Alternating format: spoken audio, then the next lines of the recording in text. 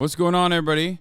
I hope everyone's having a fantastic evening, a fantastic afternoon, a fantastic pre-noon, no matter where you are in the world. I'm Hasan Piker, and this HasanAbi podcast coming to you live from sunny California, Los Angeles, folks. We're live and alive. Murat's right behind me. There's nothing else to be seen behind me, just Murat.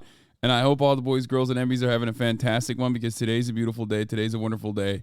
Today is a very special day. That's right. Ladies and gentlemen, it's Sunday. And on Sundays, we have a lot of fun. But more importantly, folks, it's Sunday Pup Day. I'm not even gonna do anything. I'm just gonna straight up go right into it. I'm gonna straight up go into it. Because you don't want to see me. You don't want to see me. You want to see this motherfucking puppy. Let's just do it. Let's do the puppy reveal. Let's get it out of the way. Ladies and gentlemen, it brings me incredible amounts of pleasure to show you the newest member of the Piker family. Hold on, I gotta close this door real quick. 1 second.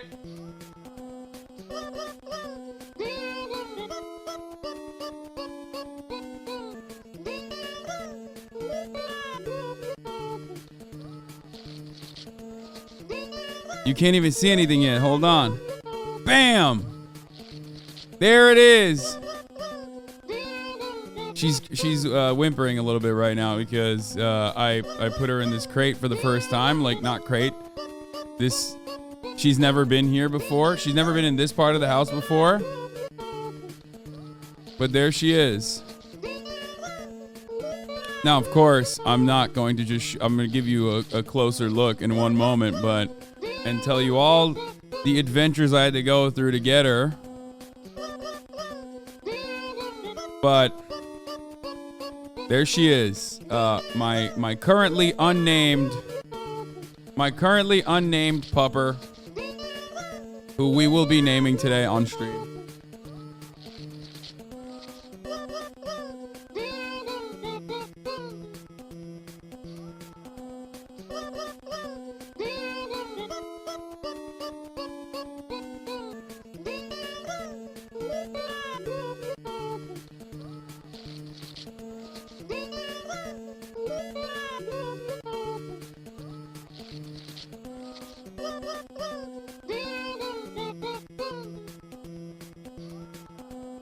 That's right. She's a big gal. She's a really big girl. She's only 7.5 weeks old, or we're unclear on whether or not if she's 7 weeks or 8 weeks old. That part was not communicated to me all that well. But she's massive already. So you're probably wondering how I got here. That's the real question, right? Everyone's probably thinking, how the fuck did this happen? Also, I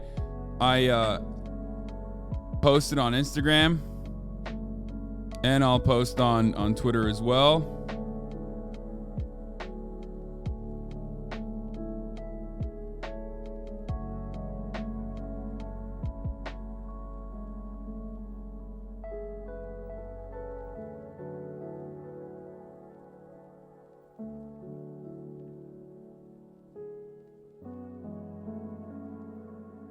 Ladies and gentlemen, boys, girls, MBs, we don't know what this puppy's breed is. She is a Mastiff breed, possibly a Tibetan Mastiff breed, mixed with some other stuff. But she's massive. She is massive. Okay?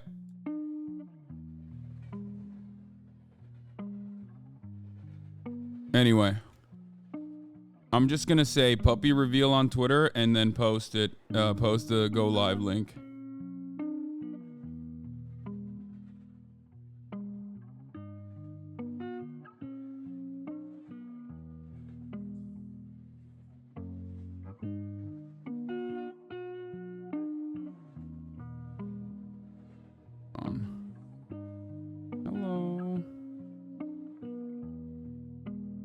lady. I keep misgendering her, unfortunately. Because I'm not used to having a... I mean, Fiona is a female, Murat's dog. But I'm not really that used to having it. Oh, she's taking a liking to the microphone already.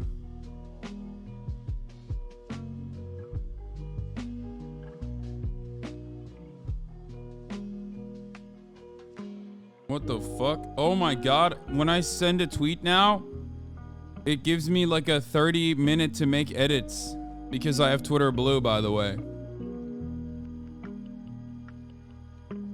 Let her speak. She don't speak unless... She doesn't really speak too much. She's not very loud. Unless it's last night and she refuses to fucking sleep in the crate. Oh my lord. Yeah, apparently I have Twitter Blue now. Thank you, Elon Musk, for my Twitter Blue. Has she met Fiona yet? No.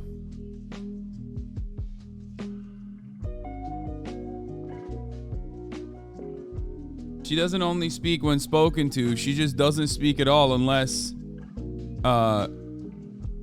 she's, you know, upset that you put her in a crate, which is normal.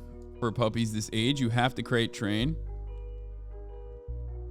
Uh-oh, she's trying to get up here. Where are you going?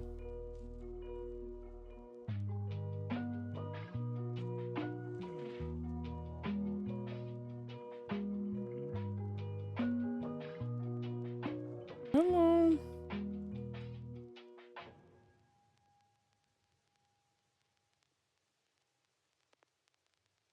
I'm on here like this. Hold on, hold on. Look at this. Look at this. Look at this. Look at this. Look at this. Look at this little pupper.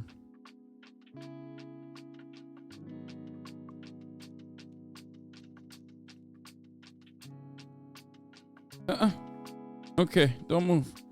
Don't move. Okay.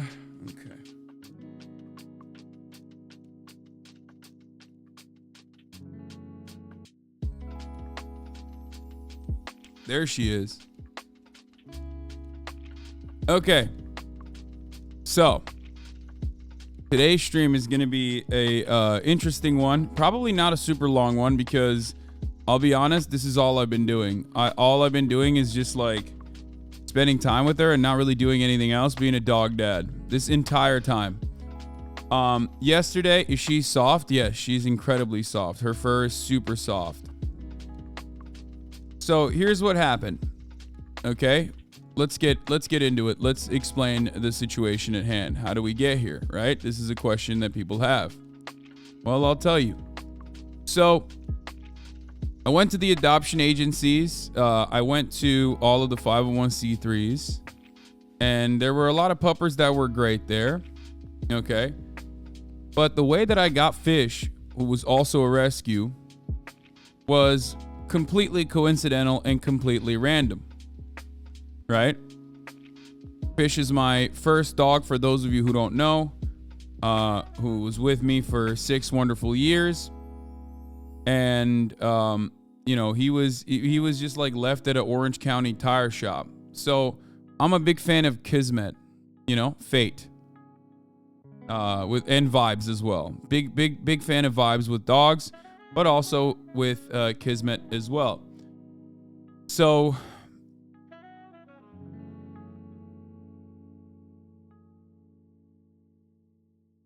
what did I do? I went on Craigslist and I looked for big breeds. And I found a Mastiff breed. This was the Mastiff breed. She comes from a family. We don't know what her mom is. But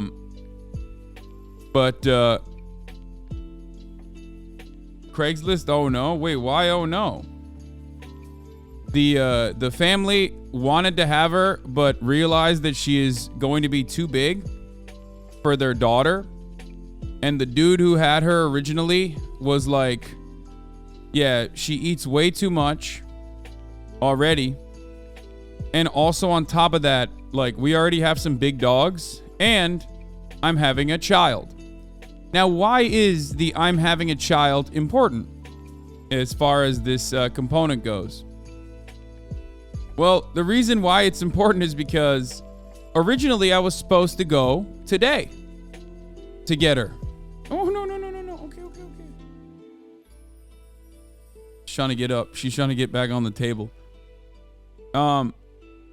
So originally I was supposed to go and get her today. Ray and I were going to go travel over there, IRL it a little bit too. And then come back into the puppy stream here. But that didn't happen. Why? Well, because my man's wife went into labor. Like his actual wife. Yeah. And he was like in panic mode. He's like, dude, I'm going to be honest with you. If you want this dog, he's like, brother, if you want this dog, you got to come get her. Literally tomorrow. So instead of going to a wedding like I was supposed to on Saturday for my friend Jack Wagner, I had to travel. I was like, congratulations, but like, dude, what the fuck? So I had to travel over to an area in California to go grab this little thing and then bring her home. And then afterwards, there was no shot I was going to be able to stream. Let's be real. Where are you going? Where are you going? Uh-oh. She's getting active. She's very curious. Okay. She's very, very curious. Anyway, hold on. I'm gonna put her down. 1 second. I'm gonna put her behind me for now, so she has space to travel.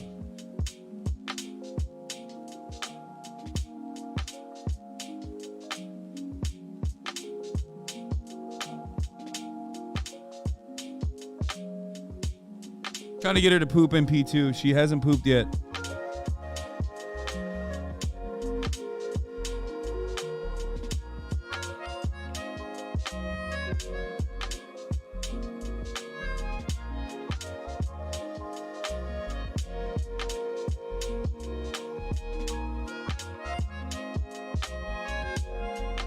There she is. Okay. So anyway, here. So yeah, I picked her up. I brought her home, and I've been a puppy dad already, as you guys know. I took care of Fish. I raised that thing when he was like literally a tiny, basically barely above a fetus, right? So you may notice that she's laying on the bars. Just like on the blast-off photo, on the puppy reveal blast-off photo, she's laying on these metal bars. The reason for that is because she likes the cold weather. So that is the reason why she's doing that. She loves metal bars so far. She loves playing with chew toys and crying at night nonstop when I try to crate train her. That's it for the puppy reveal side of things. Anyway, so brought her home. Obviously it was a lot of work. It's a lot of work to have a puppy. So I went straight into it, and I haven't really stopped. I haven't done anything. I was supposed to go to Jack's birthday. Didn't do that. Didn't go to the wedding. And also on top of that, I was supposed to work out this morning and play basketball with my trainers. Couldn't do that either. Unfortunately, because, I'm a dad now. I'm a new dad. You're kind of problematic for not sleeping in the crate with her. Cancel, give her the stream key. So for those of you who are wondering, like, what's her breed? We don't know. We don't know what her full breed is, okay? But I did get one of these things. I don't know. It's just like the first thing that came up on Amazon. It's a dog DNA test. So it's a puppy and me. Puppy 3 and me. Puppy 23 and me. It will probably take a long time. I mean, I don't know how long it takes for you to get the results back. But anyway, she's not vaccinated. She only has gotten dewormed. So I need to holy fuck, scum art is so fast. How is this even possible? This motherfucker, how did you do this? Like, I don't even understand. This was, bro, that is literally insane. I just revealed this dog. Anyway, as I was saying, I did that and found out my German Shepherd Husky mix is actually part wolf. So vets can do a DNA and have reports to you in hours. Yeah, but I'm not doing it through. Do you want to give the dog autism? What the fuck's wrong with you? Yes, I'm gonna give her dog autism, and she's gonna be gay. Okay. Let me explain to you something. As I was stating, so she's not vaccinated yet, so I have to get her vaccinated. First round of vaccines like this upcoming week. And then I think by the end of like the 16-week process, she'll get fully vaccinated so she can be around other dogs as well. Obviously, I need to keep her indoors for the most part. I use the same company. They just told me my dog was an American Village dog, adopted from Mexico. No breakdown of the breeds. Wait, really?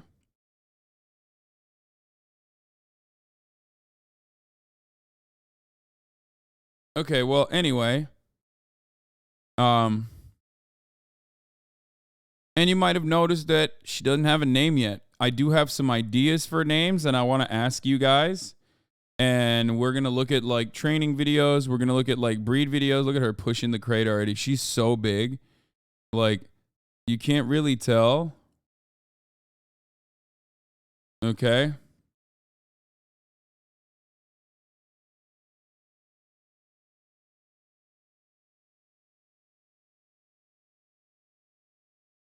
I mean, for 8 weeks old, she's pretty fucking chunky. So we'll see. But I have names that I like, and we will find and I will, heavily skew in favor of, and I will ask you guys if you think that, if you think that that's good or not. But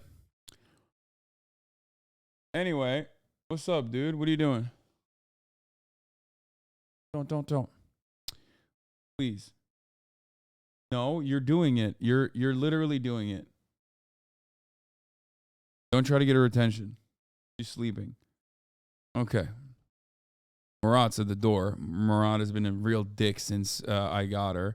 The entire time he's been like, she loves me more than you, and doesn't realize that, like, I will literally kill him. Okay? He does not realize that I will kill Murat. Like, he doesn't realize this. He thinks like it's a joke, it's a game. This dog is imprinting on me, okay?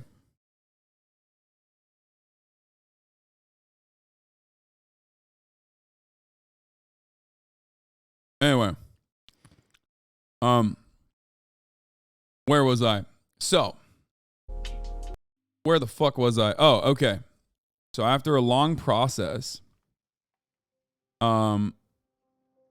we got this Mastiff mix, okay? And I don't know what her breed is entirely. I think she's like a Tibetan Mastiff mixed with some other like big dogs. Okay. Like, I have no idea what her mommy is. You're supposed to link your finger and wipe it on her nose or something like that, usually when they're younger. Wait, what? That sounds interesting. Yao Ming hangs out with a giant panda cub. Okay. Maybe keep her up now so she sleeps during the night. The unfortunate reality is that these dogs, like, because she's got like Tibetan Mastiff in her, they apparently are nighttime dogs, like they're guardian dogs. So they don't sleep at night. They sleep during the day, and then they stay up at night. and they just like roam the house or roam normally if you have like a big open space. Looks like she has Leonberger in her. Possibly. We don't know. Is she spayed yet? No, man. No, of course she's not spayed yet. She's fucking 8 weeks old. No, I'm not spaying or neutering my fucking dog, especially because she's a big breed, until she's like at least 1.5 years old. Okay? Motherfuckers, you're right. Obviously, you have to spay and neuter your animals so that they don't accidentally end up having fucking litters. You know, like I get that. That's how fucking animals get. You know, that's how the shelters are filled to the fucking brim with dogs. But like, I'm not neutering a large dog. A large breed, over 1 year is too old to get spayed. Shut up. I don't know about spaying, but neutering, at least with larger breeds, is supposed to be done later in their lives. We've already talked about this. Her fucking hips haven't even formed fully yet. You're over here talking to me about what I'm supposed to be doing. Shut up. Okay, I'm not gonna listen to random chatters. I'm not gonna listen to Vet MD. I'm gonna listen to fucking a vet that I trust. Okay. Anyway, man, invest in that doggy diapers before the first heat cycle. Thank me later. Yeah, I heard. I know. I heard.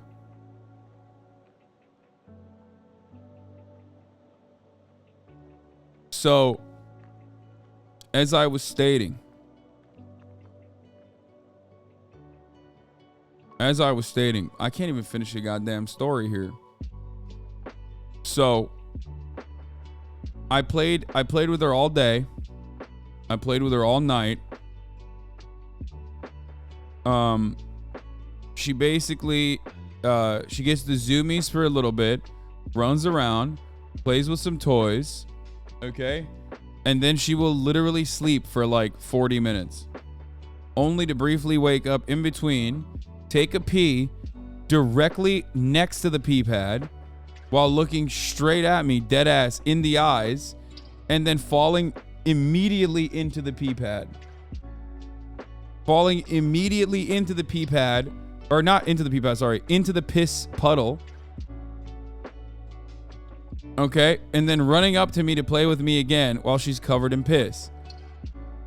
So that's basically her personality so far. She's awesome. She loves exploring, and she loves pissing not on the pee pad but next to it for some weird reason. As far as poops goes, as far as poopies, she's pooped 3 times so far in this house, and 4 times so far in this house. She poops a lot because she eats a lot. She's a big girl. And I have an outside pad on my balcony. It's like a natter. It's like more natural. It's like a biodegradable, disposable outside pad that I have for her, which she pooped on already. And also she has pooped twice. She's also pooped twice on regular pee pads as well. However, last night when I tried to start crate training her, she immediately took a shit in the crate. She got into the crate and immediately took a shit in the crate and started fucking screeching. So I had to put her in the sink and like wash her little fucking paws because she was covered in poop.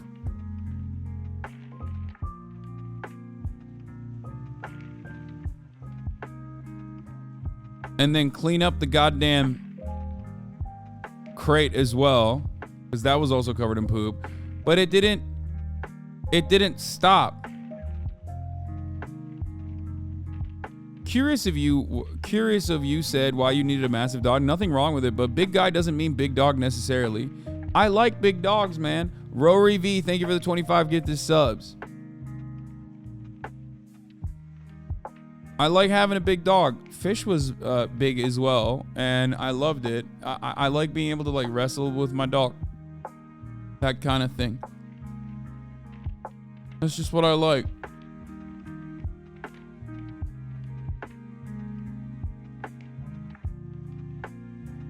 Where did you get those cool black shades with the pink lenses?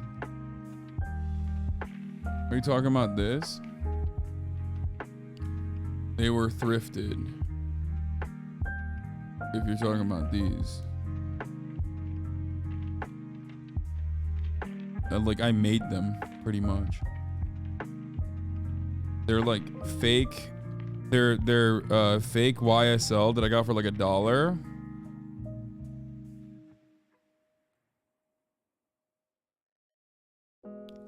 And then I put lenses in it. All right. Have to look into getting a snuggle puppy. They have a heartbeat and heat beat inside and help with puppy crate training. I don't know what that is, but maybe. So we don't know what her like. I don't know what her like actual full blown breed is, but because she has some Tibetan Mastiff in her, I'm just like operating off of that. And like I looked up, like people were saying she might be Leonberger puppy. So I looked up some of the puppy photos, and she does kind of look like a Leonberger puppy. Look at this. But she absolutely looks dead ass like the Tibetan Mastiff one is a lock. But regardless, these are both very big breeds, and the dude said she was a Mastiff mix, like she was mixed with Tibetan Mastiff. But hold on. So that's a Leonberger puppy. This is a Tibetan Mastiff puppy, but depending on how many months they're old, how many months old they are. But here.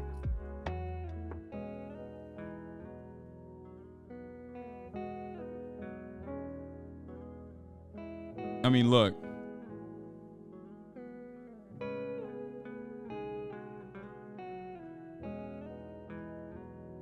She looks like a dead ringer for that. You know what I mean?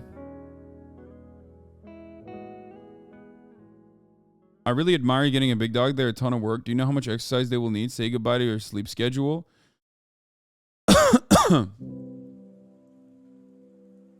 Don't be too confident about Tibetan Mastiff law. Craigslist is sketchy as fuck and they're a super rare breed. No, I know, 100%. I don't give a fuck what she is, honestly. Like, just like with fish. I didn't know what breed she was. I didn't know what breed he was when I got him. They told me he was a Rottweiler. And I was like, sure, whatever. And he was not. He was just like straight up pit bull. And the same goes for her. Like I didn't give a fuck. I just wanted like a big dog.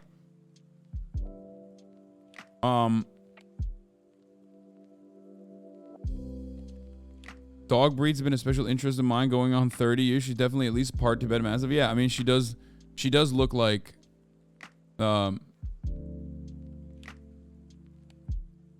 talking about big dogs. Have you been around a Congal Shepherd? Those things are crazy, huge, and full of energy. Love them. What do you mean? Of course I've been around a Congal. Bro, I'm Turkish. What the fuck?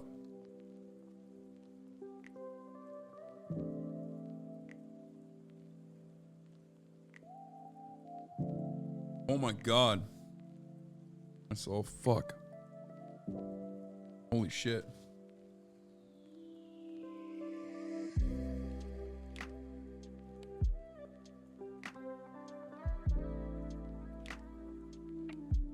Yeah, breed is pointless. She's a purebred cutie. Yeah.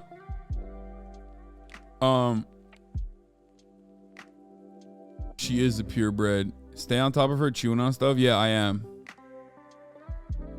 The features clearly have Tibetan Mastiff in them, but we'll be interested to see how she matures. Yeah. Aren't Congals illegal in the US? I don't think so. TFT is a former Mastiff guy.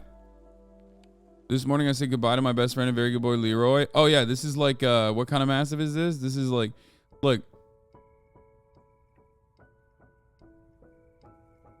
It's like a bull Mastiff, right? They're so sick. I love Mastiffs. Anyway, they're great. They're great dogs. They get very big. The thing I love about Mastiffs is like breeds, no matter what kind of Mastiff.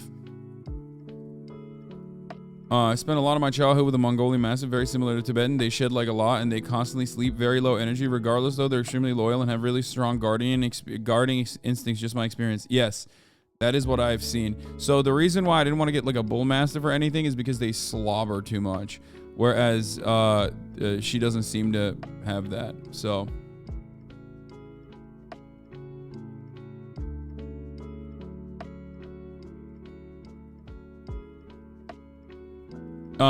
But yeah, the thing I like about it is that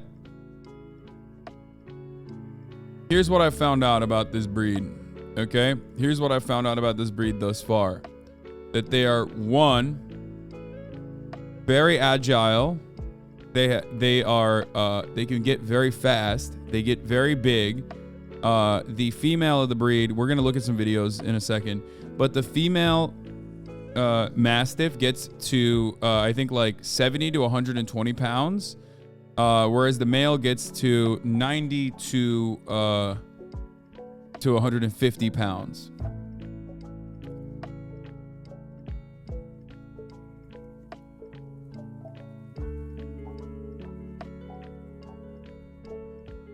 Are you gonna lean into her leg in the cold, or would you rather her get used to the heat? Well, for me, I'm gonna do whatever she's comfortable with. I'm getting a cold pad. How are you gonna keep her cold in the summer? First of all, it's the summer already. I literally always have.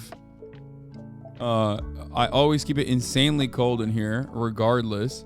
And also on top of that, I got AC at the wazoo. I fucking run the AC even during the winter. Okay. So the temperature is always going to be the same regardless. It's LA.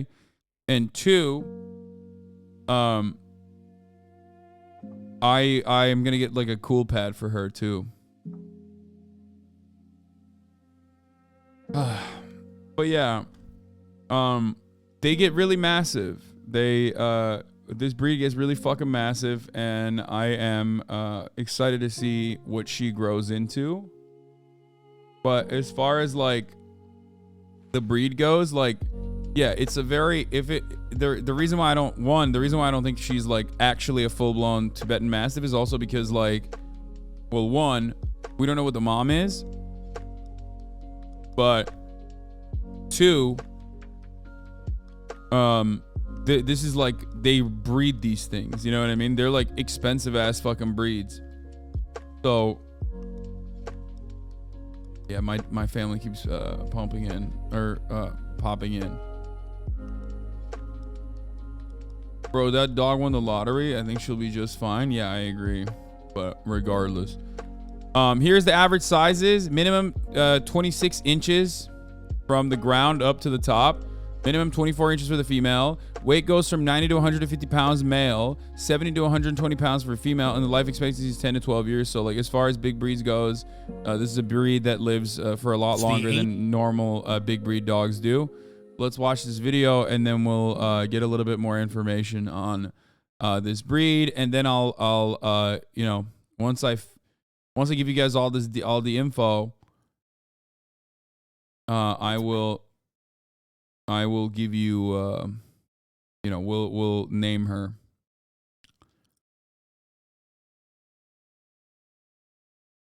No politics day, correct?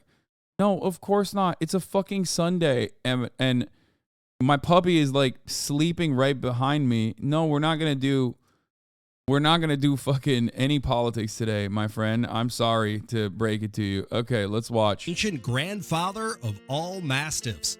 Meet the Tibetan Mastiff.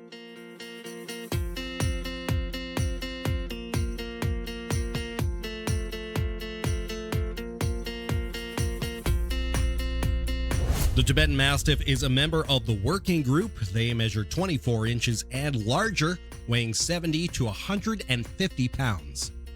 An ancient breed developed in the Himalayan mountains as a protector and flock guardian, The Tibetan Mastiff may well be the source from which most modern working breeds descend. Skeletal remains discovered in China place the dog's ancestors in the Stone and Bronze Ages. There are many accounts of Tibetan Mastiffs accompanying the armies of the Greeks, Romans, Assyrians, and Persians. The first dogs to be sent to England arrived in 1847 as gifts to Queen Victoria, and it was there that the breed's current name came to be used. The first known Tibetan Mastiffs to enter the United States did so in the late 1950s as gifts to President Dwight D. Eisenhower. Tibetan Mastiffs are very independent, strong-willed, reserved towards strangers, territorial, and extremely protective of their pack, and may not allow visitors into your home. Yeah, so that's something that I've heard, which is why I need to, like, socialize her aggressively from the jump. Which isn't really a problem with humans thus far. Obviously, like, there have been so many there's so many people in this house right now. So, how much dog hair shit over the house already? Contrary to popular opinion, everybody says that, like, she sheds a lot, which makes sense. But I think they have, like, a double coat. So, because of that, they shed one time. Twice during the year, and then they don't really shed as much.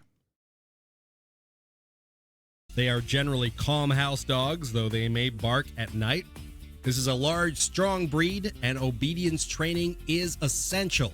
These dogs have minds of their own and are quite sensitive. Puppies need extensive socialization, attention, and structured daily routine. Tibetan Mastiffs generally do well with cats and small dogs, especially other Tibetan breeds. That thick and woolly coat doesn't take much maintenance for most of the year. A weekly brushing will do the job, but be ready for a massive shedding in late spring or summer, when a daily session with an undercoat rake or a de-shedding tool can help keep shedding under control. For more on the Tibetan Mastiff and all of your favorite breeds. Anyway, my neighbors have two of them. They sound like they want to shred me to pieces when I walk by their yard, but they actually have the sweetest doggy girls in the world. Like you said, they go to doggo training with them every week since they were puppies. Yeah. I am going to obviously start obedience training and puppy training ASAP. And I already have a trainer for her lined up for when she is like a young adult too. And obviously I have already started training her regardless. You know, immediately positive reinforcement and treat training. And you know, doing that over and over again. I've been doing that pretty aggressively. Staying on it nonstop. It's just that like it takes so much time and it takes so much effort, you know what I mean?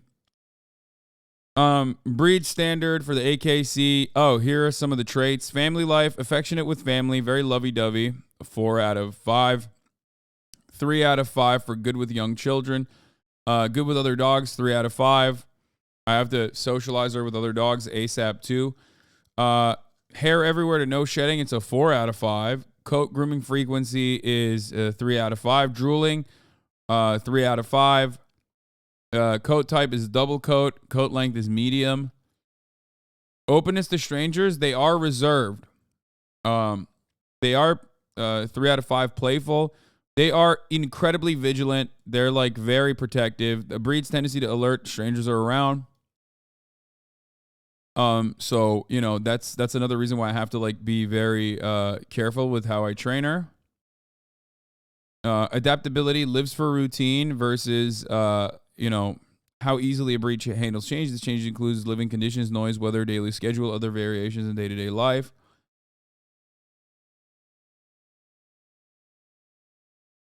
I guess these are the colors and the markings, stuff like that. This dog's never getting a triple double with those dog shit stats. The fuck did you get? She already won a triple double in my heart. Okay, that's it. That's all that matters.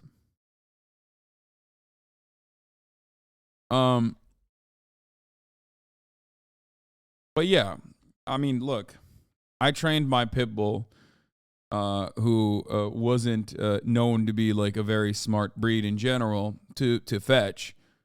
So pretty sure I'll be able to handle a Mastiff mix, especially when she's like, she seems more intelligent than Fish was even. But like, I mean, she's hella goofy right now. I am a little worried about her hind legs. They haven't like fully developed yet. I feel like, you know, I don't know. I don't know what's going on there. Like she's just like, you know, she jumps around a lot when she's getting her puppy zoomies, and but like she's got long ass nails so right now,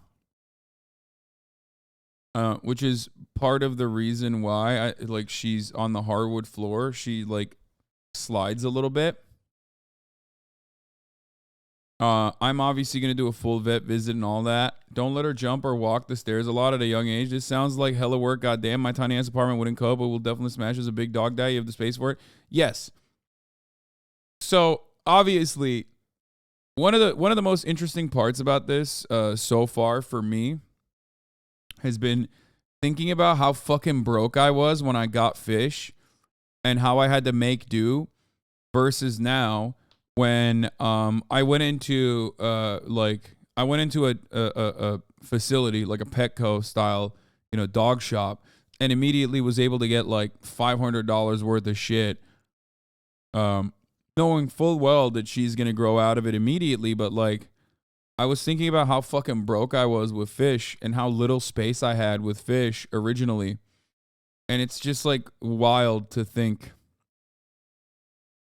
of how difficult it was versus now. I mean, it's obviously always going to be difficult, especially because Nanosecond Gaming, thank you for the 20 gift subs, especially because, oh my God, bro, I did not sleep a lot last night. I did not get to sleep a lot last night. She would periodically wake up and yelp, like just would feel lonely and would be scared that she's lonely. So I'd have to wake up and just like sit next to her while she's still in the crate. And the way that I designed it is like, there's basically a crate. There's a pee pad outside of the crate, right? So that she gets up from the crate and can walk. Like there's like a caged area like the one you see behind me, where the crate and the pee pad are inside of the caged area, so she can like get out of the crate. The crate is next to my bed, obviously.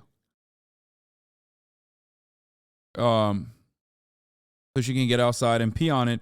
Except when she did pee on it, she would then follow through. She would then follow up and literally fucking lay on the pee.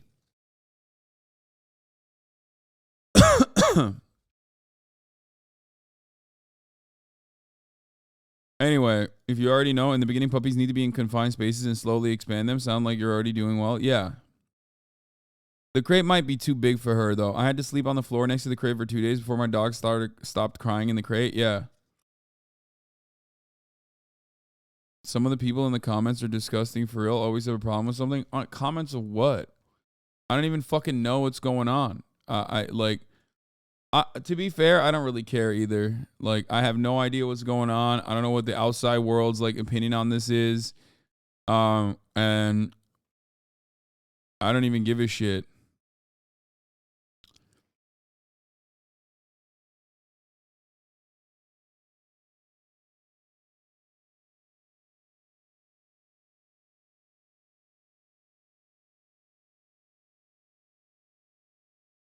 How many times have you washed her already? I've only washed her in the sink one time, but like not full body. 5-minute documentary on the roof of the world, episode 2, Guardian of the Nomadic Tribes, Tibetan Mastiff. Let's see.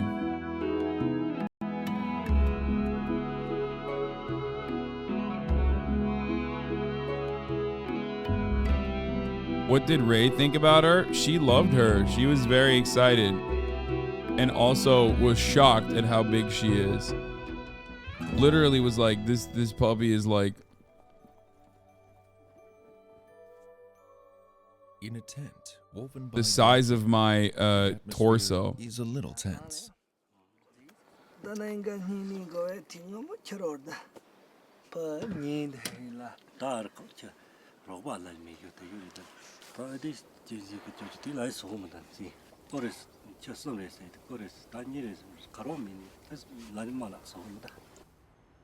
A Tibetan Mastiff is standing at the door, as if knowing what its masters are saying.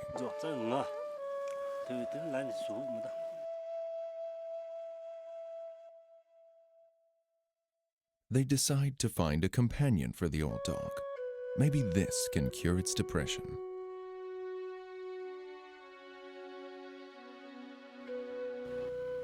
The male host, Ani Mama, went to find Tibetan Mastiffs for their dog. For herdsmen, Tibetan Mastiffs are not ordinary dogs, but the guards for their families. It is said that a purebred Tibetan Mastiff can fight with 3 wolves and even defeat a leopard. They are understanding and with strong will. If Tibetan Mastiffs are dogs, they should be called heaven dogs. There are a series of standards for selecting Tibetan Mastiffs, such as a thick skin, huge claws, and a mighty appearance. But it's the first sight that counts the most. Yeah, they're fucking massive. This is a Tibetan Mastiff raising family. Many foreigners have come here to buy Tibetan Mastiffs.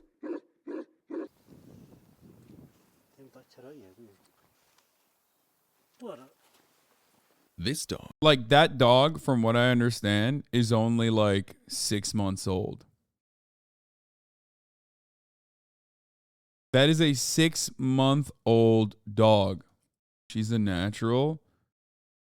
New streamer just dropped. Yeah, she's already getting after it.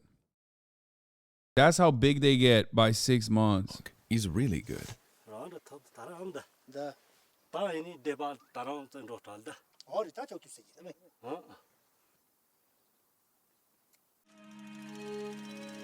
Tibetan Mastiffs are seldom sold between herdsmen, as this animal is priceless in their tradition.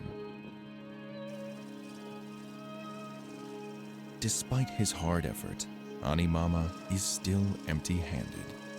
But finding his own Tibetan Mastiff should not be hasty. Local people who Ani Mama runs into and has a talk with may have several Tibetan Mastiffs. Coat pattern resembles a German Shepherd too. Not a German Shepherd, but a Leon Burger potentially, It but seems I the don't think dog so. has been waiting and then shows up at a proper time. Wait, why didn't they ask to suck each other's tongues when they met each other? No, that's a Dalai Lama specific thing. The sight of the mastic cub made Ani Mama feel that they have known each other for several years.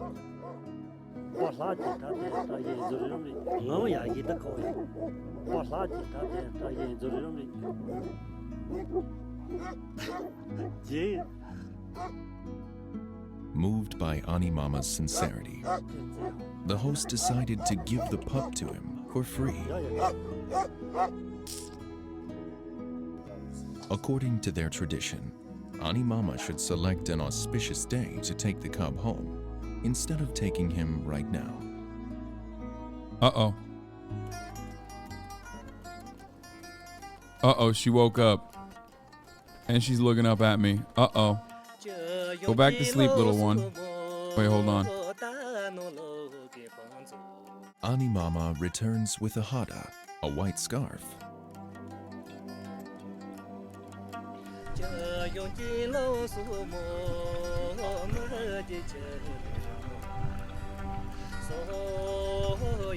I thought she was gonna poop.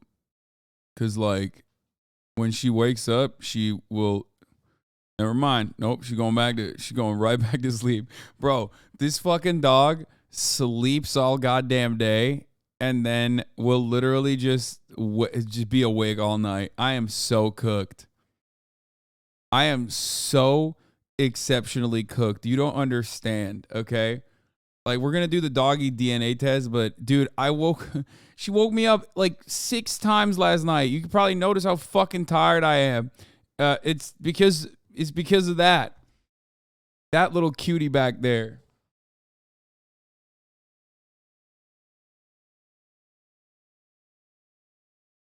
Pups sleep 14 to 19 hours a day. It's because she's growing at a rate humans can't even comprehend. It's tiring work. Yeah, I feel like she grew since yesterday. I'm not even going to lie. All right, let's keep going. She knows Tibetan music in her DNA. It woke her up. Yeah, I doubt that.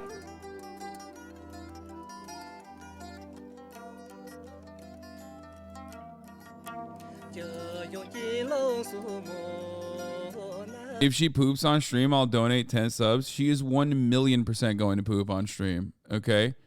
And don't donate 10 subs for that reason. That's a certainty. Donate it for the top of the hour ad break to allow 10 people to no longer see the ads at the top of the hour, because the top of the hour ad break is upon us on Sunday Pup Day. And if you no longer want to see those ads, if you want an uninterrupted broadcast experience, all you need to do is subscribe, which you could do for $5 or for free. One of my friends got a Mastiff a few years ago. First year is rough, almost like taking care of a kid. Worth it in the end, though. Yeah, Nancy's Pelosi's, thank you for the 5 gifted. Salt Shaker 12321, thank you for the 10 gifted. Allowing 15 people. Mix the V-Loan with the rig, thank you for the 5 gifted. Allowing 20 people to no longer see the ads at the top of the hour. Here's the 3-minute ad break now.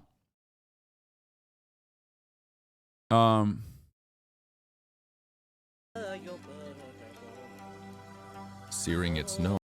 Random trivia. Did you know crate training is illegal in Sweden and Finland? I don't know why or care, just interesting. I mean, I'm not surprised by it. I don't know if I like full blown need to crate train her, because like she's going to be beside me all the time anyway. Like back in the day when I used to have to go to work and not be able to bring fish, like that's why you have to do crate training for like separation anxiety and shit like that. So you don't want her like pooping everywhere. You don't want her like eating everything in the house. But I mean, I'm still doing it regardless, because like I want to make sure. No, it's still good. Honestly, it's still good. Like crate training is good. You should always do it regardless. Mr. Totally a Penguin, thank you for the 25 gifted subs. Thembo and Care Bear 1204, thank you for the 10 gifted subs. Is cutting her coat.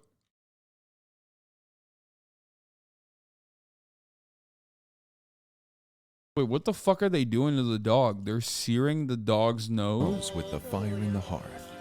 After this ceremony, the cub becomes they don't even do anything. They just like make her smell it. one of the family and is called Jia Sui, literally a good year.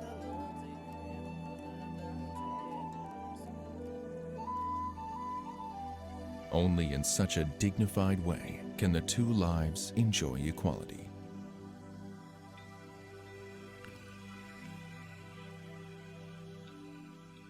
Okay.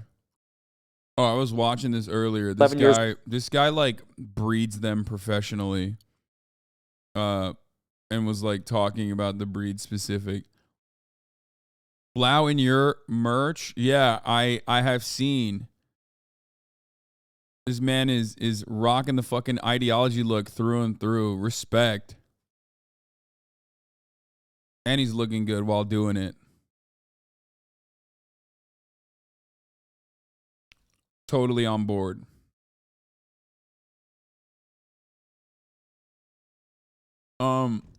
Crate training is good for giving them a safe space that they know they can go to when they feel unsafe. Yeah.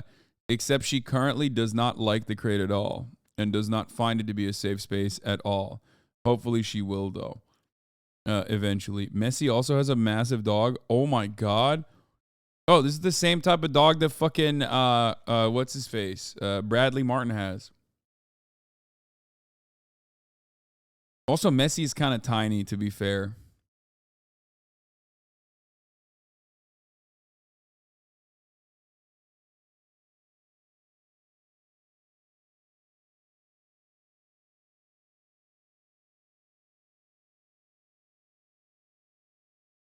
Bordeaux Mastiff. I had one growing up. Great dogs. Yeah, they fucking slobber like a motherfucker, unfortunately. Name her Sakura or Finley? No, because Finley is literally the name of a dog that I see every day. One of my trainers, his dog's name is Finley.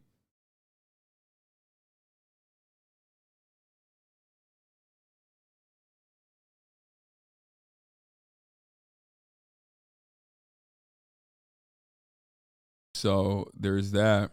Okay, we got names. We'll do names in a second. Let's learn more about this breed. Here. So we have... I was going to do the DNA test already to see what she is. But she's sleeping, so I don't want to wake her up and like do this fucking swab, you know what I mean?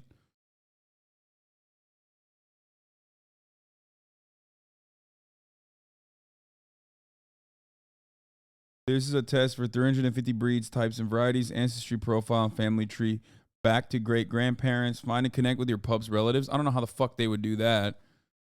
Like, this is a 23andMe, but for puppers. We're going to do that in a little bit. The surf said that this was kind of shit, though.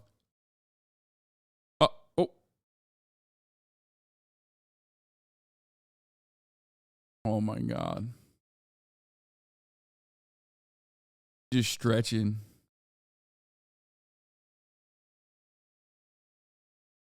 You got a big stretch, dude. You got a big ass stretch in there. That isn't the 23andMe Doggo edition? I think so. It's called Embark. I used Embark for my pity mix as a puppy. The physical stats and info they gave you ended up being insanely accurate at a year old. Wait, really? Don't do the DNA test. It will make it harder for her relatives to commit crimes without getting caught. I like how she doesn't sleep on the pillow at all. Yeah, so here's what's going on with that. Okay? If you're wondering why she's sleeping on the ground instead of on the pillow, I can tell you. It's because this is like a warm, not a warm weather dog, but a cold weather dog. So she literally loves laying next to metal to just like get the coolness off the ground. I mean, these are the types of dogs that you literally, as I showed you, you keep outside all fucking day, every day, and they guard your flock. You know what I mean? My adult male Dino. Here, let's watch this fucking thing. This guy Documentary like, TV, producing the best breed documentary. Documentary TV. Welcome to my ranch here, and I want to introduce you to the breed and to my facility and help you better understand what the Tibetan Mastiff is all about. So come on, let's meet some of the dogs. I usually keep my dogs here in... Is that the best choice for California? No, I'm a ruthless piece of shit, and I want whichever dog I have to suffer the most in my $3 million mansion. That is where the AC is always on. You know, this dog is going to live a horrible life, and I did that on purpose. I was specifically like, please, you know, I like my animals to suffer. I'm a cruel guy. But thank you, Chatter, Andy33K, for informing everybody that you know what's good. Sort of family packs, usually one male with several females, tends to keep the peace, especially during breeding season. You can keep males or females together in groups if they're not breeding dogs, but that's not the case here. So we have my adult male Dino with a year-old female in the back here, Golden Gaia, year-old female Talia, and a 4-year-old Dolly. And sort of midday, the Tibetan Mastiff often takes a nap. They're alert early evening through early morning, and then for the day they sort of relax and chill out unless there's really something to bark about. The Tibetan Mastiff is sort of the ultimate... I feel like this guy loves Tibetan Mastiffs, man. I mean, what the fuck? Look at this, bro. He's got like the copper painting. He's got statues, he's got pillows of him. Family guardian protection dog. Their protection is instinctive. It's not a trained dog. The distinction is they are not an aggressor, but they are a defender. So in other words, as long as everything is status quo around the house, around the yard, they're fine, like the lion laying up on the hill. But give them something to get upset about, they're right there standing at the guard at the gate, ready to defend or take it on. They don't go look. I don't know what to do, but like if she wants to like roam in the yard, no, this is the stand your ground dog. I am thinking about possibly fucking letting her roam at night outside. You know what I mean? And like have like a separate sleeping area for her outside. I haven't figured it out though.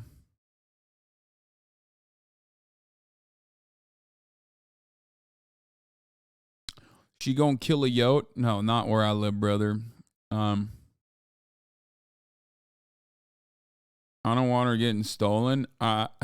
This dog is 150 fucking pounds when she grows up. This is the one. I don't think this is the type of dog that motherfuckers are trying to steal. You know what I mean? This is also, why the fuck would anybody try to steal like a mutt, like 120-pound mutt? You know what I mean? Yeah, they steal fucking pugs and French bulldogs and shit like that so they can like very quickly sell them.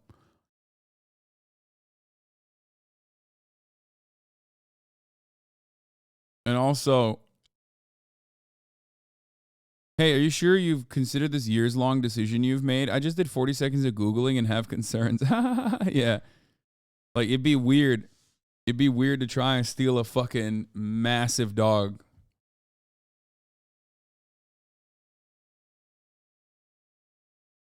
Oh my God. Look at her. Look at her kicking.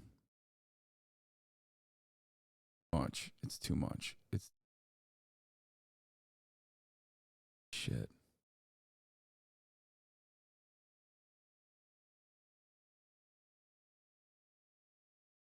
Oh.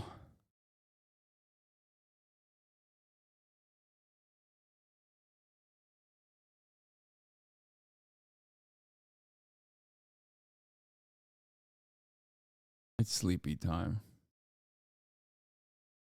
We are not paying attention to you. Hope you know that. Man, I am not expecting. I'm not even paying attention to anything. Does she smell good? I mean, she smells like a puppy. You know, she has the very distinct puppy scent where she smells like she's laid in piss a lot. And because I love her, it doesn't even fucking matter. You know what I mean? It's just how puppies smell. Puppies smell. I said to myself as a tiny puppy and forgot Hasan's a giant. She is not tiny at all. She's already like around 10 pounds, I think. By 1 month, she's 5 to 10. 2 months, 15 to 30 pounds. Females 10 to 25 pounds. And she's like, I think she's 2 months old. So pretty sure she's around 10 to 25 pounds. So I don't know. By 3 months, they get up to 25 to 40. By 4 months, they get up to 40 to 45, 30 to 45. By 6 months, they get up to 40 to 60 pounds.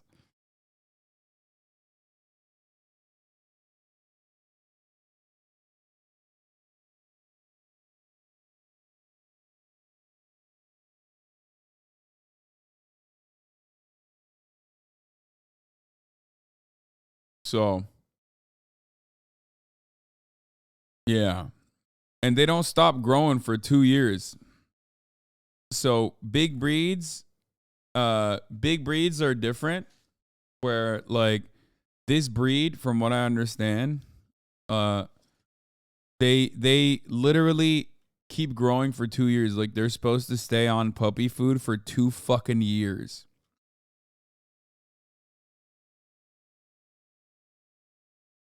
You can get insulated dog doors installed in the exterior walls of your house. We'll see what. I have a Newfie. She's about 145. My brother's dog weighs more than me. I have to be careful when it's around. I mean, she's going to be very, very well trained, so it doesn't matter. Got a Japanese Akita, and they keep growing until 2 years. Very stubborn breed, too. I mean, she's fucking stubborn, too. She takes a piss directly looking at me in the face. She will pee. She will get rewarded for peeing in the right place. And then 5 minutes later, she will go up to the fucking pad and pee next to the pad. I assume because she missed or because she's a dick. I don't know. But you can see she peed on the pad correctly right there. And this is like not even 24 hours in. So she's doing great. She's pissed and pooped. She's pooped more times on the pad than not. So obviously, eventually, I will move to taking her outside to pee and poop outside. Are you going to consider getting one of those Mammoth Edition pickup trucks? Hard to imagine you and the dog fit in that tiny Porsche. Why not? I mean, she's like a human size. If a human can fit in that Porsche, she can too. All giant dog breeds grow slower. That's why you need to be careful not to let them run up too many stairs or jump a lot until like 18 months.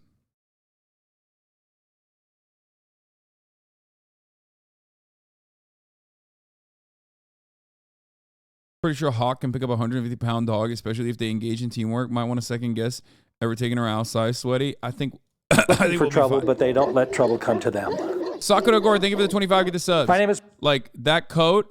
Look, her coat is similar to that. What you just saw. This. She kind of looks like her a little bit. My name is Richard Eichhorn. Call me Rick. I'm Draki Tibetan Mastiffs. I started in this breed in 1978 when I saw a picture of them in a Life magazine on rare breed dogs of the world. I had a friend who had Tibetan Terriers. I called her and said, "What's up with this Tibetan Mastiff?" She introduced me to the woman who brought the first dogs into the country, who lived about an hour from where I am now. And I got my first dog from her, and that's about 20 generations ago. How was she in the car ride back? Oh, nothing. She was super chill. But I think, like, guys, puppies, until they're, like, 6 months old, like, especially in the first 2 months, 3 months, they're still literally learning to see. They're learning to walk. They're learning to see. Like, the first 1 to 8 weeks is really important. They have to be by their mom and with a litter if they have the opportunity to be so, because that's when they like learn their first social like their social conditioning comes. Oh my God, look at her ear. Oh, stop. Oh my God. Oh my God. Oh my God. That's too much. That's too much.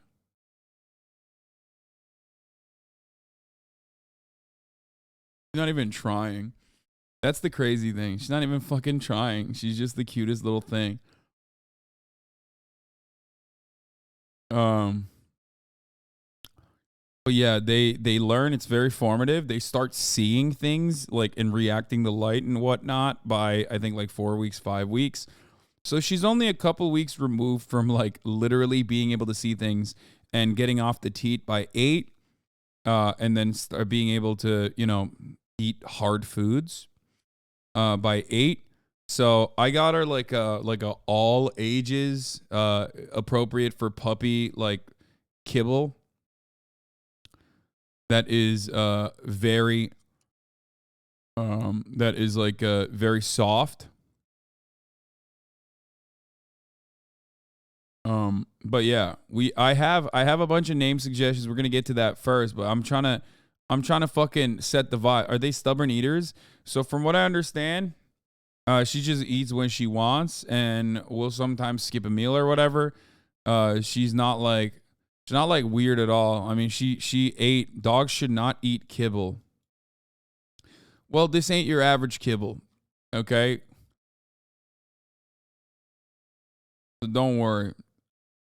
And also, just trust me, okay? First of all, dogs can eat fucking kibble. You're wrong. And secondly, it's not literally like Purina fucking half pigeon meat shit, okay? So, I mean, this little baby's eating some fine dining, okay? Some decadent ass shit. Never dreaming that I would still be in this, still breeding, living full-time with the dogs. Timeline's a bit off. Eyes open by 2 weeks, soft food, 4 weeks walking, 6 weeks weaning, 6 to 8 weeks socializing with siblings and detachment from mother. Sourced, raised golden retrievers for 20 plus years. Showing, judging around the world. I mean, it's been a life-changing experience. It's winter time here, beginning of February, so we have the nursery. Solita. Where's your babies? Oh, we got a little group she woke up from the whistle. Pups here that are 5 weeks old, here with mom. Bro, she's reacting way better than me. She's reacting way harder than me. She's reacting in ways that I never could. Okay? When people say like react harder, this is why. I got a puppy so she could be my co-reactor and react way harder than me than I ever could. Sort of learning how to be outside, getting socialized to the... Come on, pups. Come on, babies, let's go. Who's over here? The rest of them are sleeping right now, so we'll just have to take those two. I mean, she looks pretty similar to that, which is why I'm thinking like so maybe she two. is Then my facility here, my 3-car garage is my kennel building. All the dogs sleep in here at night, all the grooming, feeding, everything goes on in here. They she are doesn't from have that the roof eyebrow of the world, thing. What do you mean? Tibet. Oh, like the little white patch? Yes, she does. Look. She has like the double patch above her eyebrows. We're going to do a doggy DNA anyway, but look. Look.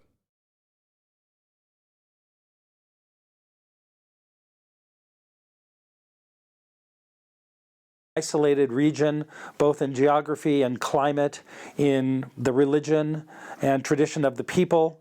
And because of that, they bred true for centuries, isolated in this sort of cold mountain kingdom, performing a function as a family and flock guardian. She fell, bro. She fucking fell. That's crazy. She will get up. She's so fucking goofy. She will sometimes get up and just straight up fucking fall immediately back down. Like while she's sleeping. It's nuts. How is this a real thing, dude? I don't understand. We do not deserve dogs. Look at those little fucking legs, dude. Look at those goddamn legs. Look at those goddamn fucking paws, dude. Look at that. Oh.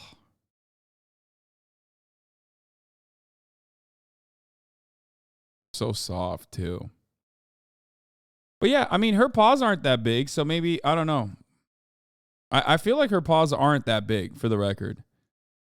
So maybe she's mixed. Typically, you'd have a like, dog. I mean, I know she's mixed with some, but like maybe she's mixed with something that's not that big.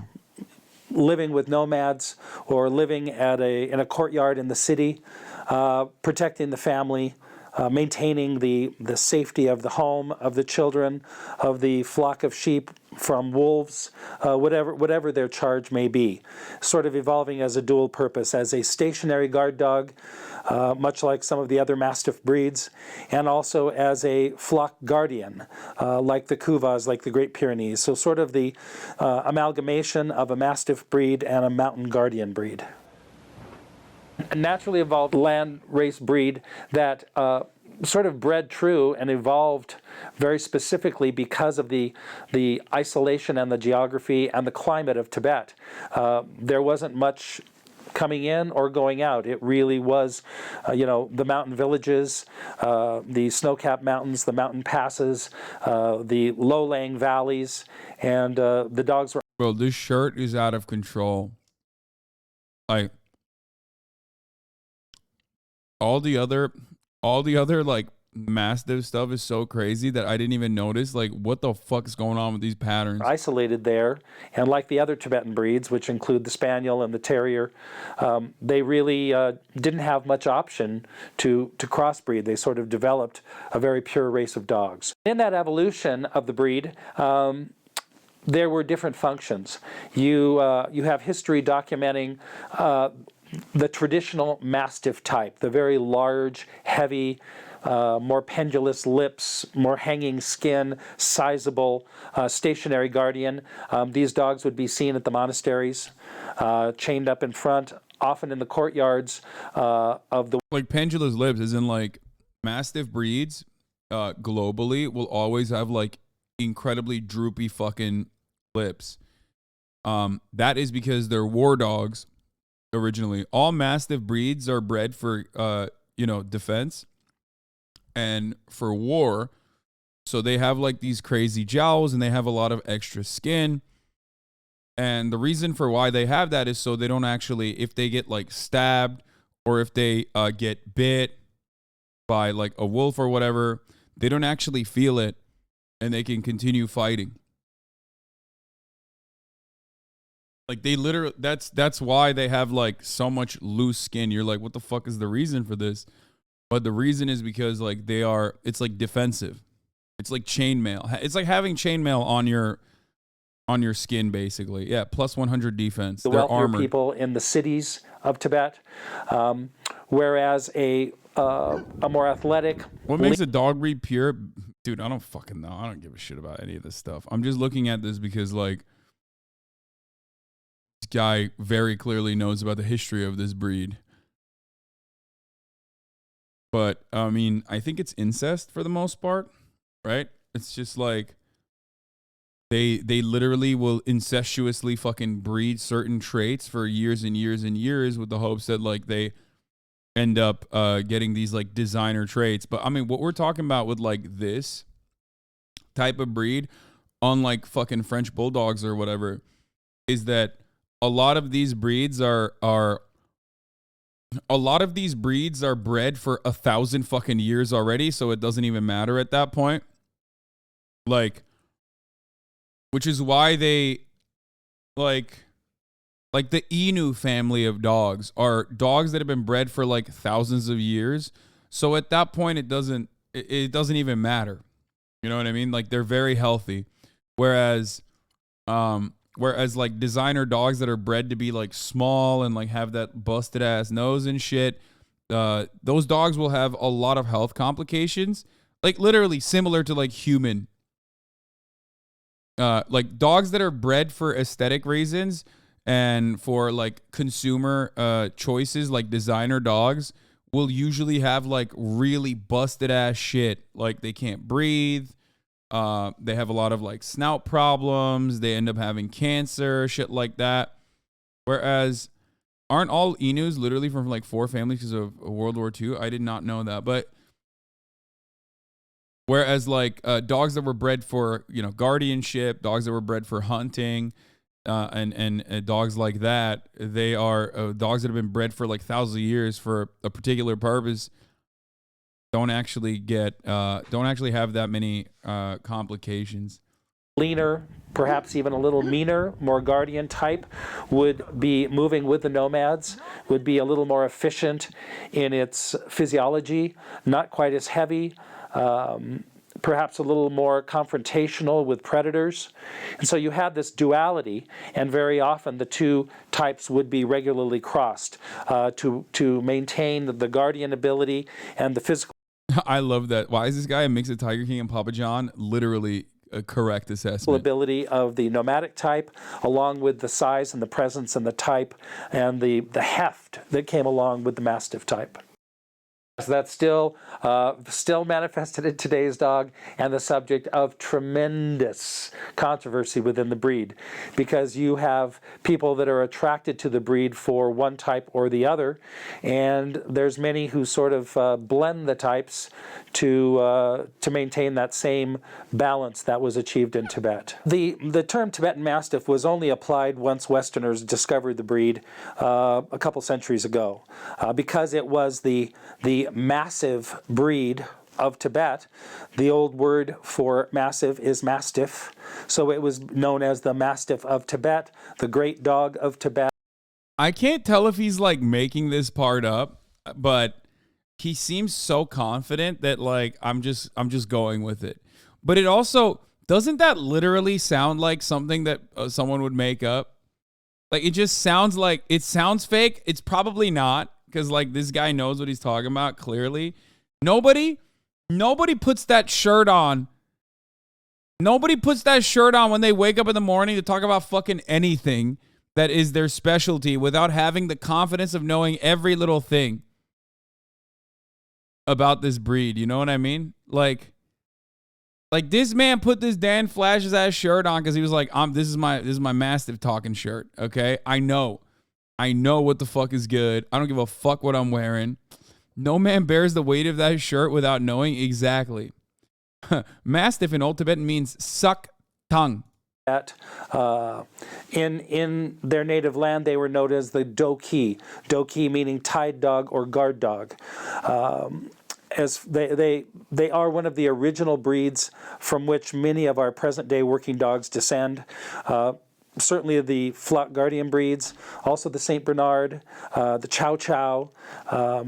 There is... Bro, these things are so funny looking, but apparently they're so aggressive. Like, I had no idea. Like, I thought that these things were so fucking cute. And then I found out that they are one of the most aggressive fucking breeds. Like, they're like Dalmatians. Dalmatians are also apparently very aggressive. Like, you would think that they'd be like cute as fuck.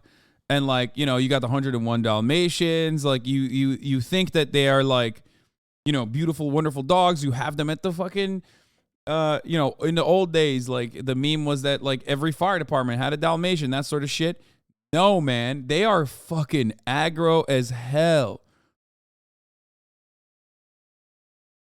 My grandparents had one growing up, so we could never go over there. And then, of course, they got a Dalmatian who was a holy terror because they never got him properly trained. Yeah. Speculation, various theories. My neighbors had a Chow Chow, and I thought that thing was going to break the fence and kill me eventually. Okay, I'm going to be honest with you. Guys, like, you can't get owned by a Chow Chow. They are not that big, okay? You could just kick the fucking thing. Like, also, Mastiff apparently means tamed from Old French, and then from Latin, he's lying. Theories of if the actual Mastiff breeds came from them or if they evolved simultaneously because of the geography and the isolation. It really... bred a dog that was very adept at protection in high altitude and cold climates. You're talking about a geography from 8 to 10 to 15,000 feet, even higher. It was a dog that had a very heavy coat, that had a slower metabolism so it could survive on less. It was a stationary guard that would be tied during the... This guy's literally the average homosexual dog breeder and exhibitor in America. Source, I show dogs, and this type of people are everywhere, lol, shirt and all. It's Today, funny. it would be let loose at night. And it was an independent thinker. So bro, it this worked fucking dog instead looks of like a people, lion. not with people. Like, straight up. A very important distinction for people today who are looking for a guardian breed. This is a dog that thinks on its own, that's an instinctive guardian, that's not a trained guardian like a Doberman or a Rottweiler or a German Shepherd would be. This dog says, point me in the direction, show me what you want me to guard, now go to bed and let me do it. And that's what they were prized for in Tibet all night long. For those of you saying this is a less redneck version of Joe Exotic, yes, this is Joe Exotic in California. He's a California guy. Okay, he will mention it, or he did mention it in the video already. This is the Joe Exotic of California, 100%. Same vibes, but just California coded, so like a little bit more liberal. Barking, sounding the alarm, keeping the predators away, letting everybody know that they were on guard and no one should come there. And that remains true today. If I leave my dogs out all night long, they will sound the alarm all night long. They're not barking at anything. They're sort of saying, hear ye, all is well, stay away, don't come here, don't mess with me. And then once the sun comes up, they basically sleep for the day. I live in the high desert mountains of Southern California at about 4,000 feet. Yeah, there you go. There are predators here. There are birds. Are you going to keep his coat long like a line? Her coat? Probably not. I want to make sure that she's like comfy first. I don't give a shit about like of prey. I have to keep some of my puppy runs covered, especially when the pups are young, because there's big owls, there's hawks. Have you seen what a Caucasian Shepherd puppy looks like? The markings are pretty similar. Brother, of course I know what a Caucasian Shepherd puppy looks like. I'm literally fucking Turkish. Where do you think the Caucasian Shepherds come from? Like, the fuck? Those are like, this is literally like Congal, Caucasian Shepherd. Like, these are all fucking breeds that are like they are like the Caucasus region. So Armenia, Azerbaijan, Russia. The Caucasus, man. The Caucasus isn't Turkey. I know, but like this breed, the Caucasian Shepherd, is literally the identical breed to Congals. Like, they're very similar to Congal. The Congal is more lab-like than a Caucasian Shepherd. The Caucasian Shepherd is like, specifically has like a longer coat, but they're very similar. And it's from that area here. This is a Caucasian Shepherd. And no, you know why I know she's not a Caucasian Shepherd? Look at her tail. Caucasian Shepherds have a tail that goes down and sloops like that. She has a tail that swirls up. So, no. Tibetan Mastiffs will have a tail that like goes up and swirls up.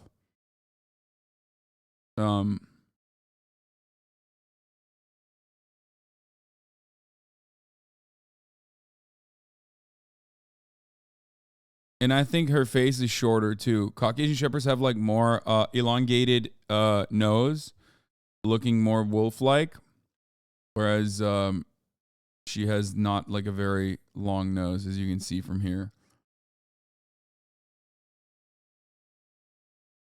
Never have a long-haired dog shaved? Wait, why? Never shave her, please. Definitely don't shave her. Shaving a long hair is a big no-no. Please never do that. Wait, what? Bro, I haven't even groomed this dog yet, and motherfuckers are already, like, upset. It ruins their coats? I don't even know, but I won't do anything without consulting a professional, okay? Haven't seen any eagles, but I do know that a neighbor lost a young pup to a, what we think was a big barn owl. There are packs of coyotes that are just outside my property at night. They don't come here because, there's other places. What the fuck? There's nothing. Bro, this thing is devastating. This thing looks lethal, dog. Just full black. You don't see this thing at night, dude. Here for them to eat. And you just see the eyes. Here's one thing I did learn about Tibetan Mastiffs. They are very agile and they're very quiet. Like, for 150 fucking pounds, they're incredibly quiet. And so they will, like, run up to you, run up behind you without you fucking realizing, and then bark. There's a whole lot of trouble if they do come here. Well, in Tibet, especially with the nomadic lifestyle, you had herdsmen with horses, with goats, with sheep, and the two main predators in Tibet would have been the Tibetan wolf and as well as the snow leopard. And the first female that I got back in 1979, her father was 11 years old, a dog named Kalu, the very first dog registered in the United States. Kalu had a very hoarse-sounding bark from an encounter with a snow leopard where his vocal box was punctured, and so he sort of had a hoarse sounding bark all of his life from that encounter. Bro, this motherfucker got a dog. The first dog that he brought into the country was a dog that fought a snow leopard and survived. That is bananas, dude. The physical appearance of the Tibetan Look at this Mastiff is sort of fucking like the same purpose as a lion in Africa. With the big mane, it's sort of that king of the beast. And in the animal kingdom, the bigger the appearance, the bigger they puff themselves up, the more intimidating they are. So the mane served a dual purpose. Well, actually more purposes. It was Did I wake her insulation. up? I didn't even know It that. also served to make the dogs appear larger and more fierce, and it also was a barrier with the loose skin. If a predator did get a hold in a battle, the Tibetan Mastiff would have an advantage because there was a lot of loose skin and a lot of hair, so that they had a little extra protection.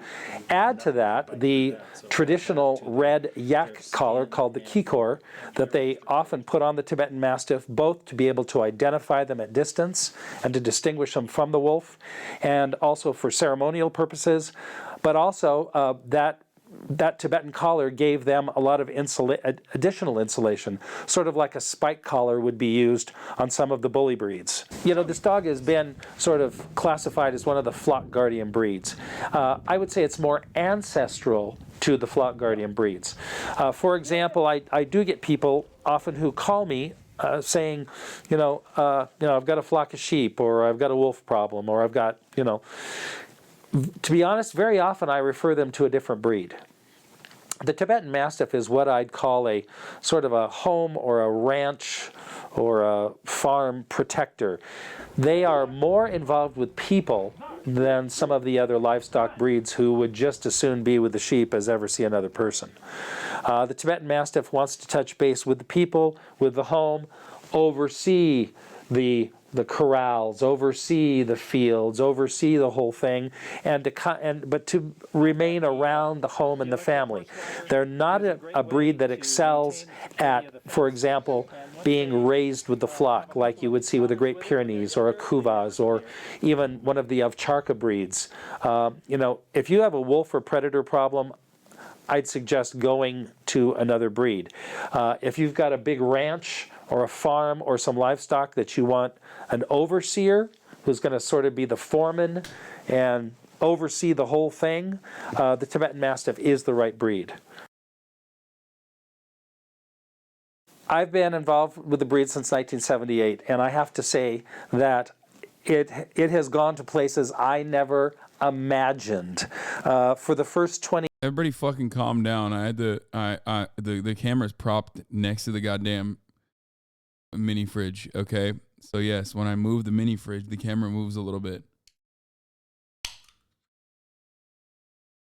10,000% didn't expect to be learning about an actual insane amount of a specific dog, but here I am.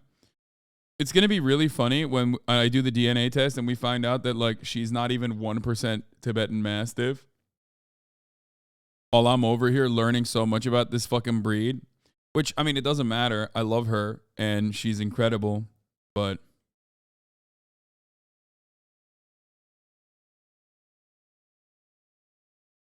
I don't give a shit about what breed she is. She's fucking awesome. Yeah. And hopefully she will grow to be very large. I bought a dog that's said to be a hound. It got tested. It was 1% bloodhound mix.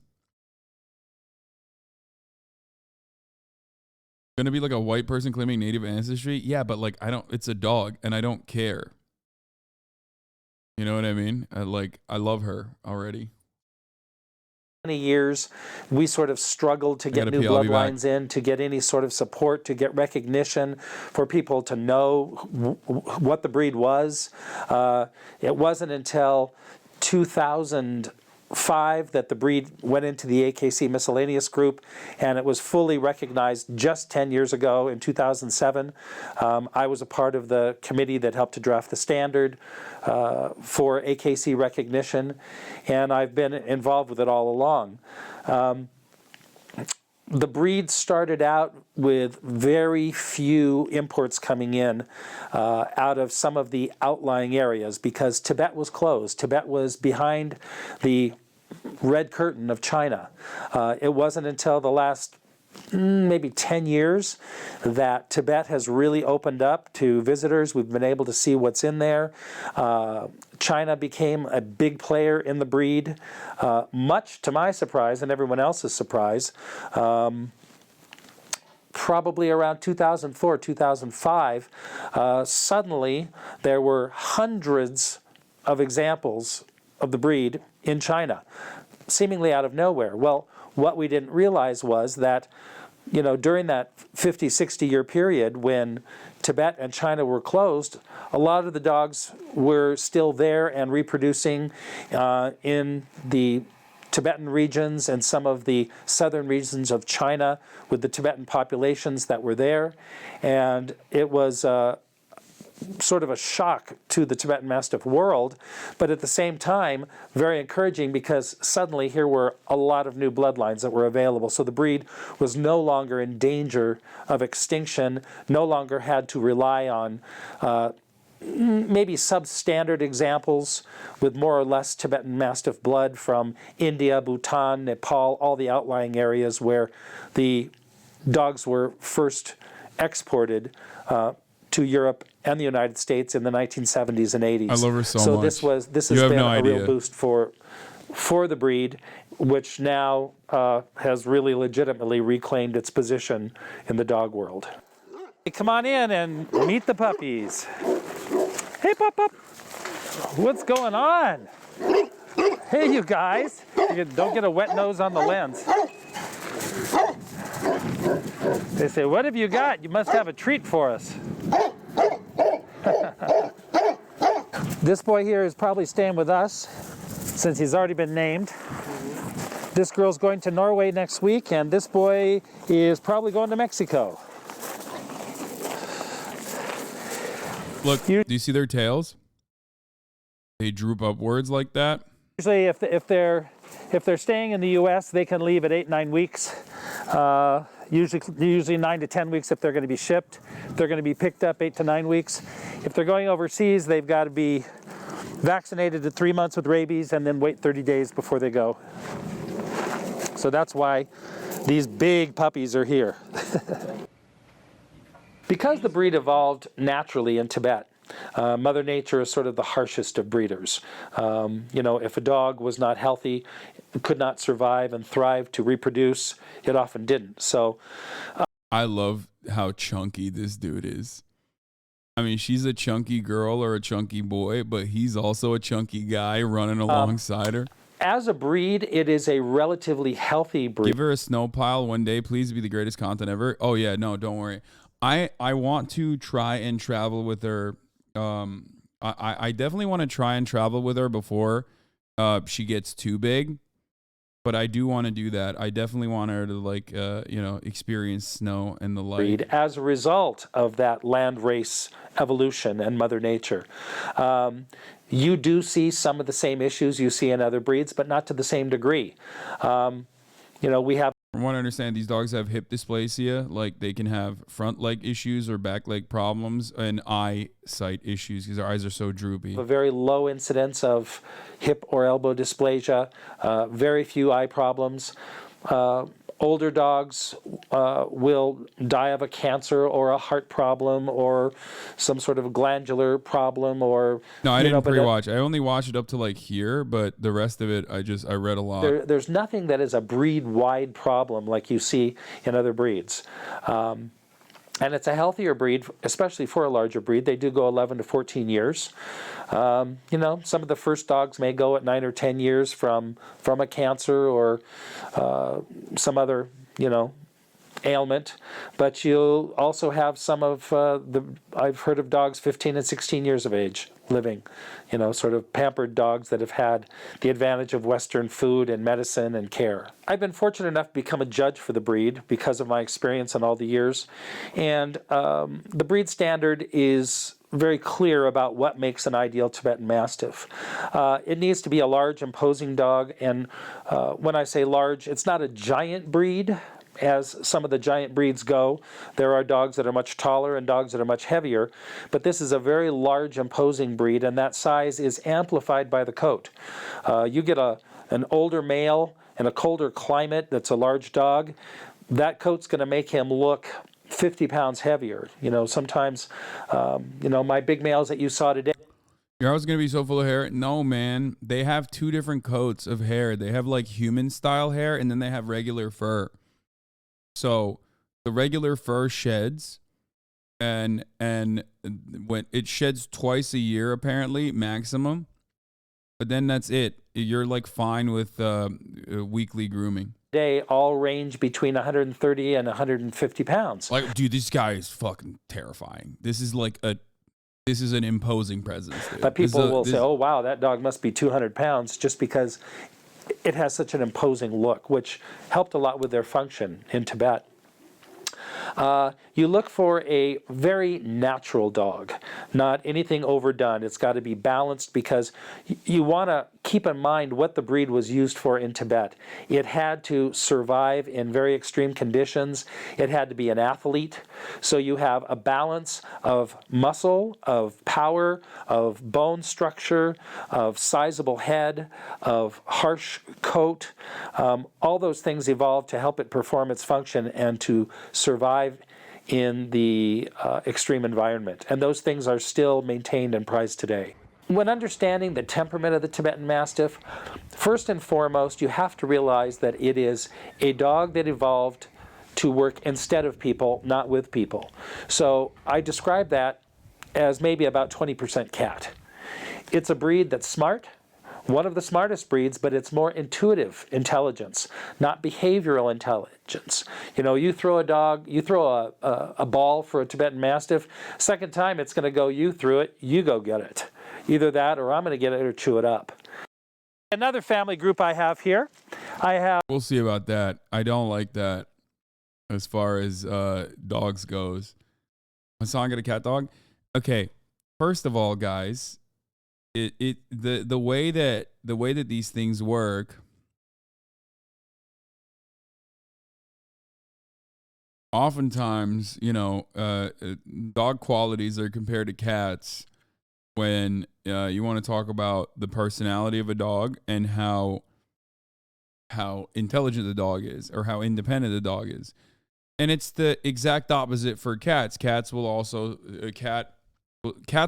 be compared to dogs, specific breeds of cats, when the cat is like more loving, more kind, more polite, you know, just like qualities that you would want. It's normal. I have 4-year-old Dolly.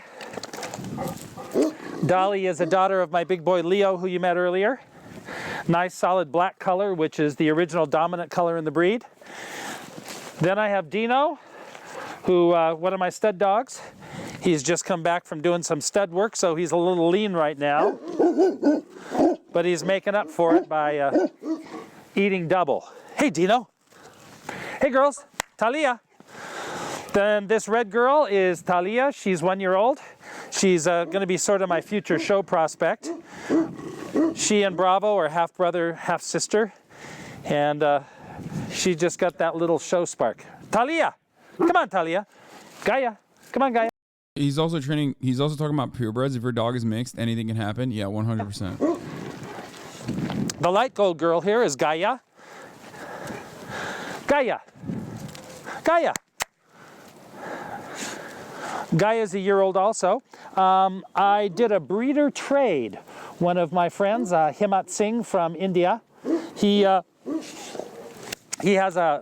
some dogs that are sort of distantly related to mine. We traded puppies this year. It's sort of a way that breeders keep some genetic diversity. Oh my God. Oh my God. Oh my God. Oh my God. She's so fucking cute. I'm gonna die. While being able to maintain the integrity of the breed and the top quality. Gaia! Come here, Gaia! Come on! Come on! Oh. She woke up with the whistles. Oh no. Go back to sleep. Go back to sleep. Yeah, good job. Good girl. Come on over here, Gaia! Come on, Gaia! Come on, Gaia! Come on, Dolly.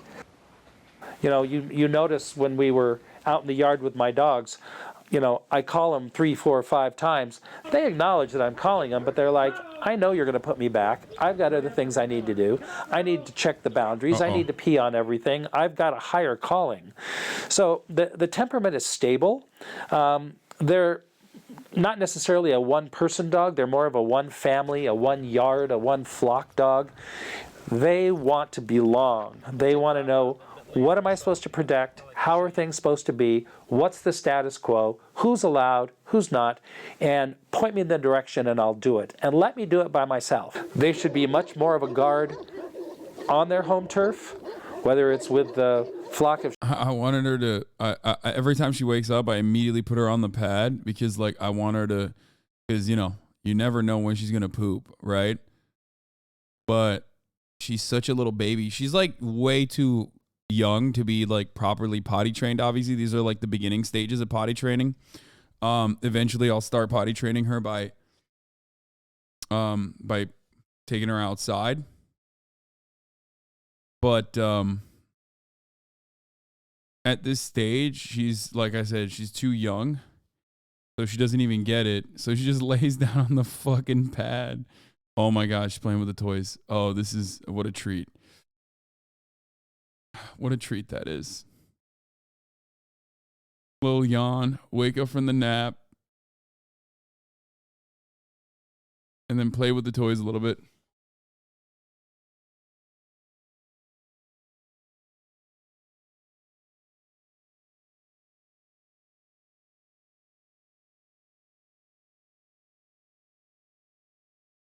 Dying. There you go. Enhanced. Sheep, the chickens, the kids in the yard, or just, you know, their basic neighborhood backyard. They should be a guardian there. When you take them off the property, whether it's to the park, to a dog show, whatever, they're much more relaxed because you know, it's like, well, okay, I'm off duty here. I guess I can enjoy wherever we are. They're not a dog, for example, that you could tell to attack a stranger when you're off property. Again, they are a defender, but not an aggressor. You don't see them going out causing trouble. Why the fuck would anybody want to do that, by the way? You got to be a real freak to be like, yo, go out and attack someone. But I guess that's like, you know, people that get like Belgian Malinois, you know what I mean? Where they're like, they wanted like a military style dog. They're like, this is not a cop dog, is what he's saying. He's saying this is not an American coded dog.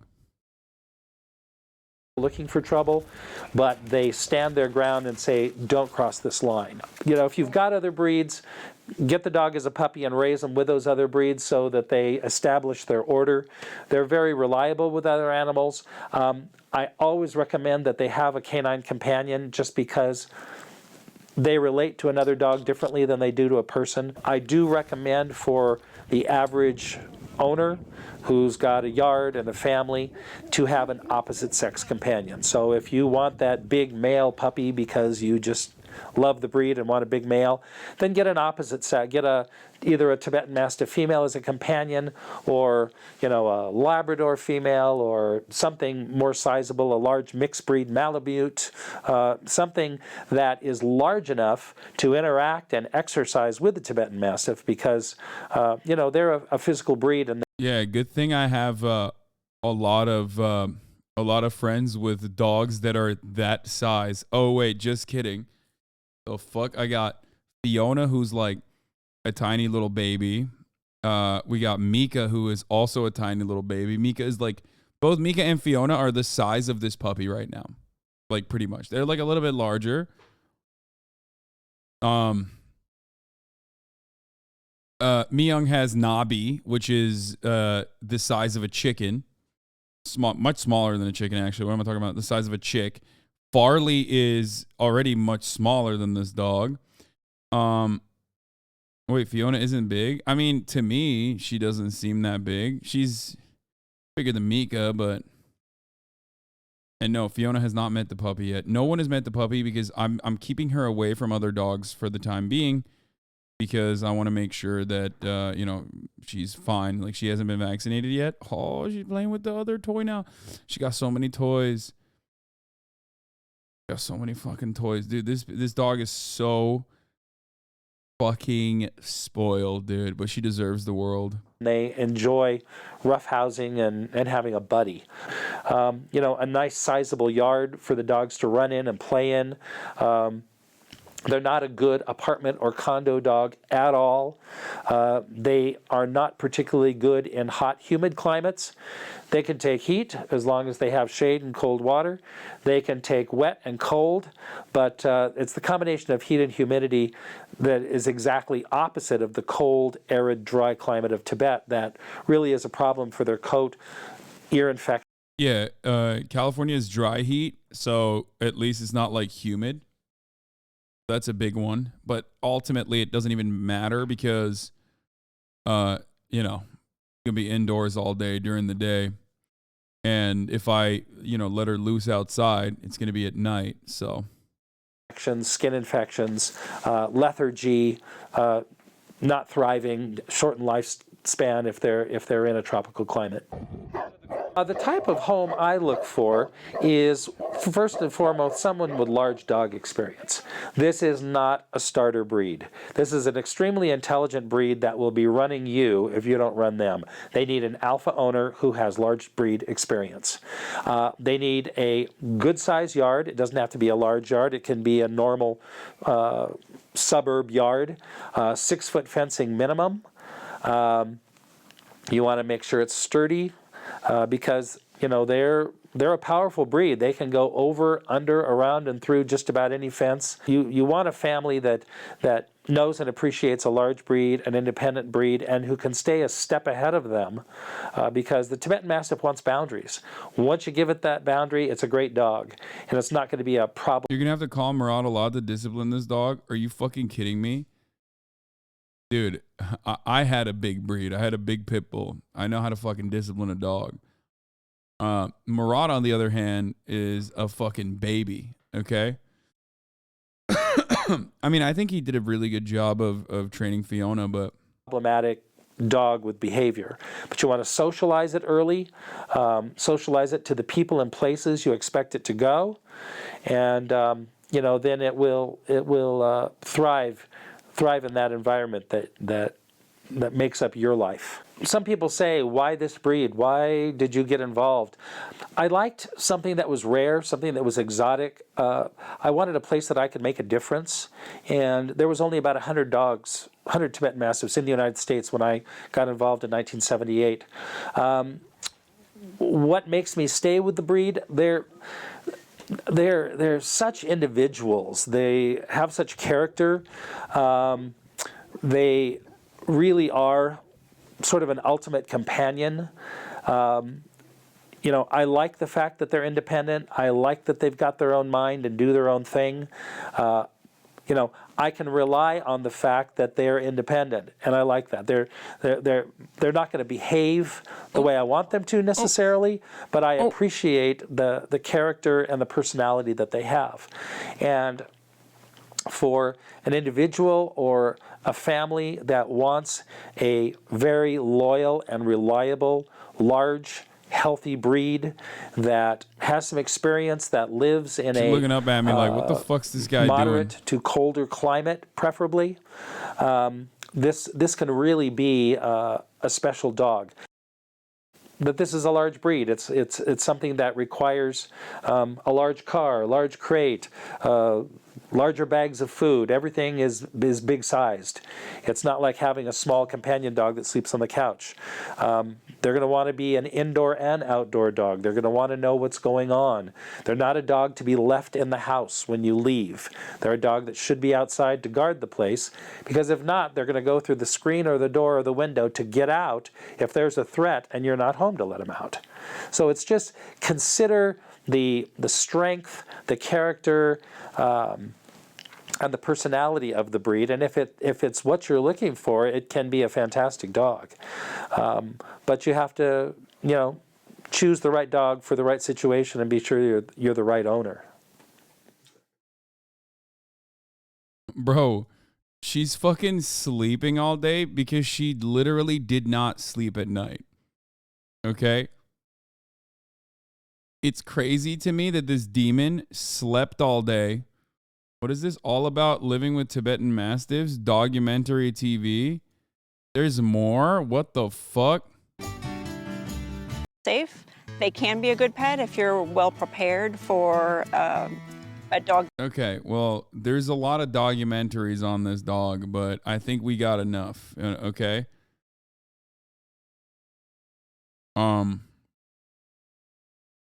I think we've seen enough. I think it's now time to name her. Now that you got like the vibes a little bit, I'm not gonna do the DNA test yet because she's like very clearly not awake. I mean, I guess we could. I don't know how long it. Bro picked a weird fixation. I guess we could try the DNA test. I just don't know how it works. Okay. Here's the DNA test. This is some fucking embark shit. I don't know.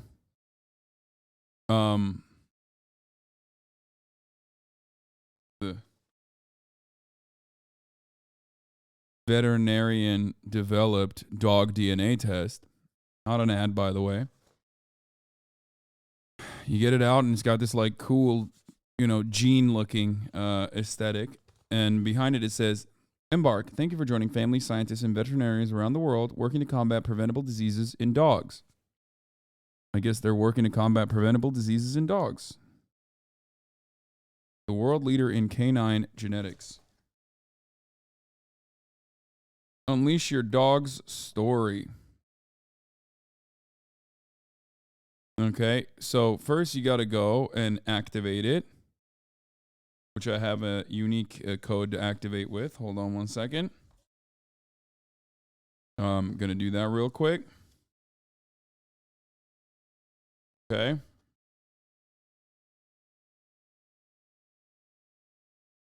One moment while I do that.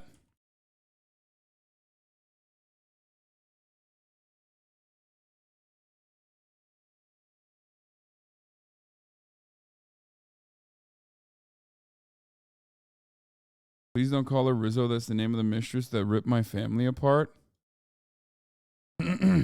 Embarkvet.com. Activate. Okay. Let's do it. I have to create an account immediately. Okay.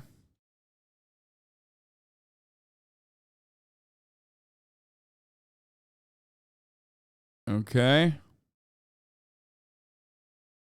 You consent to your dog's story being shared? No. What's your dog's name? Oh, shit. We got to fucking do the dog's name first.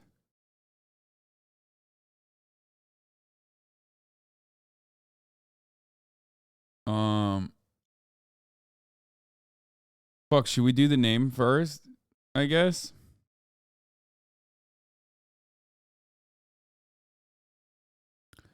All right, fuck it. Let's do the let's do the dog's let's do the name first. Okay, so okay. Folks, ladies and gentlemen, it is now time. We are going to be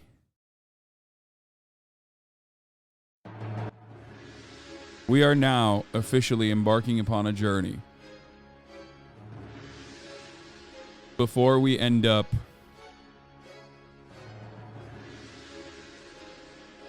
doing the DNA test, I've decided that I will get help from chat on perhaps one of the most important decisions of my life, naming this puppy.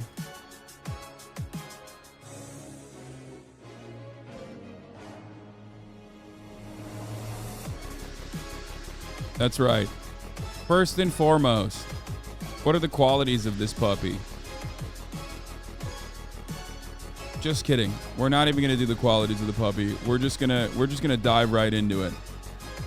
Here's what I won't be naming the puppy: the top of the hour ad break. That's right. Because at the top of the hour, there's a 3-minute ad break. If you no longer want to see those ads, all you need to do is subscribe, which you can do for $5 or for free with a Twitch Prime by connecting your Amazon Prime account to your Twitch account. All the unsubscribed will have no say in this naming convention and this process, unfortunately, because they will be too busy watching ads. Here's the 3-minute ad break now. If you have a Twitch Prime, it's free, by the way. You can just avoid those ads that way. Or you can get gifted a sub if you're lucky. Here's the 3-minute ad break now. Okay.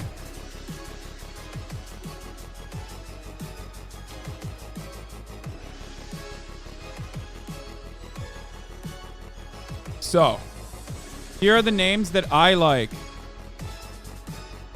In no particular order. Fındık means hazelnut in Turkish. Aslan means lion in Turkish. Bear. Pretty self-explanatory, that one.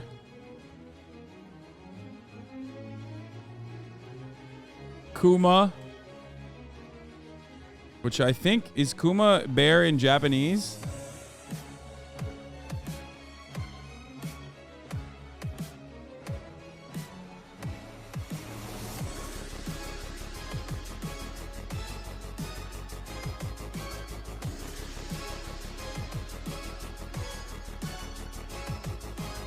And last but not least, Big Bertha.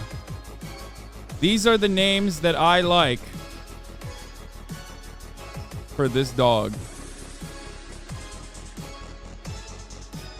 Unfortunately, a lot of these names sound a lot like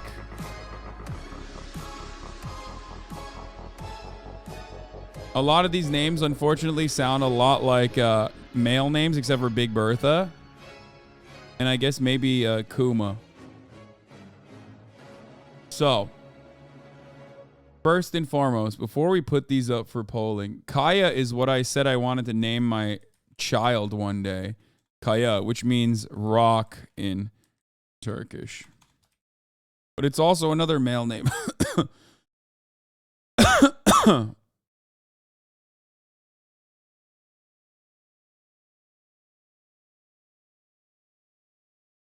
So, what are we thinking? Name her Nico Robin. Okay. Twitch poll is max 5, so put a top 5 before. Okay.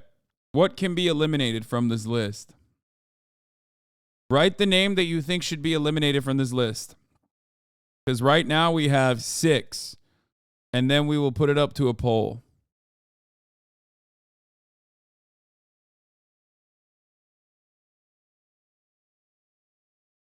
Do not name her Big Bertha.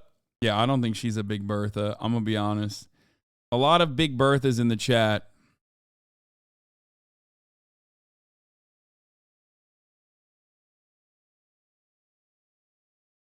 Shichi Bukai Bartholomew Kuma. Yeah, that's not what we're doing. Don't name her Bear. Bear, please. You don't want her to be named Bear?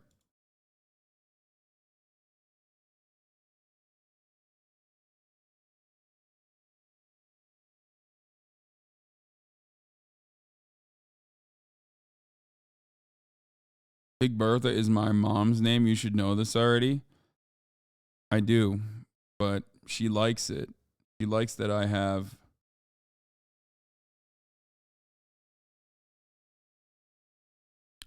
So, 2 things that I like. Oh, she's waking up. Uh-oh. 2 things that I like, okay? 1, I like having a juxtaposition.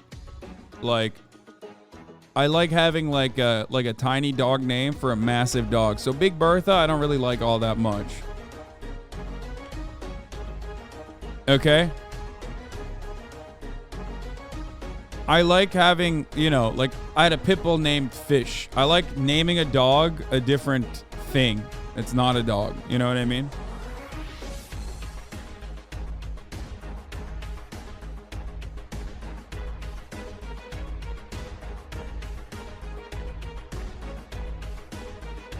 But also, the thing is, she does look like a bear and she does look like a lion. So I don't know.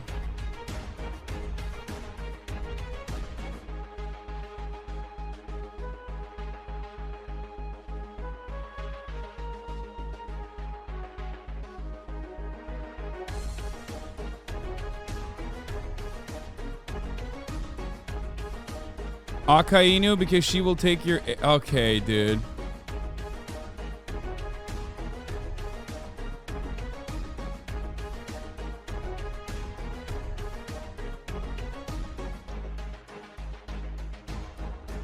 Name her Zaza Smoka. Okay, I'm beginning to realize that this might have been a mistake to ask Twitch chat what to name my fucking dog.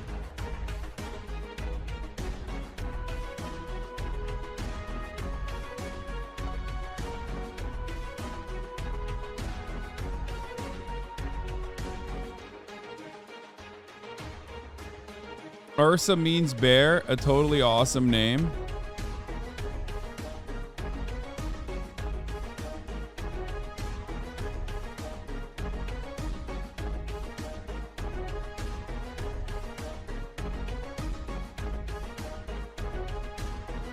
What about Nozumi, which means mouse in Japanese? It doesn't have to be Japanese, you fucking weebs. What kind of goddamn community have I cultivated? I like the name Kuma, but goddamn it, dude. A lot of you are fucking unbearable weebs, and it shows. You know what I mean?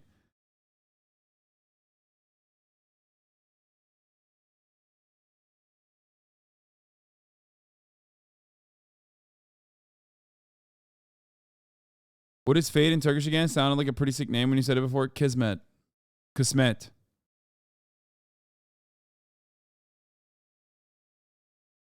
Dude, if you call her in public and say, come here, Coomer, do not name your dog Coomer, man.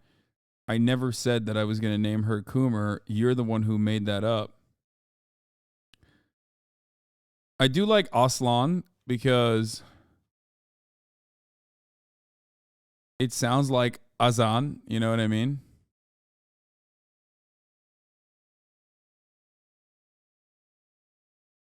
So I don't know. Kuma is more masculine. Ursa feels better, to be honest.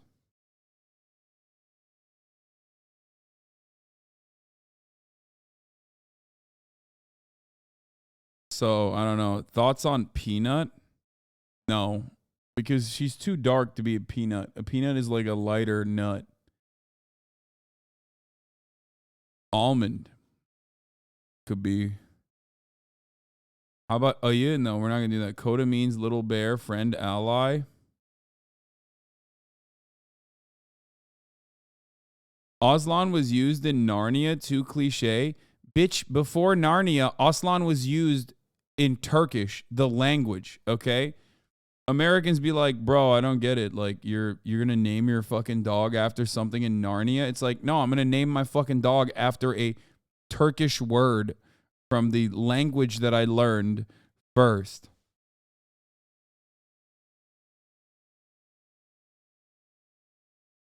But a lot of people don't like that because they think it's, you know, cheesy maybe.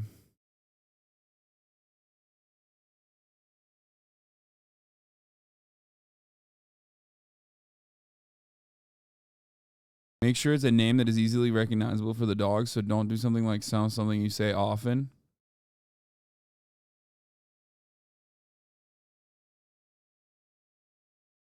Name it Kedi, cat in Turkish, just for the lulz. That's not bad. Badem means almond in Turkish. I don't know. This is literally like, I was so on the money with...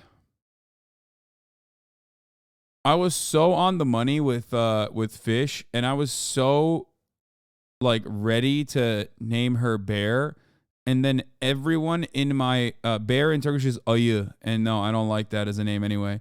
But everyone in my family was like, no, that's crazy. That's crazy. I can't believe you just like you want to name her bear. You want to name her bear. It's like everyone fucking shit on it.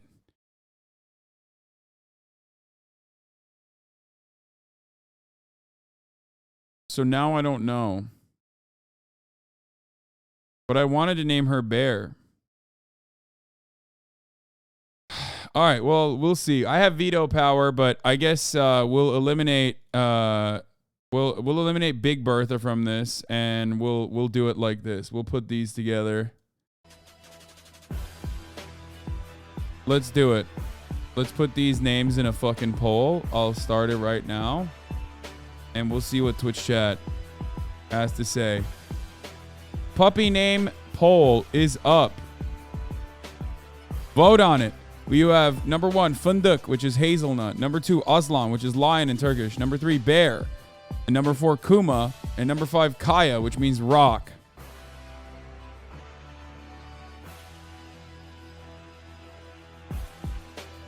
And it seems like everybody loves Kaya, which is ironic because that's what I wanted to name my, child in the future. So I don't know why the fuck everyone is jumping off of that. You're taking away my you're using, like, I've said this before, like I want to name my child Kaya, which I shouldn't have made an option, I realize.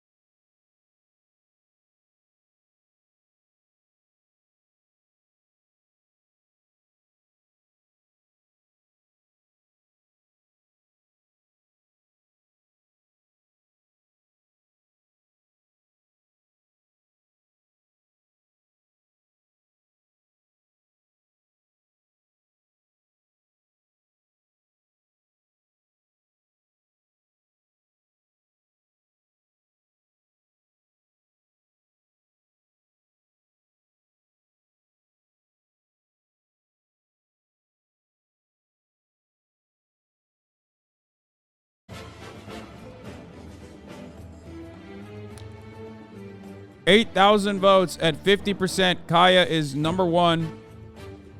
At 22%, we have Kuma, which means bear in Japanese, at number 2 with 3,753 votes. Number 3 is number 3 is Aslan with 1,794 votes. And bear at 10% is number 4. And Fındık has been eliminated at this point, basically.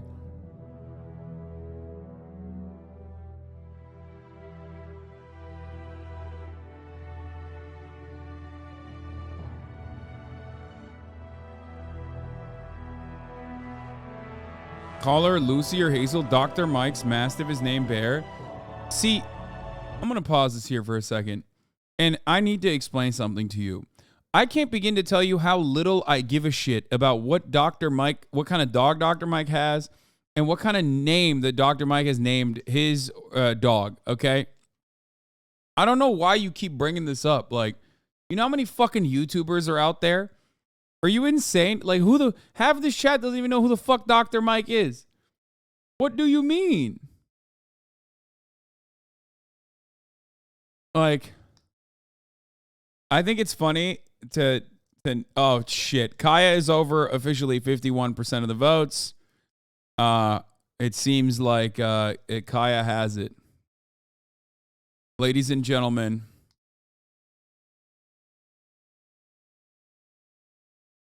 the Kaya vote is so overwhelming at 8,888 votes so far, at 51%, with Kuma sitting in second place.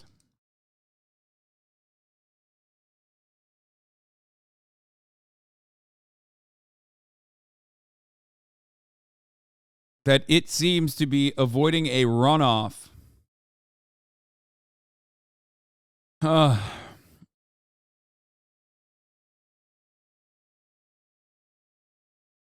Kai is still gaining prominence with 9,000 votes. Oh my lord.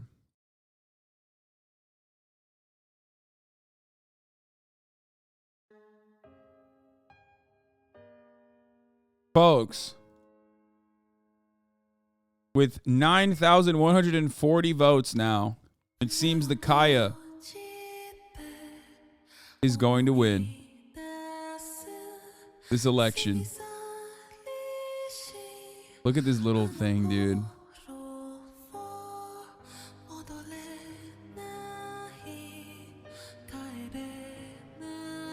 She doesn't even know it yet. But 40,000 individuals are in this chat deciding what her name will be and what she will be responding to for years to come.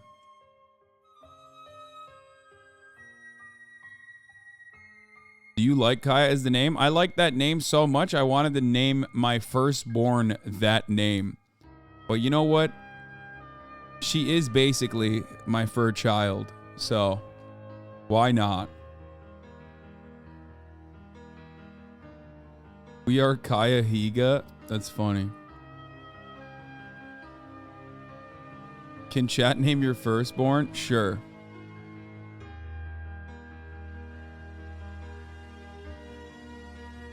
Are you going to name your kid Kuma now? Maybe.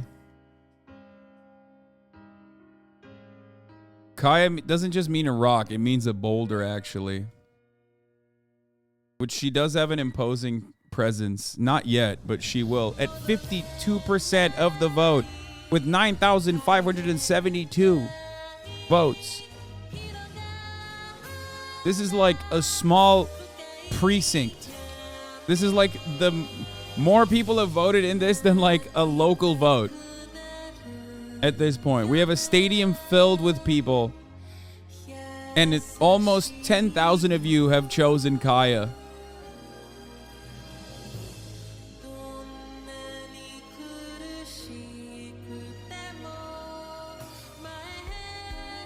Folks,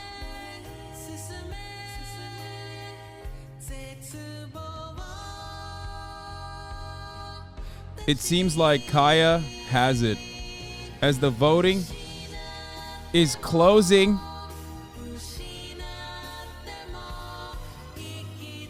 As the hype train reaches 100% at level 5, and as the polls close at 52%. Kaya is the name Kaya, rock or boulder in Turkish, now has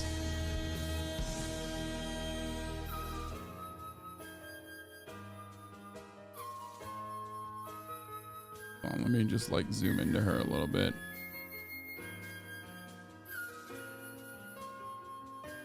The name Kaya with over 10,000 votes.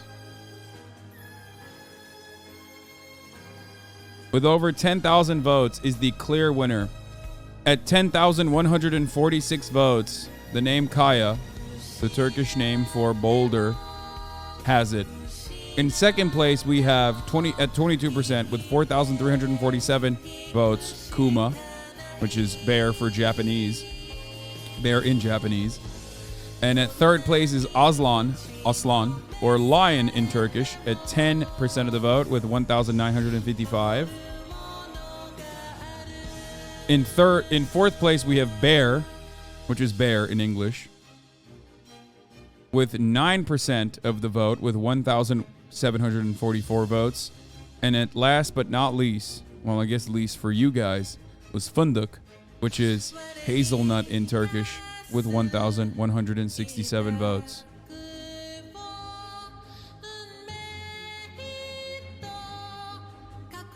Ladies and gentlemen, with 52% of the votes, this is a democracy after all.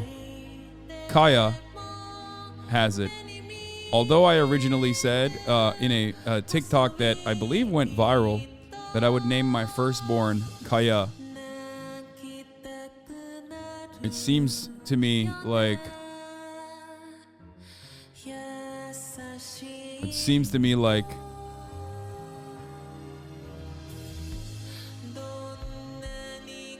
this little fur baby is going to steal that name.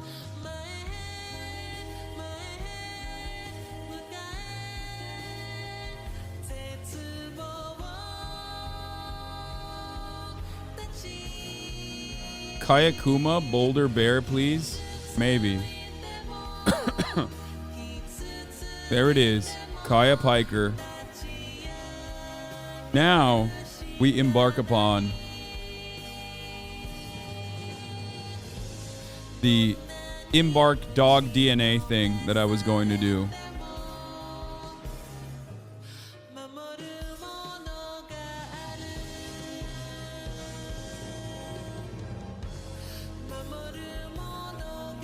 Date of adoption was what? 04.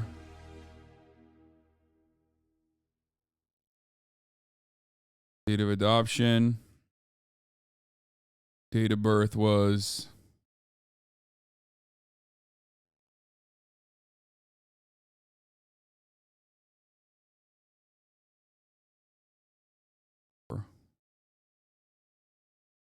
seven.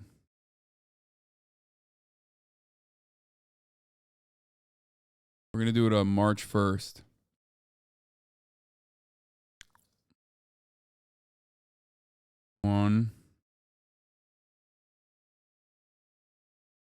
Not March 1st. February, I guess February 27th would be the first week. So that's 27th. 1, 2, 3, 4, 5, 6, 7, 8. There it is. An estimated birthday.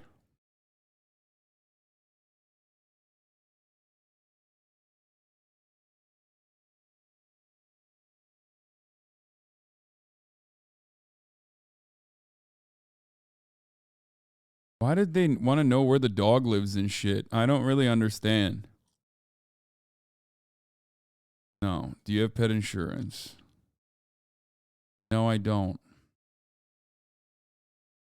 No, I don't have a primary vet clinic. What is happening here? None of these things are important for... I'm skipping all this.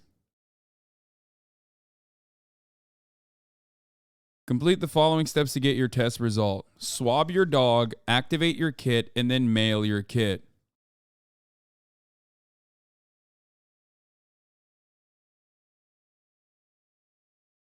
It's for sending you ads. Okay. First activate. So we're trying to activate it. Here we go. Your dog's name. You got to write it on here. Do I have a pen? Hold on.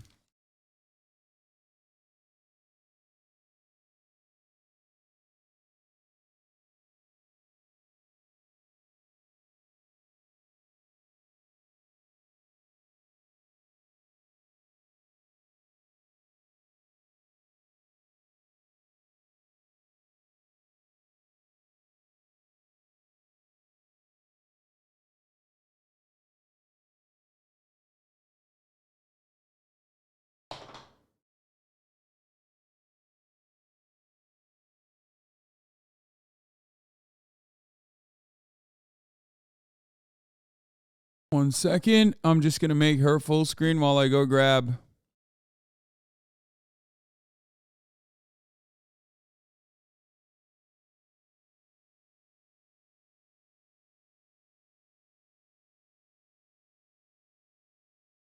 Dog cam.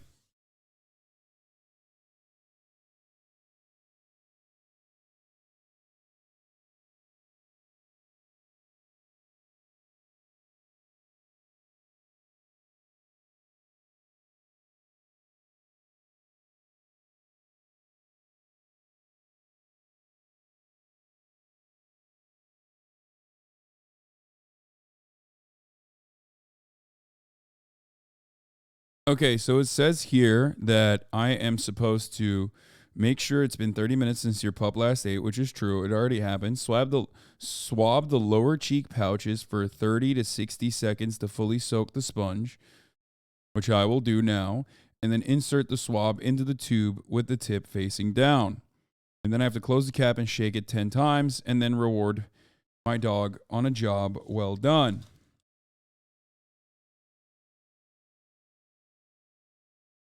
And then I have to mail it. I don't know how long it takes. It's so easy for rich people to get richer. You see it now, chat, don't you? Wait, what? How does that? What does this have to do with that? Oh, God, she has hiccups. Oh, my God. Okay. I am going to start the timer.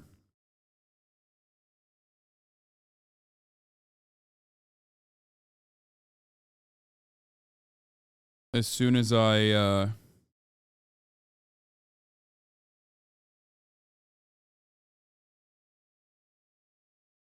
for 1 minute. As soon as I start swabbing.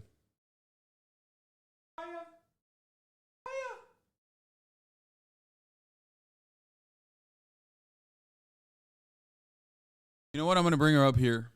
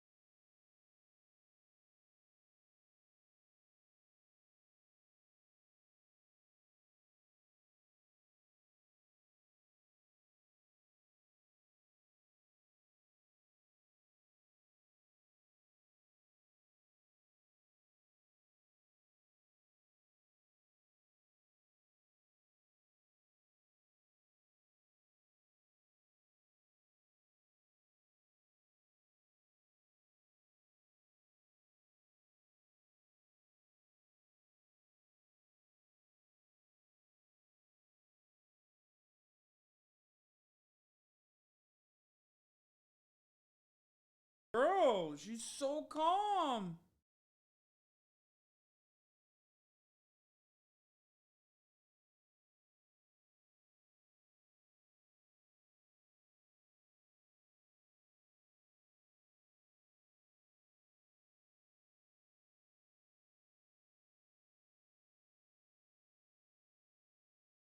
All right, now,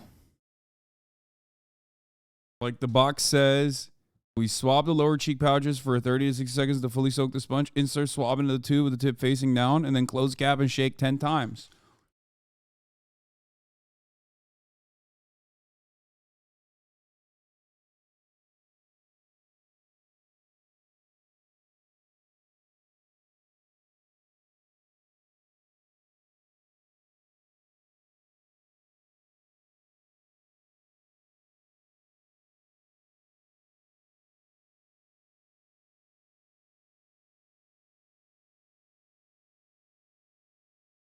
Okay. And then we'll reward her for a job well done. Let me make sure the tube is perfectly closed.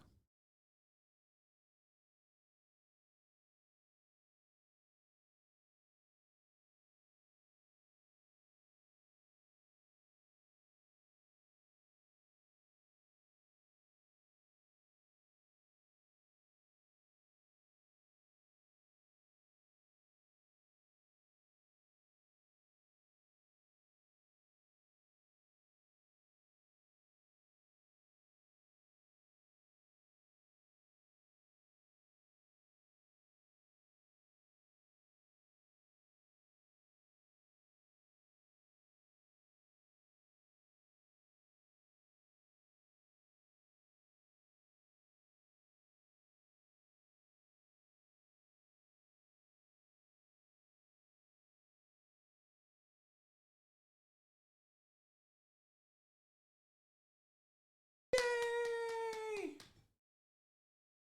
She's peeing.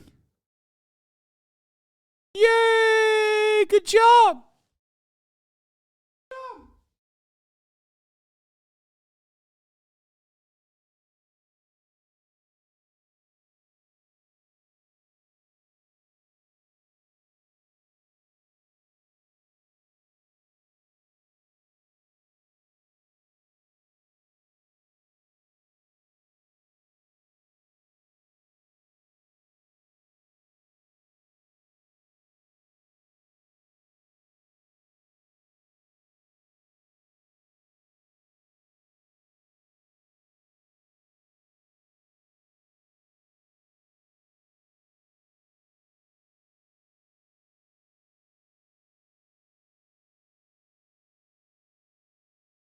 She's so attentive. She's such a good girl. Crazy.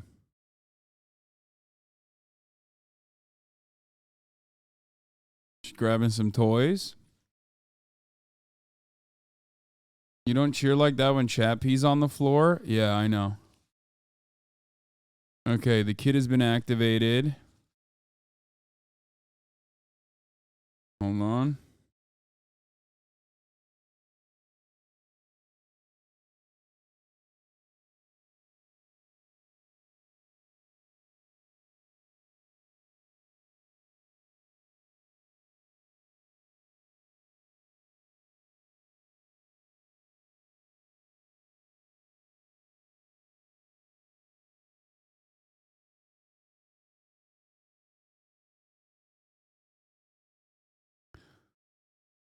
Okay, breed test is activated. Activation date.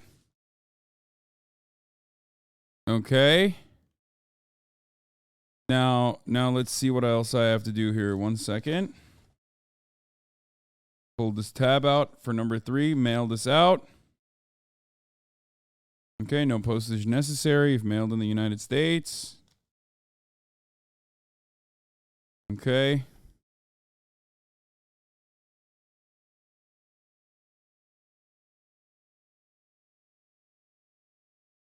Let's go.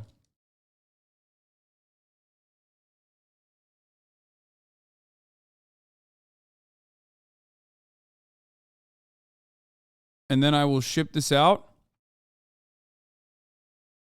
And then we will figure out what happens. I like that you positioned your YouTube plaques to get peed on. Yeah, well, I don't really care. She can pee on them all she wants. Anyway, I'm going to go. Speaking of peeing, I'm going to go pee and grab my food real quick. And then we'll move on to some other kinds of reacts real quick. But you guys watch her while I chat. Watch her while I go pee and stuff, okay?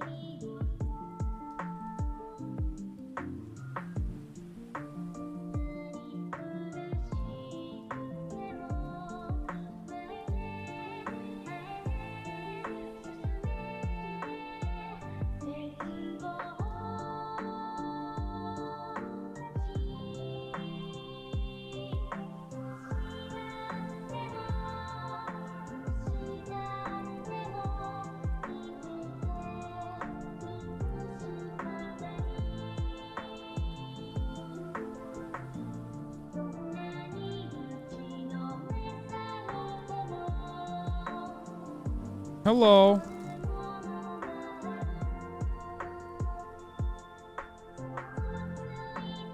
Was she a good girl? She doesn't do too much. In general, I feel like she's very chill. Like her vibes are super chill. The best girl? She's just going to sleep. She ain't doing nothing.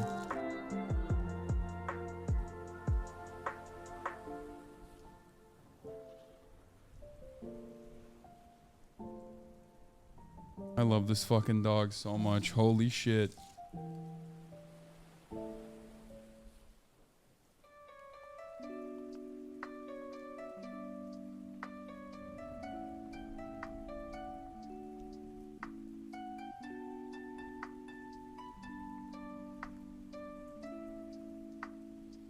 She's just looking up at me every time I make a noise. All right.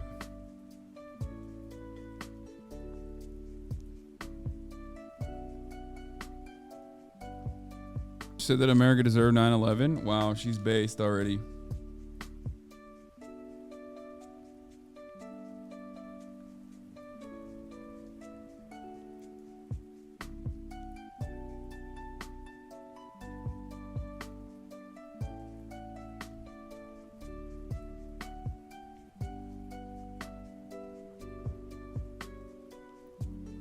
She's such a good girl.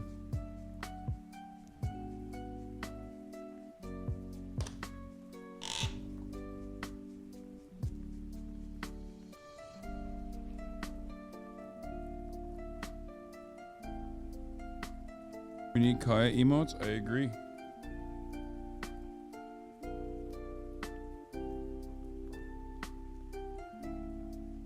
Oh. Okay, so let's watch, instead of watching a Tibetan Mastiff video, let's watch training a Tibetan Mastiff.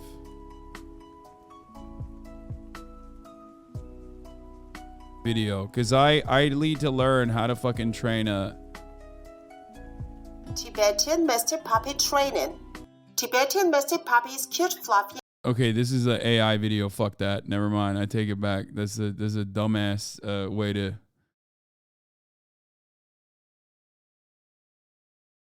learn about this breed.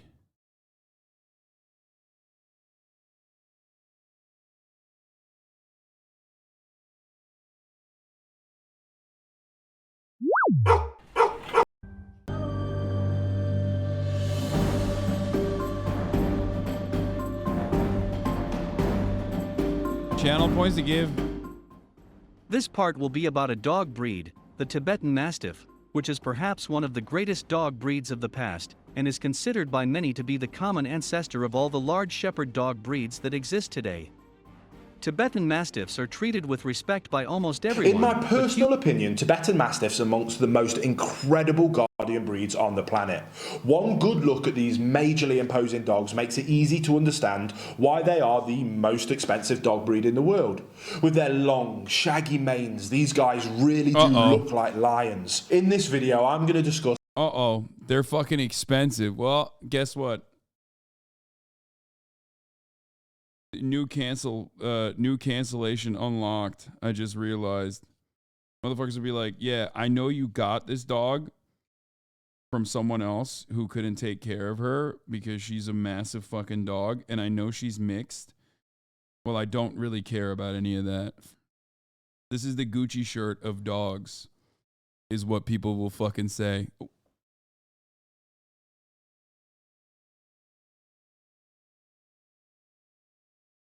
What the fuck?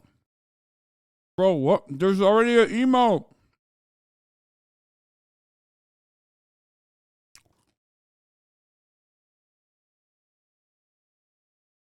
How is that possible?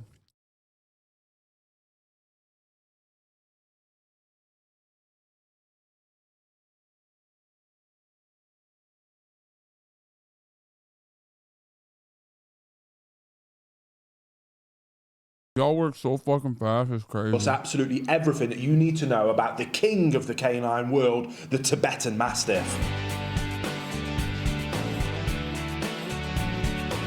Welcome back to the Fenrir Canine Show. If this is your first time here, my name's Will. I'm a canine behaviourist and I'm the founder here at FenrirCanineLeaders.com. This channel is dedicated to helping you choose the perfect breed for you. So if you want to join this amazing community, start by hitting that subscribe button, turn on the notification bell, and you'll never miss a future video. But now, let's get straight into our discussion of this fascinating protector from the roof of the world, the high plateaus of Tibet. And first, let's dive into the ancient history of the awesome Tibetan Mastiff. Tibetan's largest dog breed comes from the Himalayan region and used to be tasked with the protection of homesteads, families, as well as livestock. During the day, the Mastiffs were tethered at the entrance of their owner's property, which no doubt will have deterred any potential intruders. But at night, they were let loose to patrol their territory and to fend off predators, especially the snow leopard and the... Look at how much of a guard dog she is, bro. She looks like a predator, you know? Tibetan wolf. Because the breed was developed in Tibet, untainted from outside influence for thousands of years, it remained relatively unchanged. And even today, there are two distinct types of Tibetan Mastiff.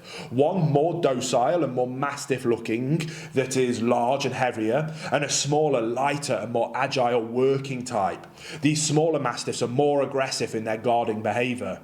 Responsible breeders today make an effort to continue crossing these two lines in order to keep the heavier type imbued with a healthy level of aggression and to keep the smaller type from losing the physical prowess needed to fend off predators. Now, let's take a moment to really acknowledge the sheer physical presence of a fully mature Tibetan Mastiff. With their dense protective coats, these bear-like dogs strongly resemble modern, long-haired livestock guardian breeds like the Great Pyrenees, the Caucasian Shepherd, or the St. Bernard. In fact, this resemblance is so striking that one would suspect these breeds to be genetically connected, with the long-made Tibetan Mastiff the founding father of them. This legendary breed is regarded by some as one of the world's most ancient breeds and as the ancestor of all the Mastiff breeds. And in fact, some scientists strongly suspect that the Tibetan was the ancestor for many of today's Mastiff and livestock guardian breeds. Now, fully mature Tibetan Mastiff males can reach heights of up to 76 centimetres, which is about 30 inches, and they can easily weigh 70 plus kilos, which is 160 pounds or so. These are large, sturdy dogs, well proportioned and athletic. Along with their loose skin around their necks, their long, dense, lion-like manes protect the dogs in battle. Their glorious, dense coat can come in various colours. Whilst the original predominant colour is said to be black, breed standards also allow for red, brown, red gold, grey, black and tan, as well as chocolate and tan. These powerful, imposing dogs come with an immensely confident nature and a deep, booming bark that they are not shy to voice, especially during the night. Having served in various guardian roles for millennia, Tibetan Mastiffs can and will guard their family, their property, and any farm animals there might be on that property. Perimeter guardians by nature, they will patrol the borders of their owner's farm, ranch or estate. Contrary to breeds like the Great Pyrenees or the Kuvas, they are not designed to live with the flock and bond closely with them. Instead, they are more oriented towards their owners and want to touch base with them on a regular basis. Being perimeter guardians as opposed to close quarter guardians like other Mastiff breeds, they should not be left alone in the house, simply because their instinct will tell them to get outside by any means possible, should they detect a potential threat especially. And you do not want a 70-kilo... Bro, this fucking guy has gassed up this dog so much. It like feels like it feels like I adopted a fucking dragon. You know what I mean? I love people saying haha cop dog. No, not at all. Worse though, border patrol dog. This is the most like fucking American dog in many ways. This dog has a tremendous amount of respect for private property, okay? That's what this is. That's what I'm learning. Mastiff smashing through your French doors in a frenzy. These dogs take their guarding duties extremely seriously. At the same time, they are quite intelligent and know when they are on duty and when they are not. Therefore, if socialised from an early age, Tibetan Mastiffs can be calm and composed companion dogs on walks and other outings. As long as people and other dogs stay away from their property, Tibetan Mastiffs can get along nicely with them to an extent. Stable and even-tempered, they do make reliable family dogs, and contrary to other large guardian livestock breeds, they bond with the entire family rather than just with a single person in the household. Hey guys, if you're not already, you should be following our Fenrir Rescue Diaries over on Fenrir, following strays and helping programs to companions that canine companions that can be rehomed to their forever homes. So if you're interested in following my journey of how I do that, there'll be a link to that channel down in the description box below. I think you'll really enjoy the journey, but I'll let you get back to the video you were just watching.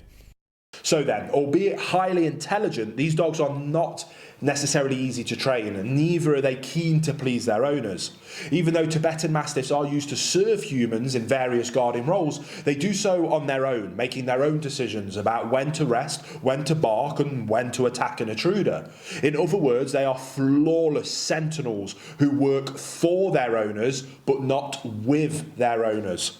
All the more because, like many livestock guardian breeds, Tibetan Mastiffs are night active, which makes sense given that many predators will attack livestock. Bro, this shit is, this is gonna kill me, dude. That's why she was fucking crying all night. It makes it so much harder to, oh God, oh no. I mean, it's great that she sleeps all day, which is awesome for me when I'm streaming, but god damn. During the night. In the day, they often rest, but will quickly jump into action should the needs arise. But there is a bright side to that equation. Tibetan Mastiffs have always worked in small packs of their own kind, at the very least in teams of 2. And as every pack has a leader whom the other members of the team or group will follow, even this hard-headed breed can be motivated to follow the guidance of a calm, consistent canine leader. However, such a leader absolutely needs to be experienced with handling large, powerful and independent dog breeds. So Tibetan Mastiffs are truly incredible dogs, extremely dependable guardians. They will protect whatever or whomever their owner entrusts to them. As these massive dogs are immensely independent, they absolutely need an experienced leader, but paired up with an owner who is up for the task of raising and handling them, these bear-like giants make outstanding guardians and loyal companions. So I hope you enjoyed today's video on the I mean, dude.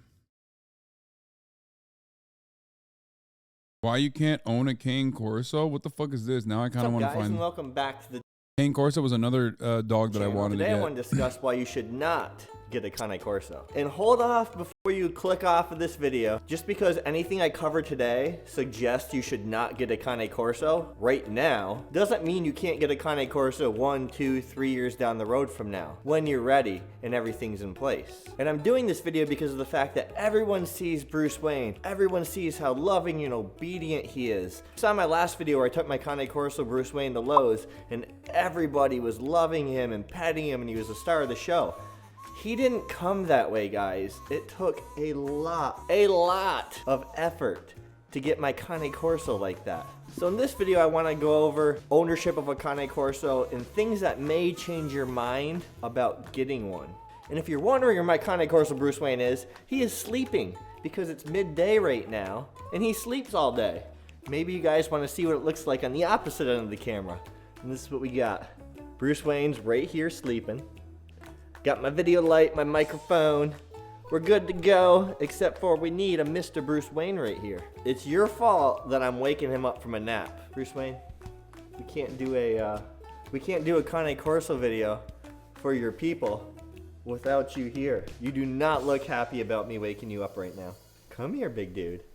Oh, there's my big boy. Oh, stretch it out. Bro, that is literally not a dog. That's a panther.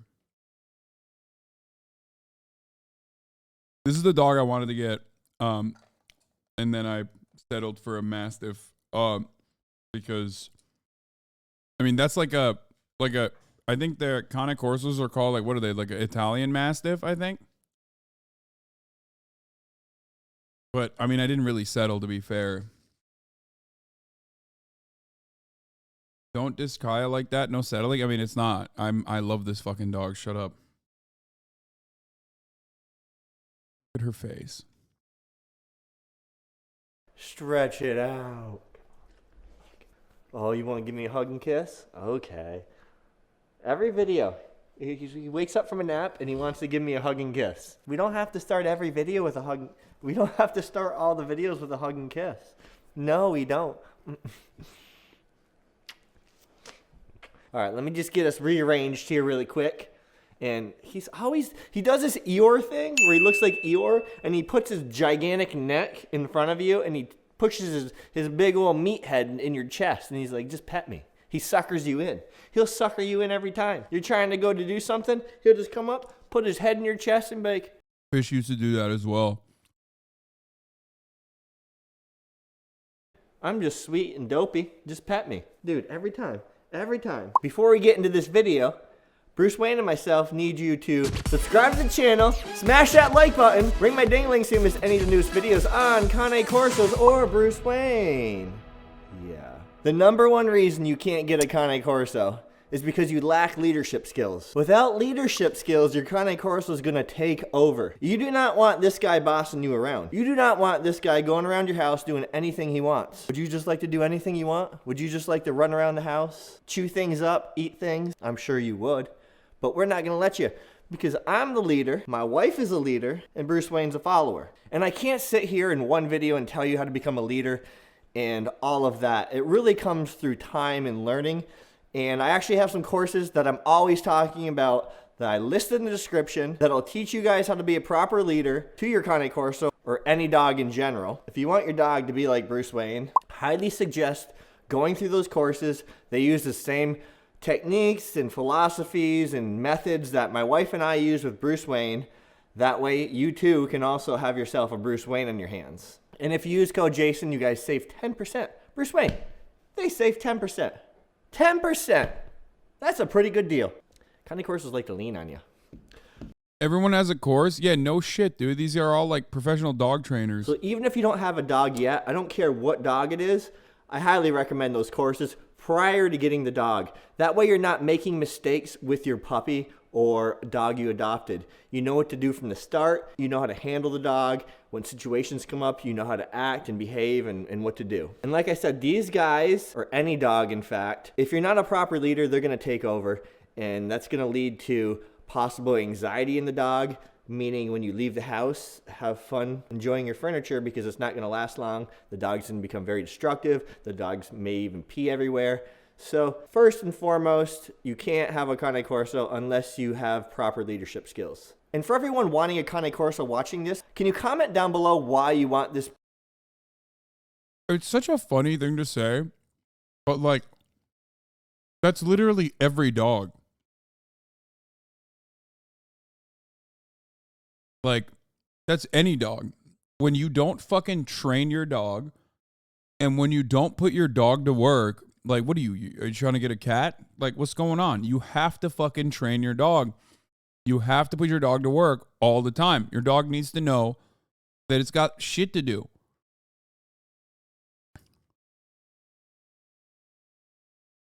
That's how it is. Breed. I'm really interested in seeing why everyone's so drawn to this breed. Yeah, and the bigger the dog, the more important it is that you properly train it, obviously.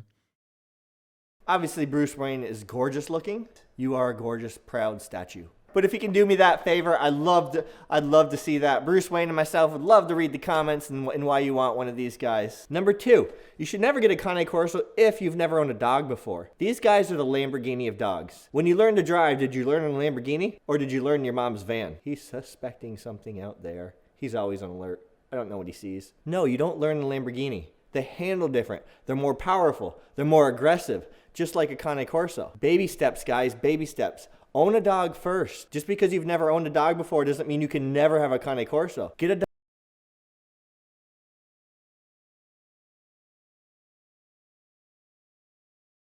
Scared the fucking crap out of me, dude.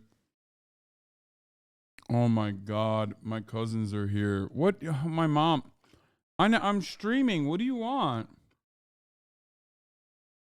Okay, I'm opening the door.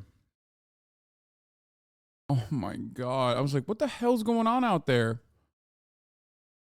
dog, get a different dog, train that as good as you can, learn from your mistakes, and then bring a second dog, such as a Cane Corso, into your life. And I'll get messages from people saying, I've done all this research, I've done all of these online trainings for dogs, but I've never owned a dog before. Can I get a Cane Corso? The answer is no. Absolutely not. In my opinion, experience trumps education every single time.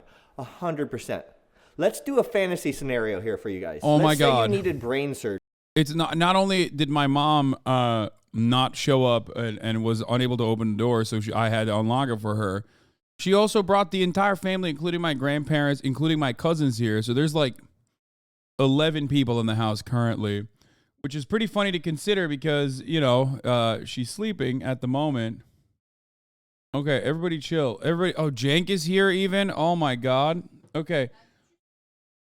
No, I didn't. But you're gonna wake her up. You're gonna wake her up. What? No, we already decided on the name. Kaya. Kaya. I don't care that you don't like it, Mom. My mom is literally disappointed. Wait, Kaya. Oh, Jank liked bear. Okay, well, very nice. Uh-oh. Uh-oh. No, you can't pick her up. What are you doing? Why are you picking her up?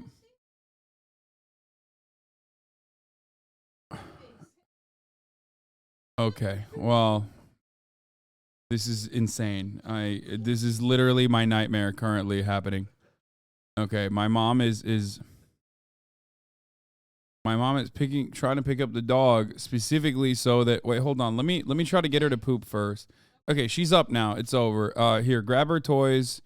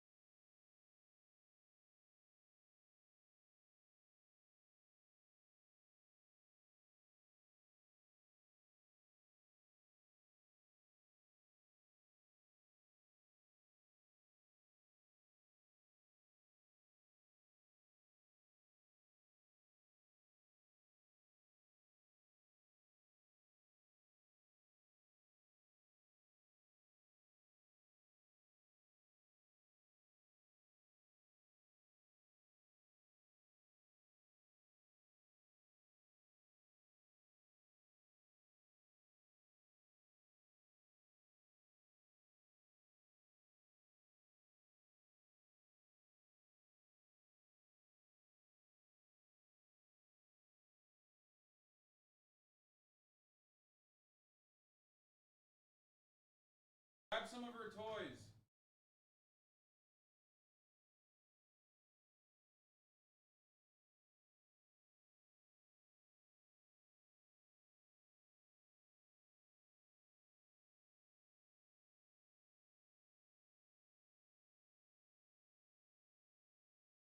Bite anything.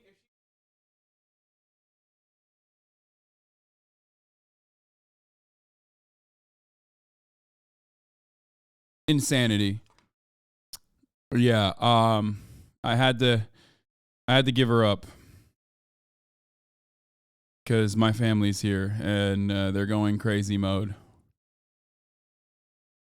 So they're gonna play with her. Jank's son, who's very young and terrified of dogs, is gonna play with her. So that's a big deal, so that he's not legitimately scared of dogs. It takes a village. No, my mom, my grandmother's here, my uncle's here. Surgery. Now remember, this is fantasy. I'm just making this up. This would never happen in the real world. But fantasy, okay? So just play along. You need brain surgery. You have 2 doctors that can do this brain surgery. You have 2 options. Doctor 1 just finished medical school. Bro, this entire video is just like, this is a hard dog to train.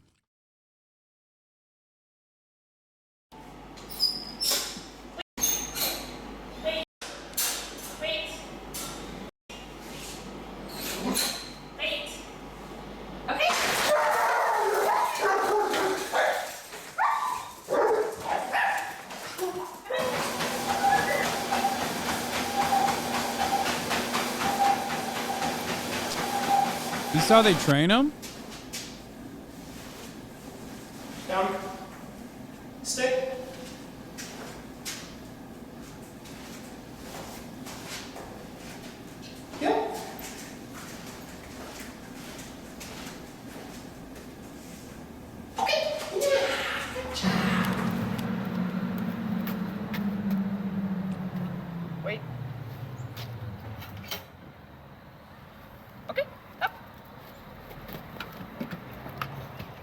Are you gonna train him to do insane, or train her to do insane tricks and stuff? No. I mean, depends. Not every dog is like very capable of doing tricks. Don't listen to people who use terms like boot camp, alpha, etc. because it's all bad, outdated training based on toxic masculinity. Modern educated trainers only use positive reinforcement and know that the alpha theory isn't real, and they don't use choke, pinch, prong, or shock collars. I mean, this dog is not as fluffy as the... Are you getting a truck? Kai's not going to fit in that portion. Yes, she is. Guys, this dog, even if she is... This dog, even if she's going to be massive, right? Like max out on the size as a Tibetan Mastiff, is going to be 150 pounds. 150 pounds is still the same size as a human being. If a human being can fit in this in the car next to me, then she can too. Okay? Today, I worked on a small bear named Stella. She is an 8-year-old Newfoundland dog, and I see her on... This is not a Tibetan Mastiff. This is just like... Oh no, you don't know what you got yourself into? Oh my god. Everybody shut the fuck up. I had a big fucking dog before. I trained the shit out of my big fucking dog before. Okay? I know how to train dogs. I know how to raise dogs. You, because of your own personal experience or your own personal, because of your own personal experience, you think like, oh man, I wouldn't be able to do it. Then he must not either. Please stop. I mean, this tracks with how fucking goofy Kaya is as well.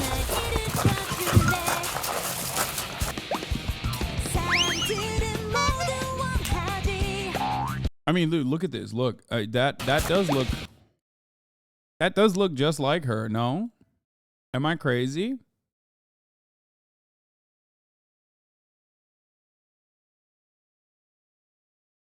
Kaya, how dare you?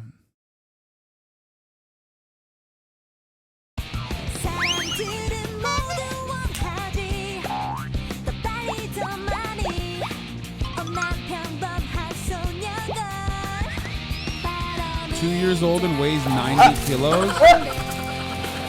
저희한테는 아주 순하고 좋은 동물이지만 다른 사람들한테는 또 위협이 될 수가 있거든. 신나야.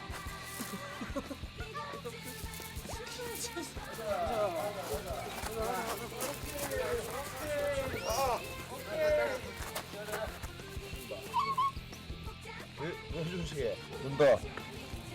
죽었어? 한봐.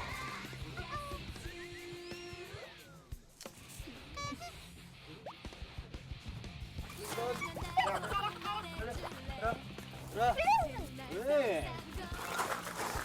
먹었다 이거? 먹어.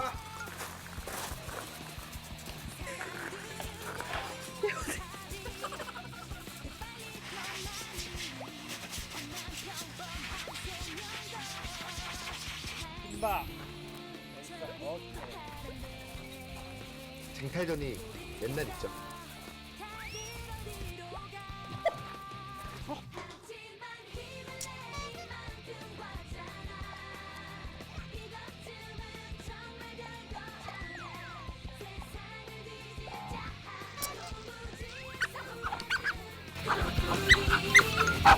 I feel like these dogs are floofier than she is, though. So I think maybe maybe Kaya will not be as floofy. Especially if I keep forgetting to run the top of the hour ad break and then no longer can feed her. Because at the top of the hour, there's a 3-minute ad break. And all of those subscriptions are going to the Kaya fund now. That's right. Depends on the age. It changes a lot in the first few weeks. Yeah, we'll see. We'll see what happens. Mixes can show different attributes at different ages. If you no longer want to see those ads, all you need to do is subscribe, which you can do for $5 or for free with the Twitch Prime by connecting your Amazon Prime account to your Twitch account. They probably blow dried them. They'll groom them for vids like this to make them as cute as possible. Yeah. Could have called her Monkey D. Floofy. Shaking my head. That's actually a good name. Are you going to raw feed? No. I'm not going to raw feed, dude. No, fuck no. I'm not one of those fucking Instagram dog breeding accounts, brother. What are you, crazy? No, I'm not going to fucking raw feed this dog. I know that it's like the best thing to do, blah, blah, blah. But like, no. Anyway, here's the 3-minute ad break now.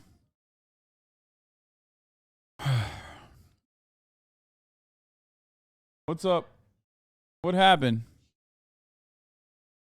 Wait, you let her eat again?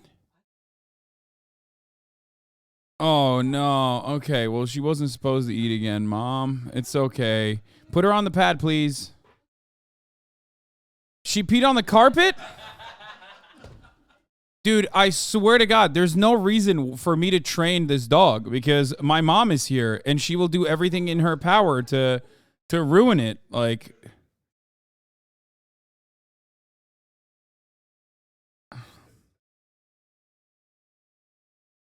Anne şu kapıyı kapatır mısın? Allah'ını seviyorsan ne olur kapat şu kapıyı. Allah'ım ya Rabbim ya. Bye guys. Raw feeding can cause heart disease and kidney problems. Is the worst thing to do for your dog. Not following. Go on not following the raw diet fad. Yeah, I'm not doing that. Apparently I let her off my sites. I let her out of my sites for 3.5 seconds and she's already peed on a carpet, so that's not... Anne! Anne! Please bring the toys back. Thank you.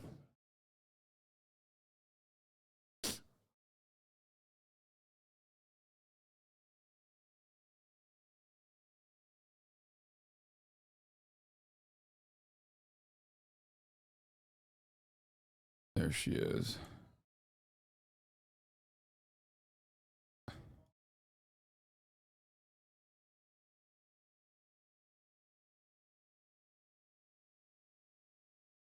Please bring her toys back. Thank you. Yeah, well, she's seriously waiting her toys.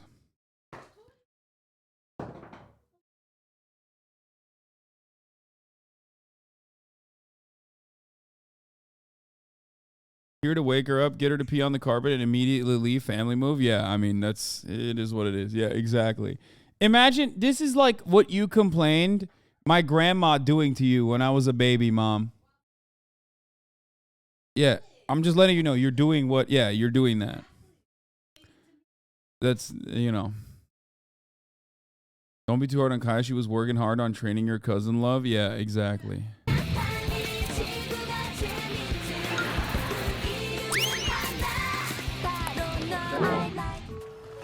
Make sure you get Nature's Miracle for pee-pee stains. Female dog's urine will bleach fabrics. Wait, really? Oh my God, is she gonna poop? Oh, she's smelling around. Nope. She just likes to sit in her own piss. That's what she likes to do. I thought whenever she gets up and smells around on the pad, I'm like, oh, she's going to poop, finally. People saying Nature's Miracle rules. Nature's Miracle is awful. Please look into the food you'll feed her. Anything other than the 3 top kibble brands is equivalent to holistic medicine. Guys, you know why I did this today? Because I really, really desperately need... some backseat training from the chat.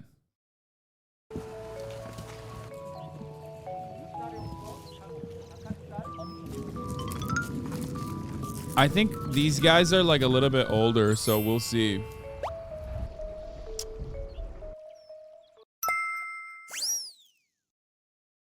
My mom's dog is like 10 months old and still pee-pees and poo-poos in the house. Yeah, I mean that to me, I mean, it's normal if it happens every now and then, you know what I mean? But if it's like a routine occurrence, then you're not, you know, you're not. No. Alright, come grab her. Come grab her. That's it? That's the Tibetan Mastiff tries to attack that I've me? been getting into the facility, as well as the Russian dogs I've been getting, and all the big floof dogs who don't like people they don't know. And so I'm putting this video together, and I'm not in my facility, so I can't do a proper intro of the dog. And basically, this dog does not like people she doesn't know, tries to go after people when they come into her house, and she's just young. She's less than a year. Don't forget to go spend time with Kaya off stream. Thanks, chatter. I will not forget.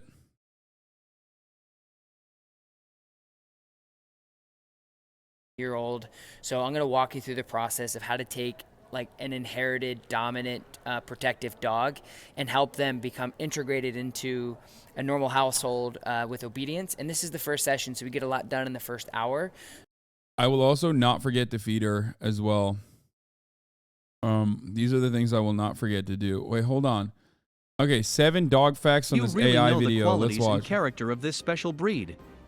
So let's take a look at the 7 points that a future Tibetan Mastiff buyer should think through carefully before deciding on this breed. This is AI, As always, though. the last point will now reveal whether the Tibetan Mastiff is an ideal choice for a novice dog owner. In order not to accidentally miss the next parts of the series and to receive instant notifications about new parts, so the Tibetan Mastiff. TM History 7 Fontos Point. This seems like I trust this video. This seems like a video that knows what the fuck's going on. Actually. What is this? How to potty train a Tibetan Mastiff puppy by puppyapartment.com. What the fuck is this video? Dude, these videos are insane. I want to do a deep dive onto this weird shit. Warning, federal law prohibits civil and criminal penalty for the unauthorized reproduction, distribution, or exhibition of copyrighted motion pictures, videotapes, video discs, or digital files. Like, what the fuck?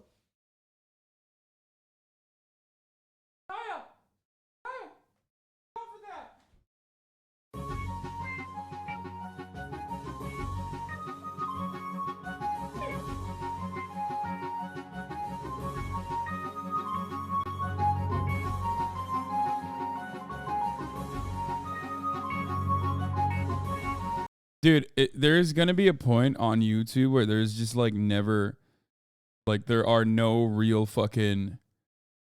Fuzzy and adorable Tibetan Mastiff Every single one of these videos are AI. puppies grow into to defend herds, Every single one of these videos is and AI. palaces. Every single one of these videos is AI. What the fuck is this? I mean, actually, what the fuck is this? Why is every single one of these videos AI?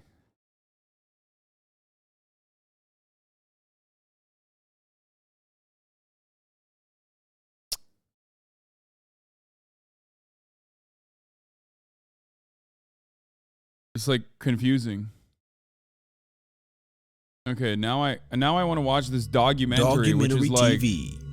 Literally a cut here, above, a cut above everything else, dude. Highly protective and very ordered in the way that they do things. They don't like things to be different. So if you've got a lot of kids coming and going or visitors coming and going, it can be a difficult pet in that situation. Documentary TV is literally better than everything else that I've seen on this matter, on this process. Okay, hold on. Why are you guys saying Pepela? Stop. What I love most about the Tibetan Mastiff is their innate ability to understand people and their subjects. So we have the alpacas, so as they're herd, to be able to understand how they're feeling, if anything's a little bit different. They're incredibly intuitive. I always say that they can read our thoughts, or maybe it's really they can hear our thoughts, because it seems like when you're thinking about them and they're asleep, they wake up and they're ready for whatever's going on.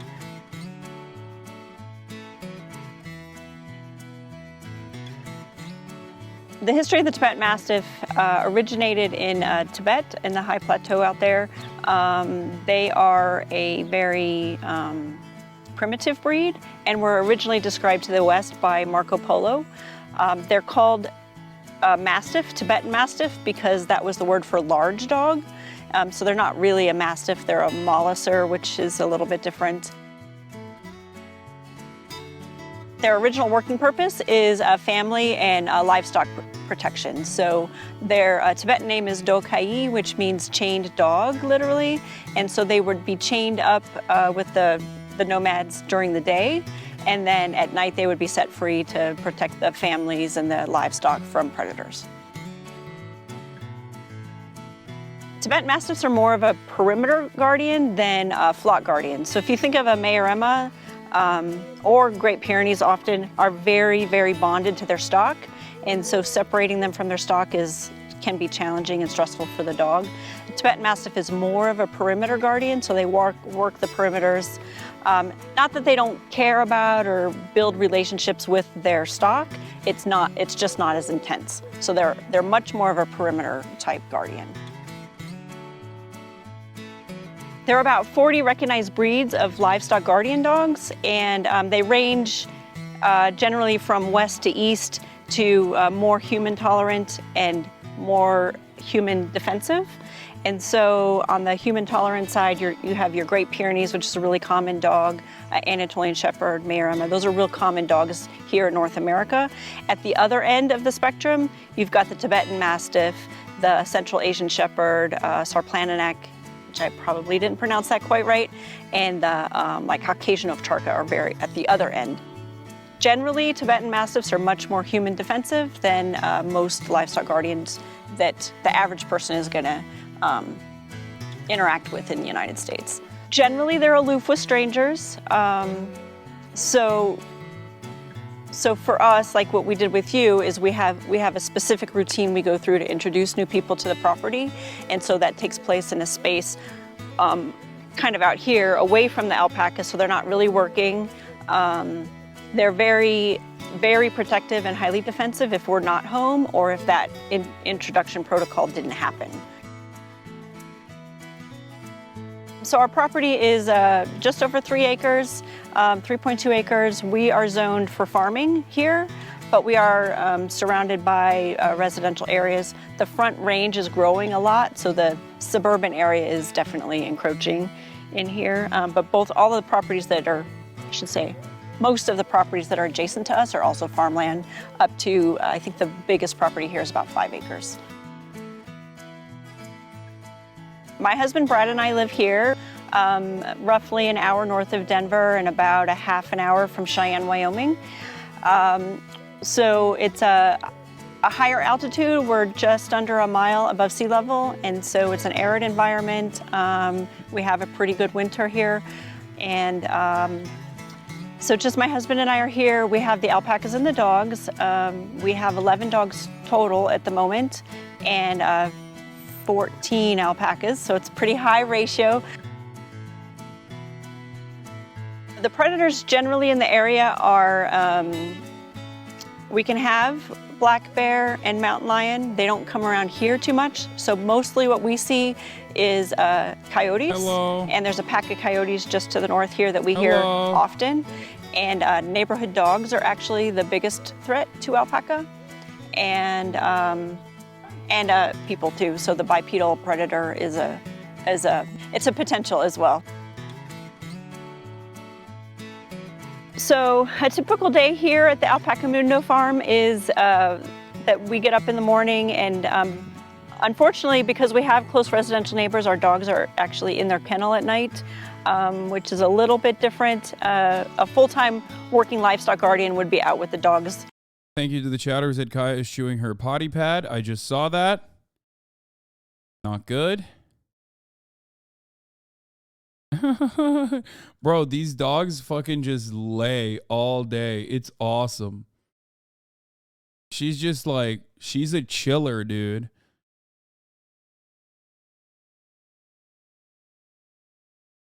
How long will the cage setup last? I'm gonna have her in this setup for a little bit. I don't know. I mean, until I'm like confident that she can just until I'm confident that like I can take her outside periodically, but she's literally super, super young right now. You know what I mean? Lazy liberal dog doesn't want to work. No, this is not a liberal dog. This is a working dog that wants to work at night. She goes to work at night, dude. Yeah, until she's potty trained. She's a baby. She's a little baby. Are out with their herd 24/7 all the time. So Tibetan Mastiffs bark a lot. That's livestock guardians in general. Tibetan Mastiffs especially bark a lot. That's their first level of defense in announcing their presence and announcing to predators that they shouldn't come any closer. So they bark a lot, which is not great for people who live nearby, who maybe don't like dogs as much. And so that's part of the problem with People can suck it, dude. That's what I think. the cities growing up, is that's squeezing kind of the farmers out a bit. Y'all are fucking demons for real, by the way. Everybody throwing up pepelas. When you hear like, oh, Tibetan Mastiffs bark a lot. Y'all are fucking demons for real, okay? Why? Why is it that like you're excited at the prospect of this dog barking a lot? Why is that exciting to you?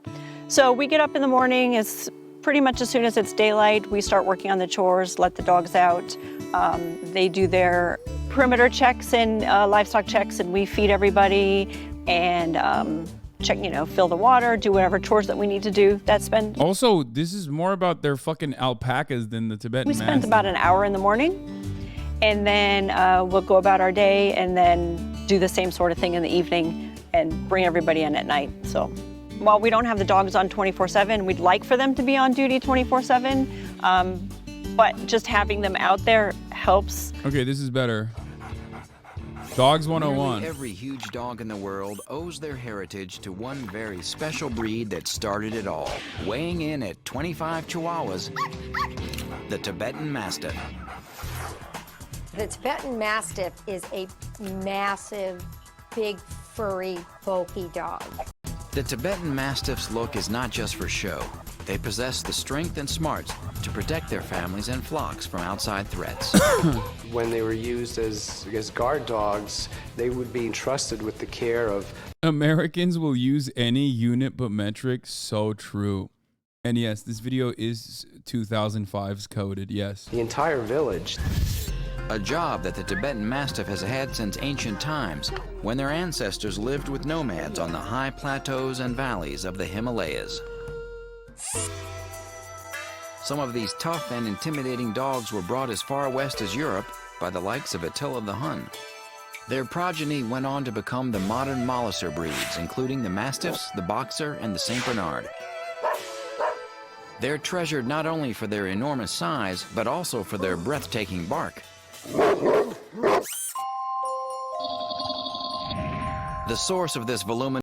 Was that an Apple iPhone alarm sound before Apple iPhone alarm sounds were a thing? What the fuck? This voice is found in the... Like... That's crazy. The boom, boom, blum, boom, blum, blum, blum, blum. The source of this voluminous voice is found in the larynx, which houses the vocal cords. The vocal folds contract as the lungs push air through the larynx. Okay, I didn't want to learn this much about motherfucking Mastiffs, dog. I'm saying, the folds like... to vibrate at a high speed. This produces the barking sound. Larger dogs have longer vocal folds and larger lungs. That produces a deeper, louder bark. After you hear its weighty woof, the next thing you'll see is the Tibetan Mastiff's heavy muscular build. Those muscles give the Tibetan Mastiff the strength to back up its bark. They have a plumed tail that can curl over and rest on their back, and their long, thick double coat is especially heavy on the neck and shoulders. This creates the appearance of a lion-like mane. Its large and striking appearance has captured the imagination of the most populous country in the world, China. It's a surprising new trend in a country where dog ownership was actually hungover teacher video. Mao Zedong, dude? Banned 50 years ago. But now the Tibetan Mastiff is at the forefront of a Chinese dog fancy revolution. Over the past 20 years as the Chinese... Dude, of course we got the Xi Jinping's favorite dog, dude. Middle class grew from poverty to prosperity, so too have love the you, legions sir. of dog lovers. Sir, I love They you. now flock to Tibetan Mastiff conventions to see the best of the breed. Today in modern China, owning a Tibetan Mastiff is considered the ultimate status symbol. A large sprawling villa and a big ferocious Tibetan Mastiff. That's what it takes to be. See, I got the Chinese status symbol, baby. Large villa, large Chinese villa and just a big dog on that sprawling yard. In fact, there was a dog that sold for almost $600,000 in China. And one man has followed its meteoric rise from the beginning. Yeah, this Karma, the first male that... That's insane, bro. $600,000 for a dog? What the fuck is the dog doing? What the dog doing? No, but like for real. What the dog doing, motherfucker? I don't get it. That we imported. Dr. Andrew Wang is a Chinese-born American who has been a Tibetan Mastiff aficionado for over 20 years, ever since he first laid eyes on one as a young man in China.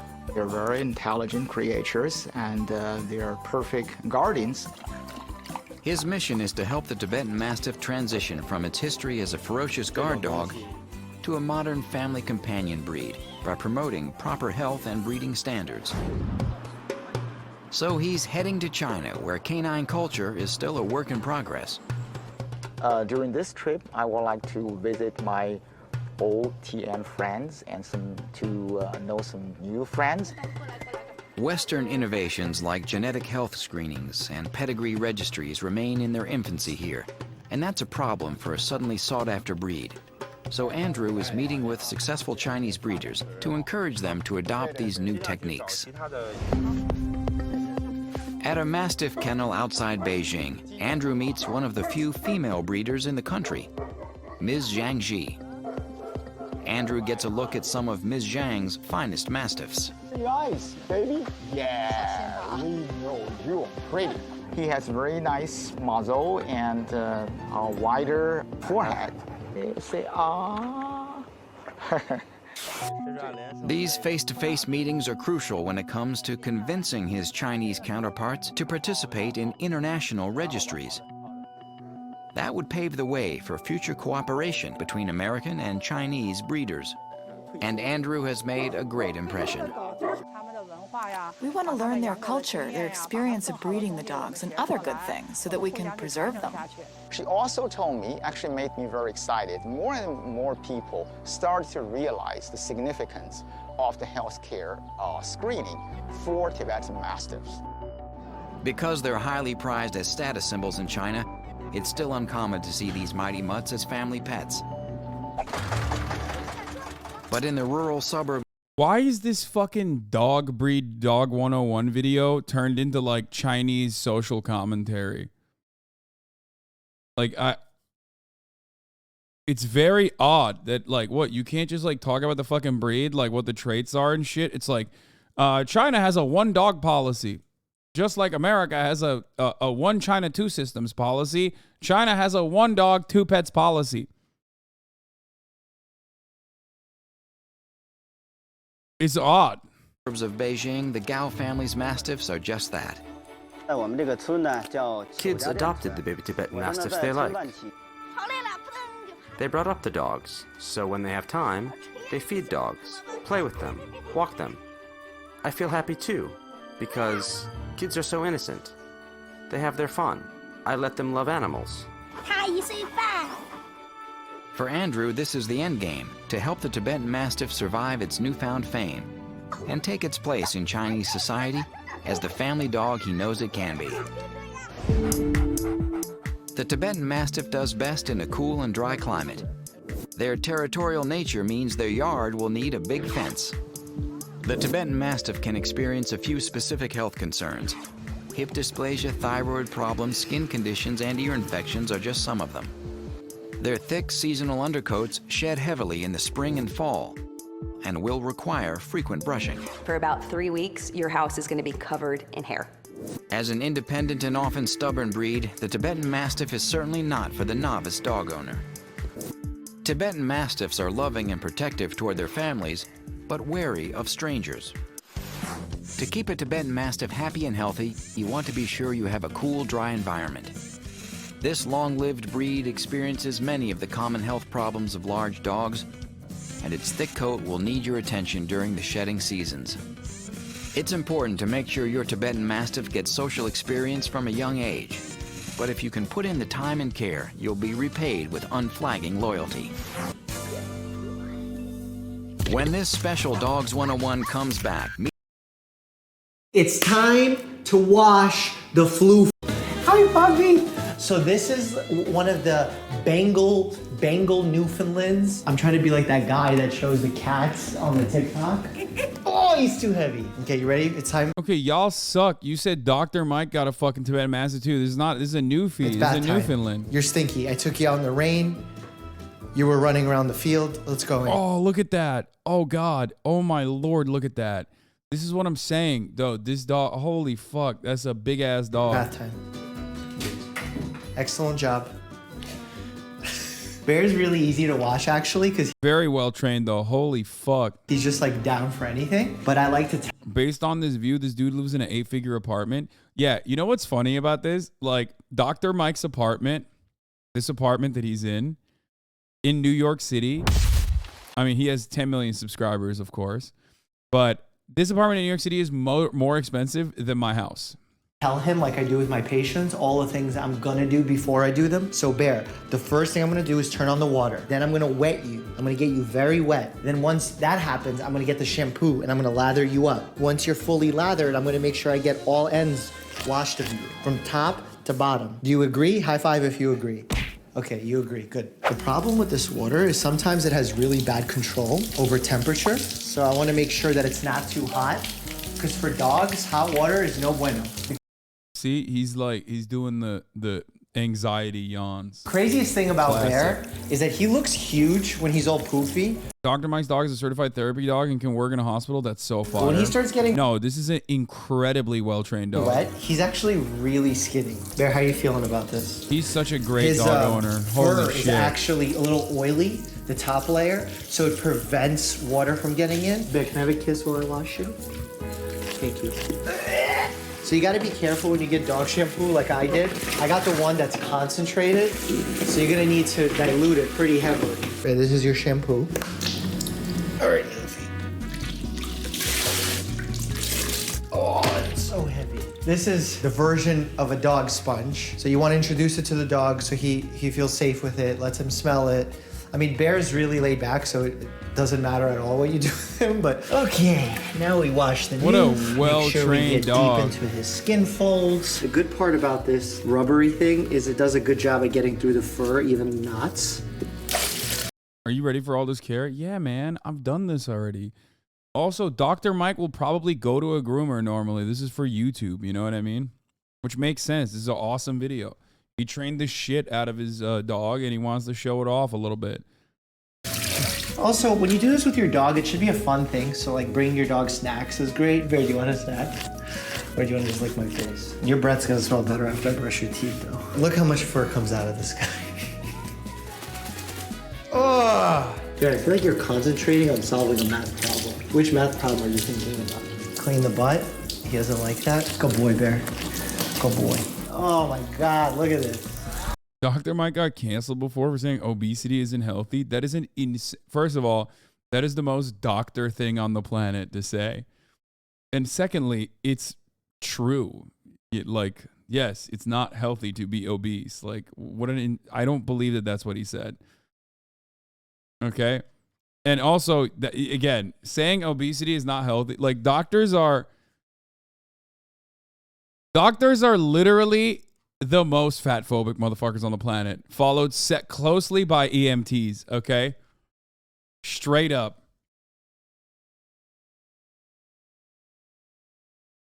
So, like, doctors are incapable of not being fat phobic. And in many ways that actually completely are outside of the bounds of, like, medicine. Nurses too, yeah, but EMTs, especially EMTs, because they go on call and routinely have to carry people, so they get like even more fat phobic than they would be. You know how many overweight EMS providers there are, Lamau? Yeah, certainly. There's hella overweight nurses too. The fuck do you mean? You know how many? Do you know how many like fat nurses exist? Yeah, that doesn't stop them from being fat phobic.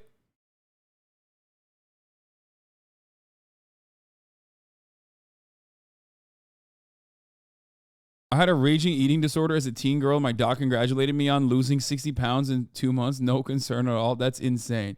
Also, I doubt that he got canceled for saying obesity is not healthy, which is true. There is truth to that. But like I said, these fucking doctors are incredibly fat phobic. If you didn't know that. What about gay dudes in WeHo? Doctors are more fat phobic than gay dudes in WeHo.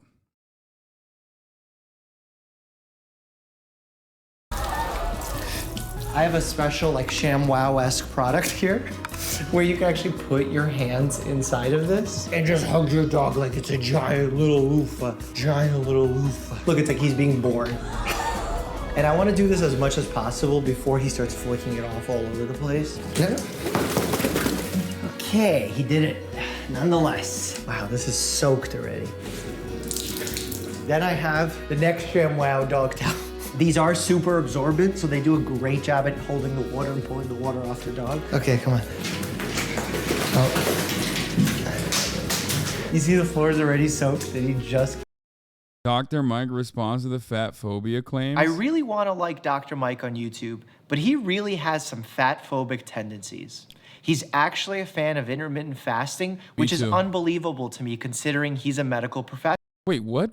Wait, why would intermittent fasting is not unhealthy? What the fuck?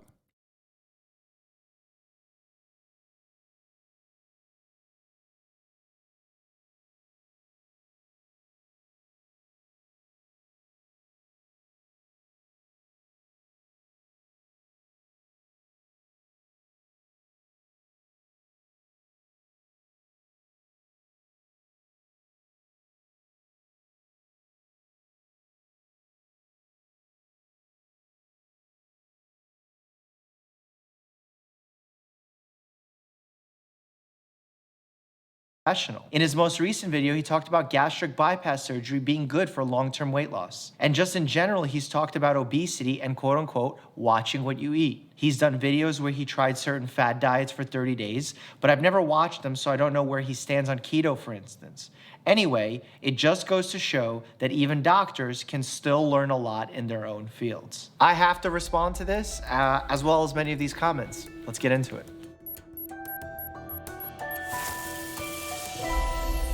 Honestly, I was really disheartened, disappointed when I read this post. I'm not one usually to get upset when I read controversial posts about something that I've said, but this one touched me. You know, I have a lot of patients who are overweight and obese, who are struggling to lose weight, know that they need to for their health.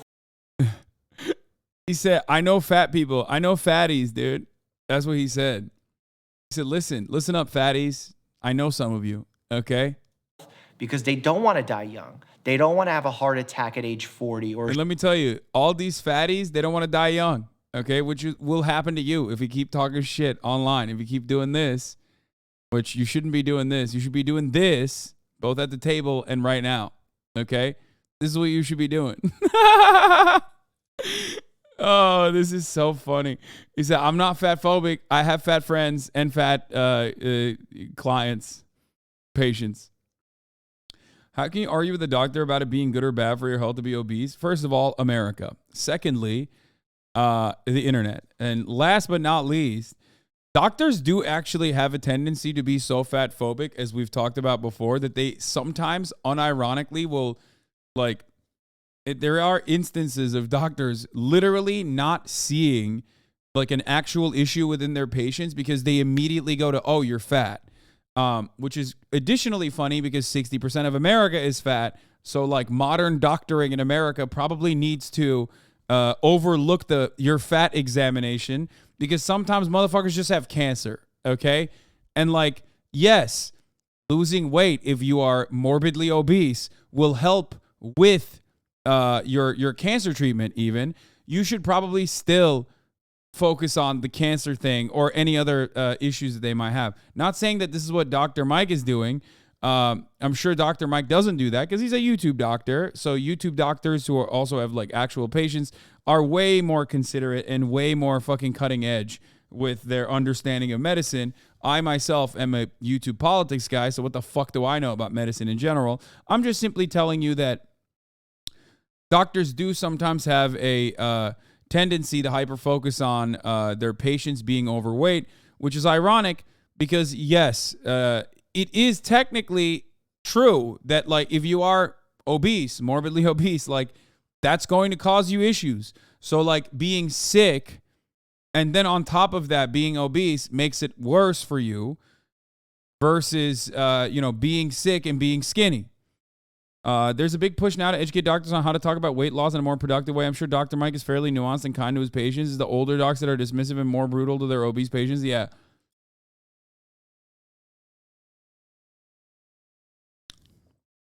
%42% of adults are obese, but 73% including overweight. Yeah.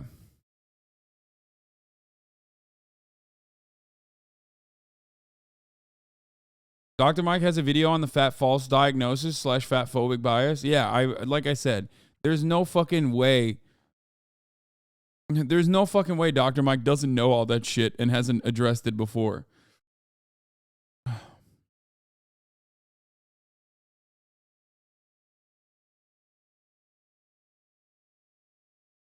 But yeah, it's this weird predicament though, because it's this weird situation because, like, on the one hand, yes, doctors 100% need to overlook or like look beyond obesity as like the main marker.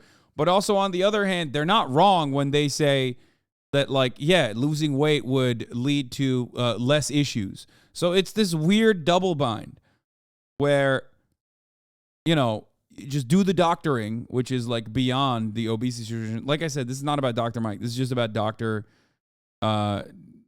this is just about doctors in general.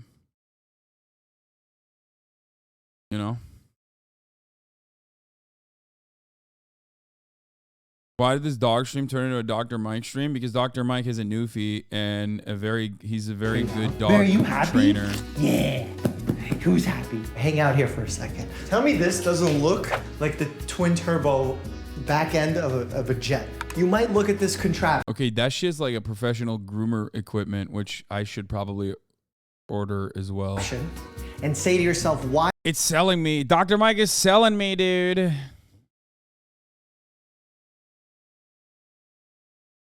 Oh, where are you going?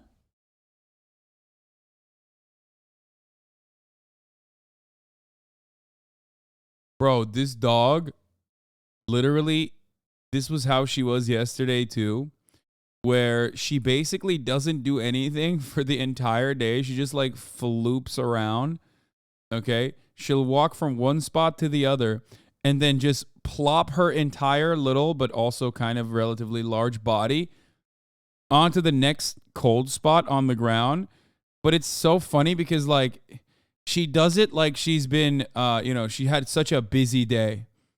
Now, I know that's like puppy tendency, right? I know that is like a big part of how puppies are. But it is so funny that, like, she's just like, oh man, I had a long, hard day playing with this chew toy for like 3 seconds. You know what I mean? Get her a cooling mat when she stops teething. Yeah, I'm going to do that. She's working hard at being cute. Yeah, no, literally. She's like, fuck, man. Another day of being an absolute cutie under the belt. Not easy. Y'all don't understand. I've been paying taxes and smoking cigs.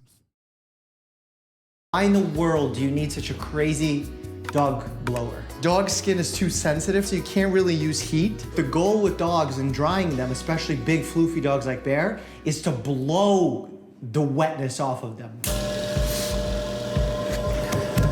I'm learning so much. Uh-oh.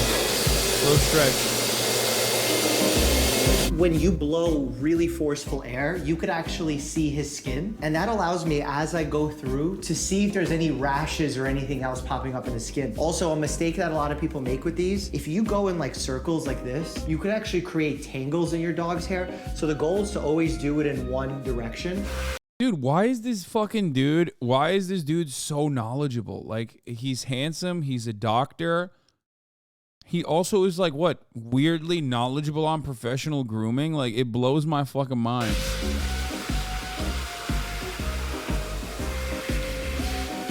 Oh, my low back. Oh. The tail stays wagging, right, bud? The tail stays wagging, yeah. This is like a shearing blade. It's a comb, but on the other end, it's really sharp. So when you're going through his floof, it could actually take extra hair out and tangles out. A lot of dog groomers will avoid using these because some people... I'm like 24 years old. No, he's not. He's like... Literally, I think he's my age, right? Let's look. Dr. Mike age. Oh my God, he's like only a couple years older than me. Fuck that. Yeah, he's 2 years older than me. God damn it. Fucking guy. He's so successful and handsome and doesn't even look his age. Overuse them and start like ripping hair. Like this motherfucker is 33. Look at him. Look at me. Like I'm 31. You know what I mean? I look like shit. Out of their dog, so you have to be really conscientious about how you use this. Get a newfie, they said. It'd be fun, they said. When hair clumps together on a dog like this, oxygen and air stops being able to pass through it. The dog becomes more vulnerable to skin infections. Camille Art, thank you for the 5. Get the subs. I had a groomer for about a year, and then they just started jacking up their prices to like $600, even though this takes only 2 hours. I mean, they do come to you, but then their scheduling system was a mess, and I actually enjoy doing this. The only negative part about this is obviously the hair everywhere, so you have to vacuum after, and then also the fact that my water pressure sucks. But otherwise, it's great. It's very therapeutic. It's probably why like moms or dads play with like braid their children's hair. It's like, it's fun for them. And you also see that in other primates. I think monkeys love grooming each other too. I feel like I'm a monkey right now, grooming a bear. Interspecies. Bro, it's because you're making them work 3 hours, 3 dogs in a single hour.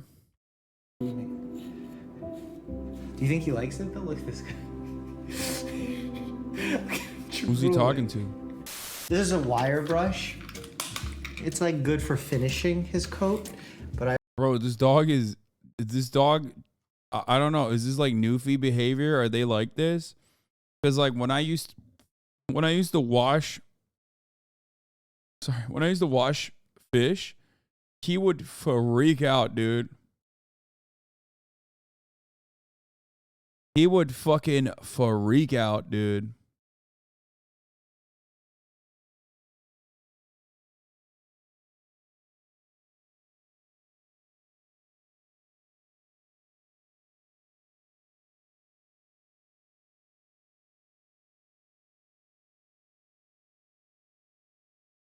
I also use it in between to sort of get some of the smaller tangles out before I go with the bigger brush. Didn't he get bigger? It's because he gets floofier.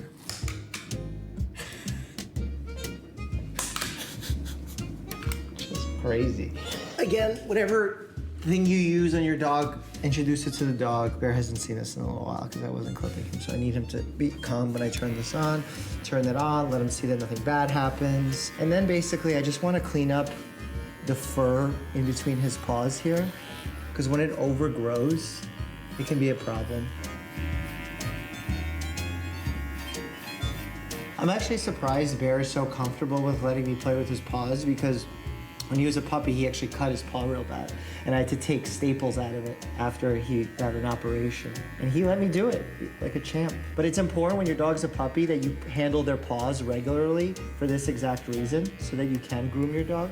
Here we have a Dremel, which is how I shorten Bear's nails. If you actually apply a slight pressure to the top of the nail and to the bottom of the paw pad like this, you can express the nail a little bit further, which will allow you to visualize the vein better. It's time. Wow, that part is impossible. That is crazy. This is the best trained dog on the planet. I used to do that. I used to do that on stream. I had that exact same fucking grinder. That shit is so, what the fuck? I can't believe. You can express the nail a little bit further, which will allow you to visualize the vein better. It's the scariest thing too, because you don't want to like accidentally go into the nail bed, and it's easy to get into the nail bed because then, you know, you're hurting your little pupper, and it blows my fucking mind how this dog is so perfect. Like, The vet will trim the nails for you. Yeah, sometimes. Easier for news with clippers. Yeah, it's because you're not skilled with a Dremel. You got soft hands, brother. Dude, look at him. He's a doctor. He has the softest hands. It's time to take care of your gums and teeth to make sure that you don't get cavities. Bear is a little annoying when brushing his teeth because he likes to eat the toothbrush. Okay, so we're gonna get some of the toothpaste on the toothbrush, and Bear will give you his teeth and allow you to brush them. Yeah. Damn, that dog's got some white ass teeth. Like I said.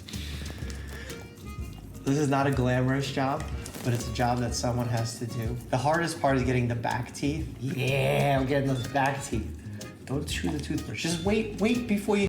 Get your dog an actual mattress to sleep on. Will help with joints later in life. What?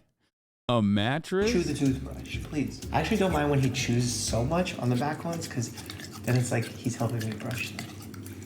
Next, we need to clean the inside of, well, not really the inside, more like stroke it outer in. Why you gotta do this to me? Did you really mean when you said America deserved dog piss? Yes, and it's the top of the hour ad break. First of all, there's so much going on here. Number one, I can't believe that you've already put like a Kaya emote out there. Okay?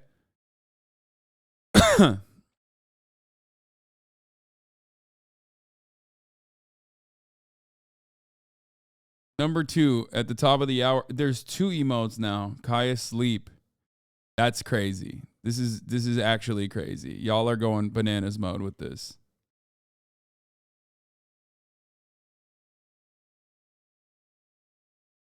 Look at this.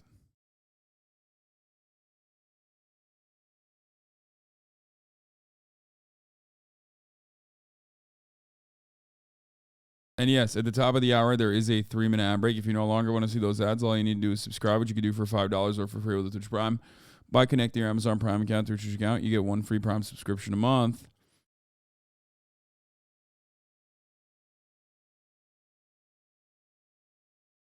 Here's the 3-minute ad break now.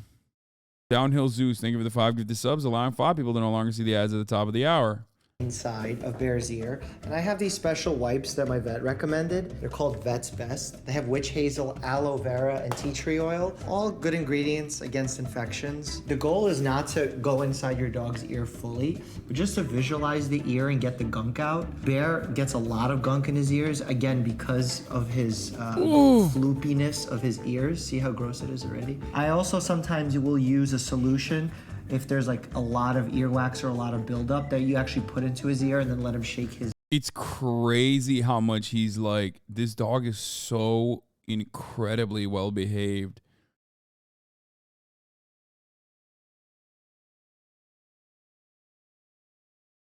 Ear out. Oh, and a lot of people don't let their dogs shake their heads when they're cleaning their ears. Definitely let them, because that could mean some water got in there, and the way that they get it out is by shaking. Last part of Bear's grooming routine. Yeah, of course, top of the hour bot gave it a 9.7. It was a chatter.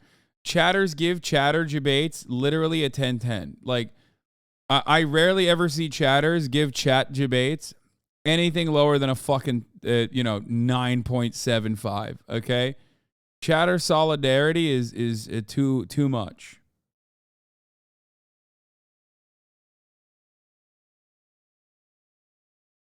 Is to get them outside of the bathroom, away from all this hair. Before we move on to the next section, status check-in of the Bear floof hair. All right, part 2, we want to get him out of the bathroom because it's really wet in there and hairy. So we want to do the finishing touches in here. He's already coming to join us. All right, Noof, we're going to finish your coat now and blow you out. And then I thought his name was Bear. Is it Noof? Oh my God, look. Oh, streaming. She's running around in a Tibetan mountain right now, chasing fucking sheep around. Look at that. Oh my God. Oh my God. Oh my God. Oh my God.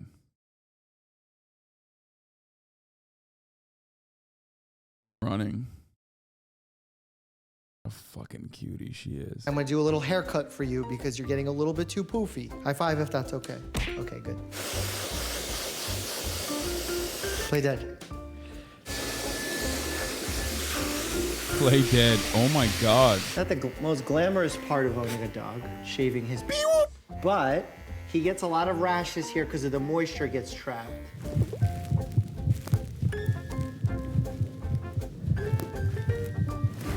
Isn't this incredible, Dad? Well, how would bears survive in the wild? That's my question. He would get so matted so quickly on his first day of being wet. He would get skin infections galore. I think That's this is true. already more fur than we had in the bathroom. Yeah, this is your favorite part. I know. I know. The least glamorous. Yeah, I'm not gonna lie. I totally understand why a groomer would charge $600 for this. Like, the fuck, dude? Like, this is a 3-hour process. Like, it's nighttime now. It might even be longer than a 3-hour process, dude. What the fuck? That is a fuck ton of. Oh my gosh, he's kicking.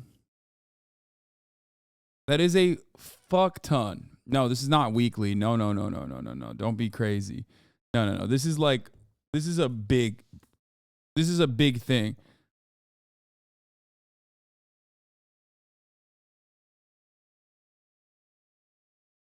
You probably, I don't know how Newfoundlands work, but pretty sure like if you brush him once a week. Also, no shot, he doesn't have enough to pay that price. Law, motherfucker's a doctor and a YouTuber. Yeah, no, I'm sure he does. He just did this for the content, probably. I assume he has no time. Newfoundland should be groomed daily. It's fucking insane. What? Yeah, also he makes, yeah, he said he likes it, so he probably does it every now and then if he has time to do it, which makes sense. I mean, he clearly has done it a lot. This is like not a one-off. Like, he knows how to fucking groom this dog really well, especially, you want to know how I know he did it himself? You want to know how I know? Newfoundland owner here, I have to do this twice a day to my baby boy. Yeah, y'all are crazy then. Okay. I know he's done it before because of the way he used that Dremel. That is an experienced man, okay? He knows that he needs to trim the dick hair because all dogs with long coats will trap a lot of moisture in their coats when they get wet. Or trap a lot of moisture, and then they'll have a lot of skin problems. So he's right. You do need to fucking groom these dogs a lot. I don't know. It's just crazy that I'm kidding. I don't have a dog. Fuck you, man. Take a second off. Part of having a dog here. He's looking back at me as I do it. Yeah, clean my butt. Gotta keep the back area hygienic. Right, Noof? Look at the shine on this coat. This is a healthy mammal right here. How do you feel? You smell nice? Who's happy? Who's happy? Come give me a hug. Yeah, you're happy. Yeah. I think your breath smells nice. All right, the floof is clean. He's dry. Dude, Dr. Mike is such a fucking dreamboat. It's crazy to me. He is such a fucking dreamboat, dude. For the most part, he's happy. Look at how much fur leaves this animal. And honestly, if I sat here brushing him for another hour, probably I could double this. But as you can tell, it's pretty easy to groom a dog that behaves well. So it's important to handle your dog early, get them used to you being the owner and playing with them and cleaning their ears and their teeth and their paws, because then it becomes a rewarding experience for the both of you. That's why Bear's a happy pup, right? Yeah, good boy. Check out Bear's video when I first got him. Click here to check that out, and as always, stay happy. You guys benefits of having a dog? Probably know that I have a pup husky named Roxy. And while I thought that it's cool to own a dog, I think it would be so much cooler to own a bear. Meet Bear Barshowski. Wait, he already has a husky on top of this, so he has 2 dogs? Huskies are insanely high maintenance, no?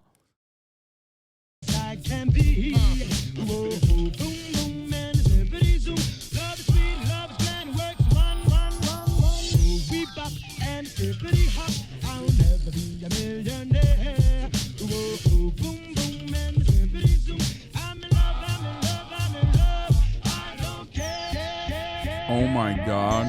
I'm getting so much content ideas from him.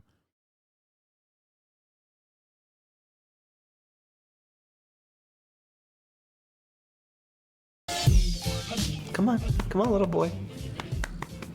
Come here, come. How on, old Daddy's is lap. how old is he? Yes, this is little Bear Varshavsky, my new pup. And I know your first reaction. What about Roxy?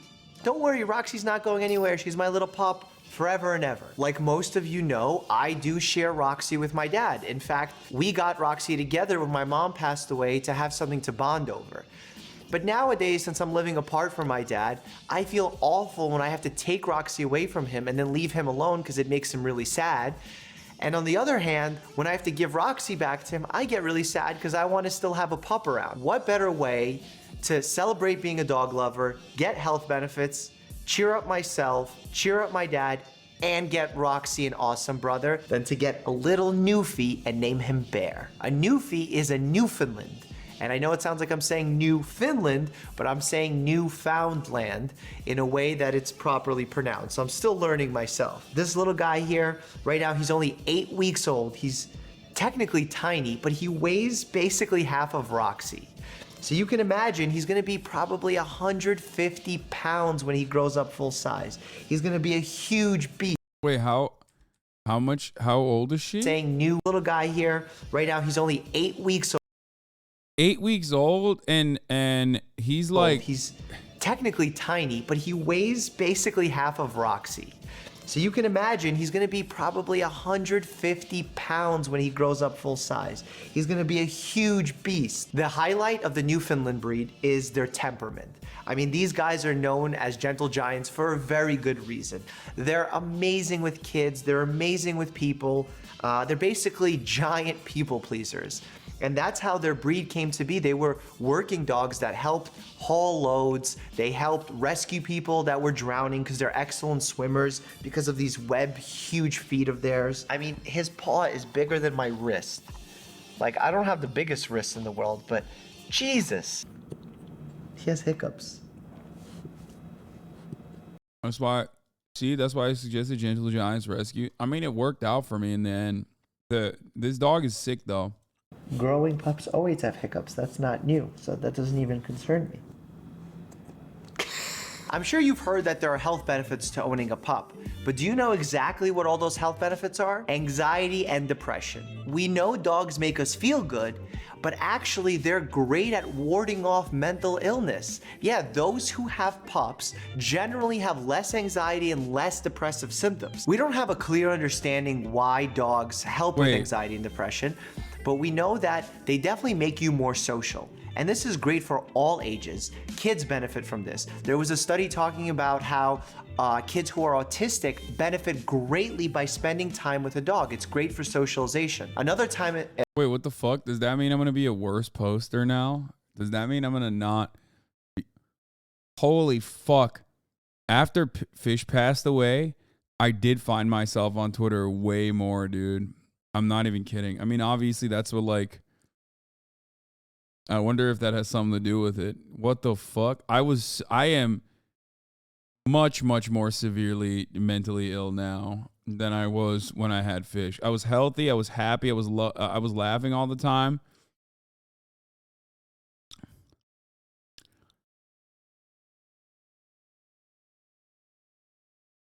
To be fair, I mean, immediately I recognize one thing. I haven't raged at chat one time today. And it's a Sunday. It's a chill day. There was only one guy that was like, I think jokingly mentioning that we're not doing any news. I think it was Apollo Noor. But I do think that yesterday I wasn't live. And when I'm not live, everyone knows, what do? I'm constantly on Twitter. I'm constantly posting on Twitter. And I did not post on Twitter at all. Not only did I not post on Twitter at all yesterday, I didn't even post on Instagram at all yesterday, which is very interesting. I didn't post on any of my social media yesterday because I was spending the entire day with this puppy. And it does feel like maybe I don't have enough time. Or maybe my mental health is repairing already. It's also wild how much this dog sleeps, though. I mean, it's crazy how much this dog sleeps. It's like, I wanna almost like keep her up a little bit and like make her run around a little bit so that she will not stay awake all night. But she's so fucking cute when she sleeps. I feel bad waking her up.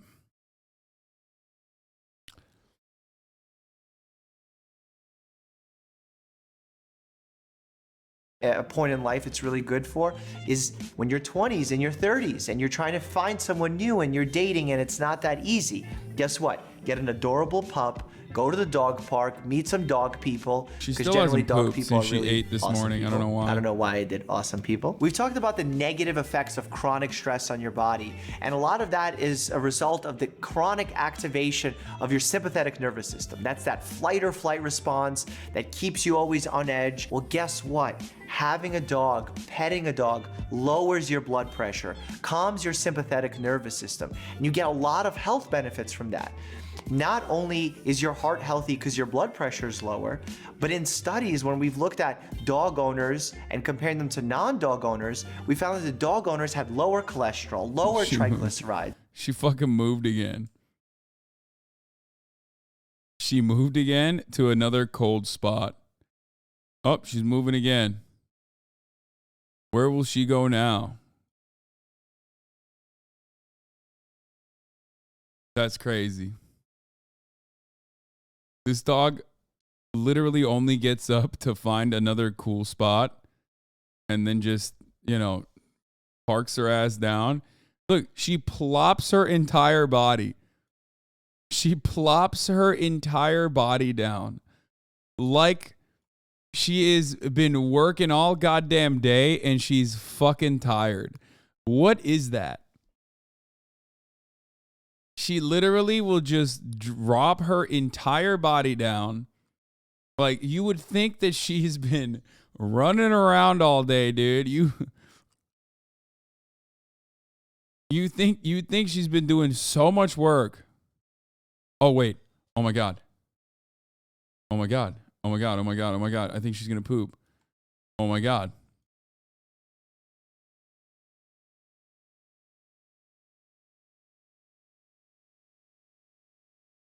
Fuck, I got excited. She's just away from the camera. She's like, nah, I'm done. Give her privacy? Are you kidding me? False alarm. Oh, the guy in the video was like, if you have high blood pressure, just get a dog. You don't need medicine. You just need to relax. Yes, this American doctor with a MD is telling you, you don't need medication. You just need a dog. You got it.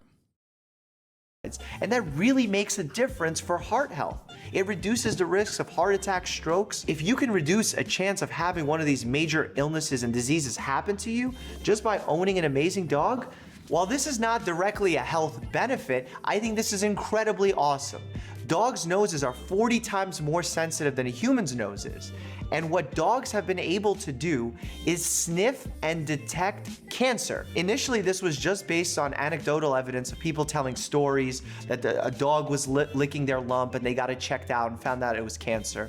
But now we have scientific research on this to the point where we're thinking about using dogs in medical care for this. It's incredible. Dogs can smell cancer. Contrary to popular belief, having a dog in a household actually decreases the likelihood that your children will develop asthma, eczema, or allergies. And that's usually a trio that runs in tandem together. Yeah, make one about cats, Dr. Mike. You can't. Exactly.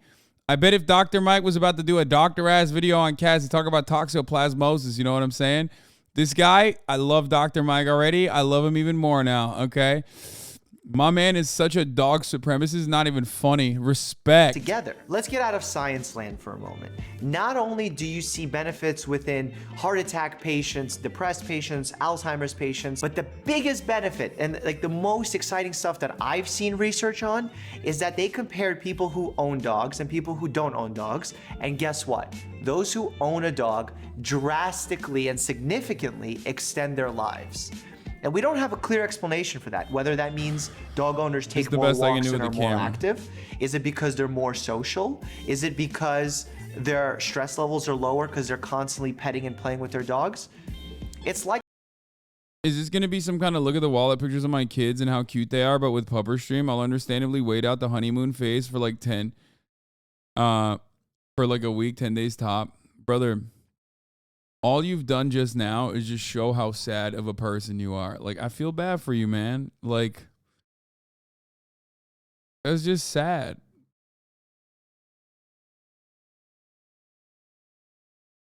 I don't understand why. God, there's so much. Does Hasan know Ethan is presently going Joker mode? Yeah, this guy is like you only come in here for negativity. Be a little bit more positive about your life, brother. I swear to God, it'll be better for you. Get a dog.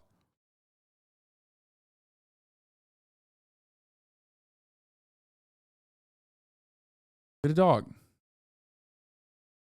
Have you seen this? Aww. Okay, I'm not changing Hassel. That's crazy. It's wild that there's already an account for this, a Stan account for my dog. That's insane. Y'all are crazy.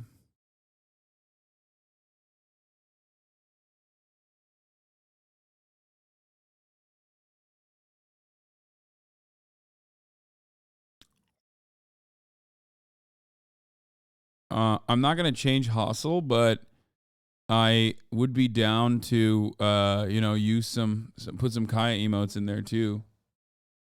So that's all you needed was a dog. You're acting really nice today. Yes, I am a new father. Reality is, as a new dad, even though I didn't sleep at all last night, normally I'd be really grumpy, but it's very hard to be grumpy when you got this little thing here. You know what I mean? It is incredibly difficult to be grumpy.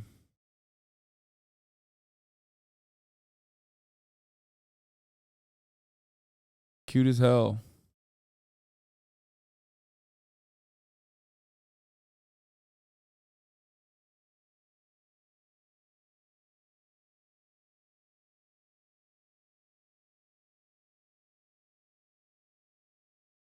Check my Kaya L. Oh my God, you guys have already fucking went bananas mode with this. There's so many.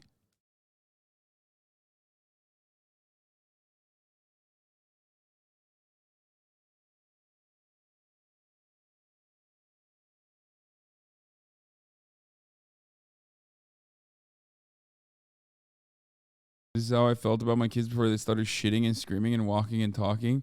Yeah, except she's already shitting and screaming and walking and talking.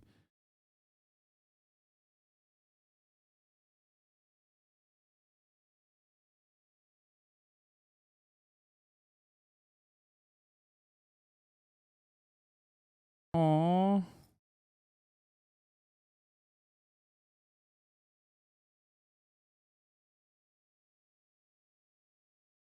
Kaya Industrial Complex.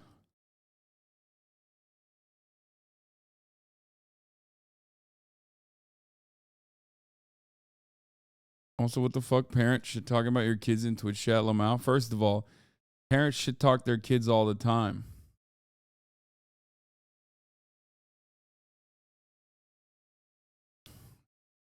Twitch chat is the perfect place to shit talk your kids.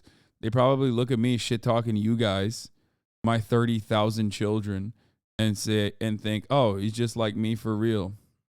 Likely a combination of all of these factors. What's cool about having a big dog is that they can serve as guide dogs, as rescue dogs. They're so smart, they're very intelligent, they're people friendly, and that combination is really good for a working dog to have. Now, I don't think I'm going to be doing a lot of rescue missions here with Bear, but what I will be doing is I'm going to get him certified as a therapy dog, and days that I can, I'm going to bring him into the hospital for my patients to play with him, because he's so calm, he's so friendly, and a lot of times in the hospital where patients are sick, we tend to be afraid to bring humor and happiness into the situation because we feel like it may upset the patients. But in reality, patients need a laugh. They need a good time. Those who are sick need a laugh the most.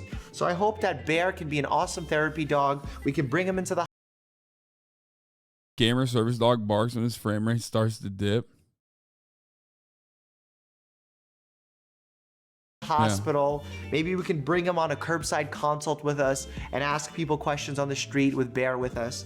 And I hope that you guys enjoy him as much as I do. There's gonna be tons of pictures of him on Instagram and all over social media, so please like those. Oh, and if you have a recommendation for his social media handle, please let me know, because I haven't yet come up with one.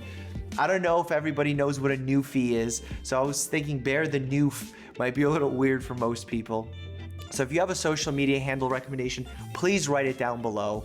If you love dogs, give this video a like. If you're curious about my other pup, Roxy, who's an amazing husky, check out A Day in the Life Husky Edition on my channel now. Again, guys, thanks for watching. Stay healthy and happy. Oh my God. Oh my God. Look at her moving around. Oh my Lord. What is that? What is that? That's crazy. Okay, we've done so much Tibetan Mastiff living shit. What is confirmation? That I think to win, and then people. Oh, this is like training them to become, or oh, okay. So yeah, she's mixed with something. We will find out hopefully when, what. Yeah, this is what I've seen this already. This is sick. I'm getting secondhand stress relief from watching her. Yeah, I know. She's just. Are you recording a podcast episode today? No, we're gonna do it tomorrow, because unfortunately, arm wrestling. Every single person that is on this podcast normally is not here. They're actually. They are currently, presently. Holy fuck. They are presently at Coachella. Wrestling is my favorite niche sport, and is perhaps one of the most misunderstood. If you ask a random person on the street, arm wrestling conjures up ideas of drunk idiots at a bar with fragile egos trying to out-macho each other. But that's not the case at all. We got new Casually Explained, baby. Let's watch. I'm glad that he's back to making videos. Travis Bajan's actually really good. Beyond that, our general view of arm wrestling is made up of those videos where neither person knows what they're doing and just straight up snaps their forearm clean in half. This isn't what arm wrestling is about, because in reality, the arm wrestling community is a lot like the bodybuilding community. People think bodybuilding is about vanity and trying to be more jacked than other guys so you can get girls, but anyone who's gone to the gym long enough knows the only people admiring your micro thong is the other homies. In a similar sense, arm wrestling appears to be two roided up monsters with wrists bigger than my neck trying to rip the other person's arm right out of the socket. But if you start a match and your opponent doesn't want to hold your hand, you literally ask the referee to get the strap on. It's remarkably progressive, really. What most people don't know about arm wrestling is that it's primarily a hand, wrist, and forearm sport. It's not entirely how much you can bicep curl.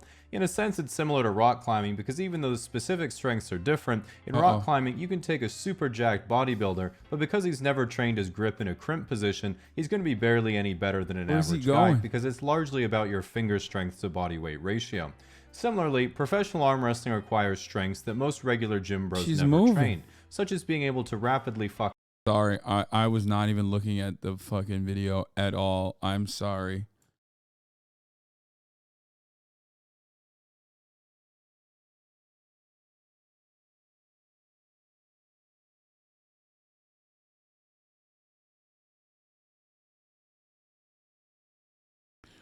It's toy time. No, it's like, it's toy time. I'm going to try to put her on the pad again. See if she poops. I know it's coming. Now that she's doing toy time, Now that she's doing toy time, a poop is coming. Like, I can feel it.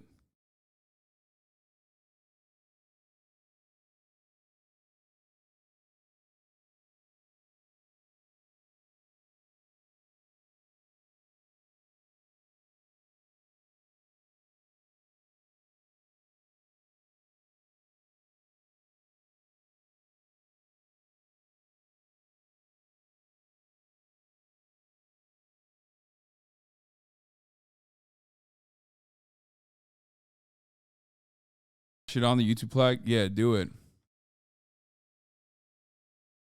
Not exactly on the P, but she is very close in proximity to the PP. On.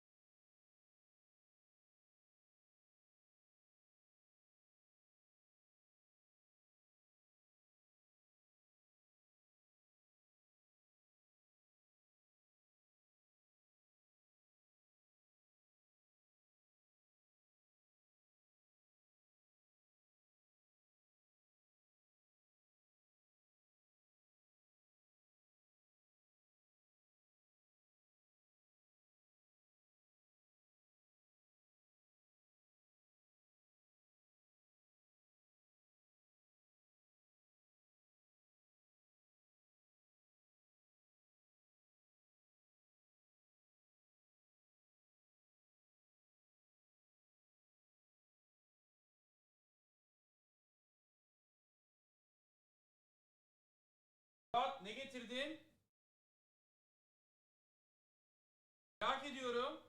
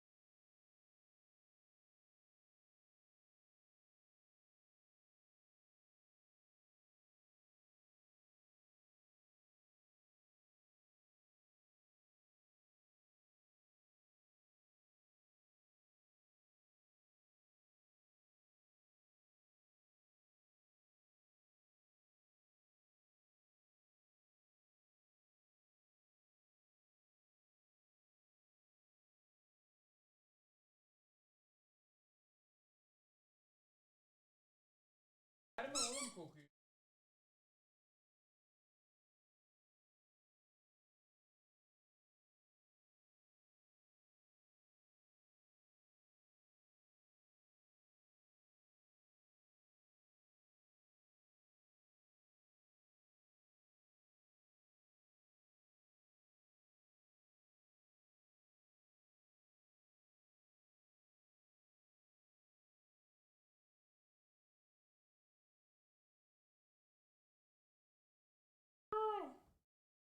She already knows.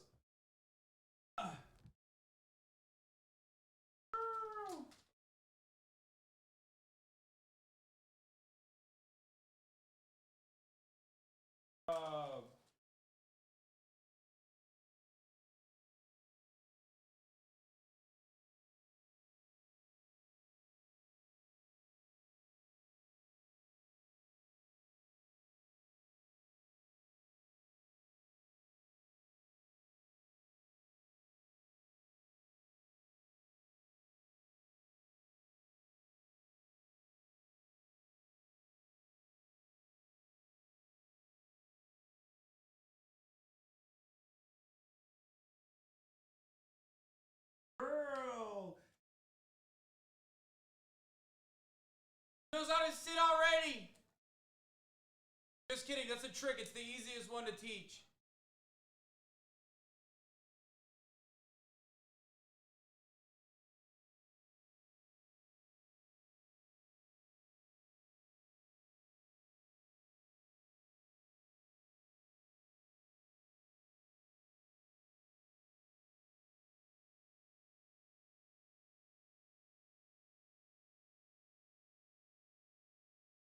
When I got her yesterday, she literally was so young that she didn't even know that, like, treats, like, she didn't even know the crumple sound. Like, she didn't even associate that with, like, delicious goodies. That's how young she was.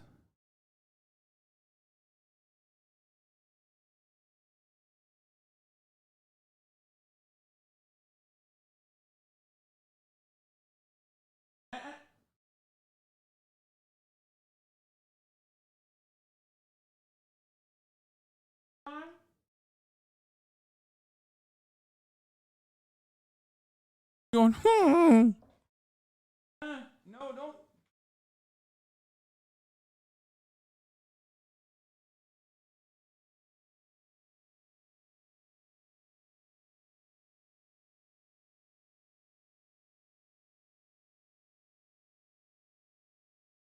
Laying on the pee-pee.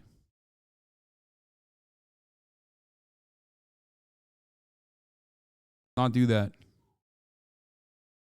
Okay.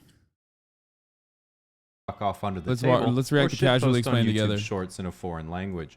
Thinks that most in a crimp position, he's going to be barely any better than an average guy because it's largely about your finger strength to body weight ratio.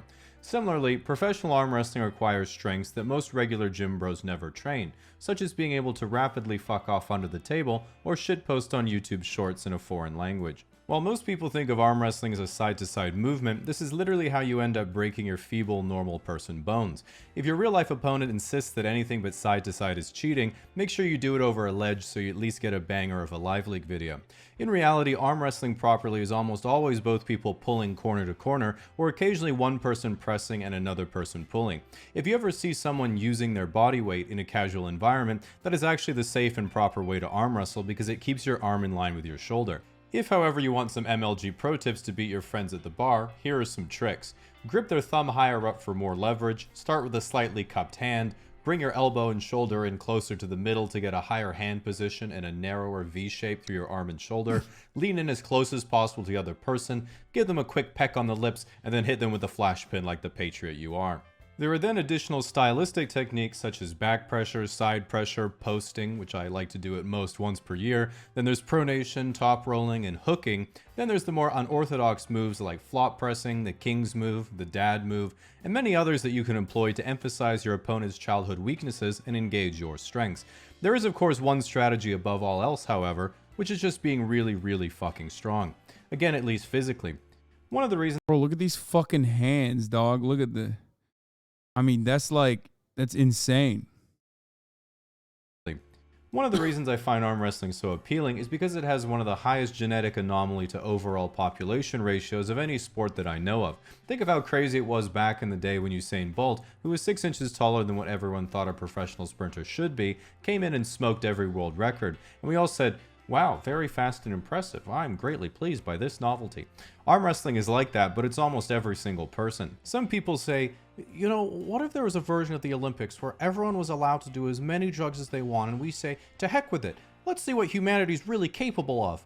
And if you know anything about sports, that already exists and it's called the Olympics. But in arm wrestling it goes beyond that, not to just the limit of human pharmaceuticals, but the limits of human evolution. What if you combined a crab with a human? That's right, Oleg Zok, the greatest left-handed sub-heavyweight of all time, and all-around nice guy.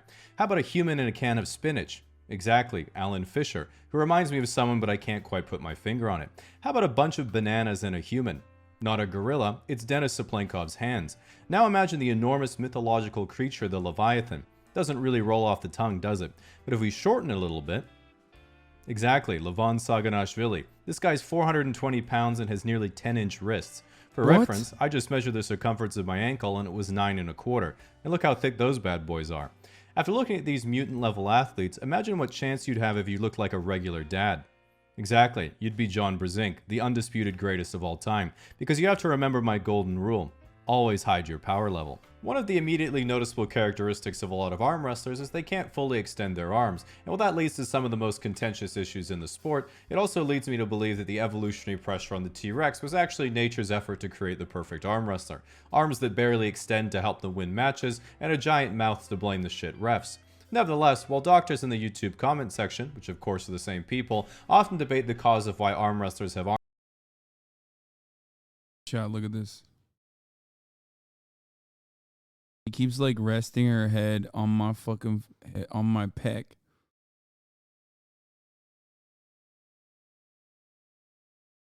Are you pranking us right now? I'm not paying attention to the YouTube video. I am. It's funny, but like it's hard. Arms that are so messed up, there is yet to be a definitive conclusion. It does, however, remind me a lot of the people who watch mogul skiing videos and comment, why do they all need so many knee replacements? Or the people who comment, why does everyone keep getting brain damage? On League of Legends videos. What I love about the arm wrestling community is that it's niche enough that it's kind of like one big family and they all really admire each other. I remember seeing mainstream Reddit videos posted of guys like Denis Sablenkov crushing walnuts with his fingers or Oleg with his weird left arm, and people would comment, I mean, if that's what you've been given, then can't say I wouldn't do the same thing. As if what they experienced was some type of disability. And while yes, Dennis probably needs to use an iPad as a phone, these guys are genuinely revered in the community for their special abilities. Whether okay, it's Oleg's she's weird officially arm on and the hand, desk. Dennis's on her unusual and jacked frame, Devin's fucked up elbows, Michael Todd's coping mechanisms, or Dave Chafee's table IQ. It's genuinely seen as each person's talent, and all the average people in the sport are envious She's they don't looking have for their the own training ultimate ability bits. that other people can meme about. As it currently stands, the undisputed #1 super heavyweight is Levon Saganashvili. He's that one, by the way. She's literally looking for the training bits. Oh, oh, oh. She just, I'm scared that he's gonna poop on the desk. You know what I mean? Hold on, I'm gonna put her back on the rug, or on the pad.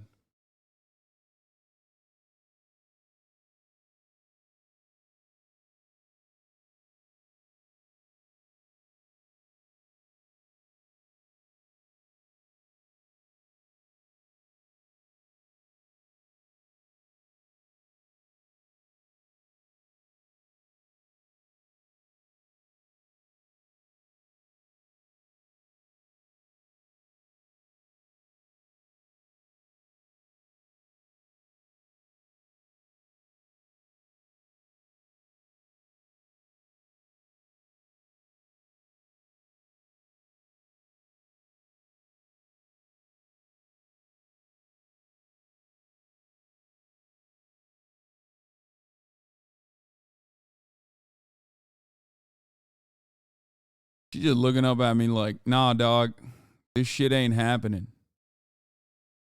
Okay? This poop that you're looking for from my earlier consumption of food this morning is not going to happen. She's just chilling. I've also never seen a dog be this chill about her own pee. She's just laying on her pee like it's nothing.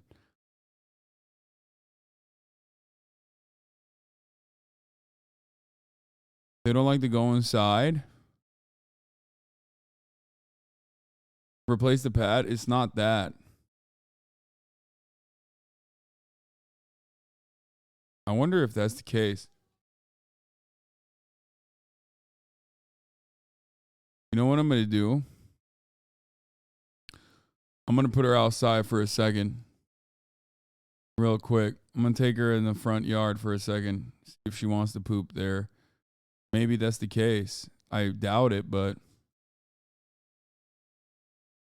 hold on. You won't be able to see that on camera, but Anyway, here, who has watch literally this real obtained quick. final boss status because he only does super matches against one opponent at a time. While Hermes Gasparini recently showed some serious potential in stopping Levon in later rounds after tiring him out, the only person who's thought to be able to beat him currently is the Australian heavyweight Ryan Bowen, who everyone in the community agrees would win pretty easily, but unfortunately can't get his weight up to meet the class requirements.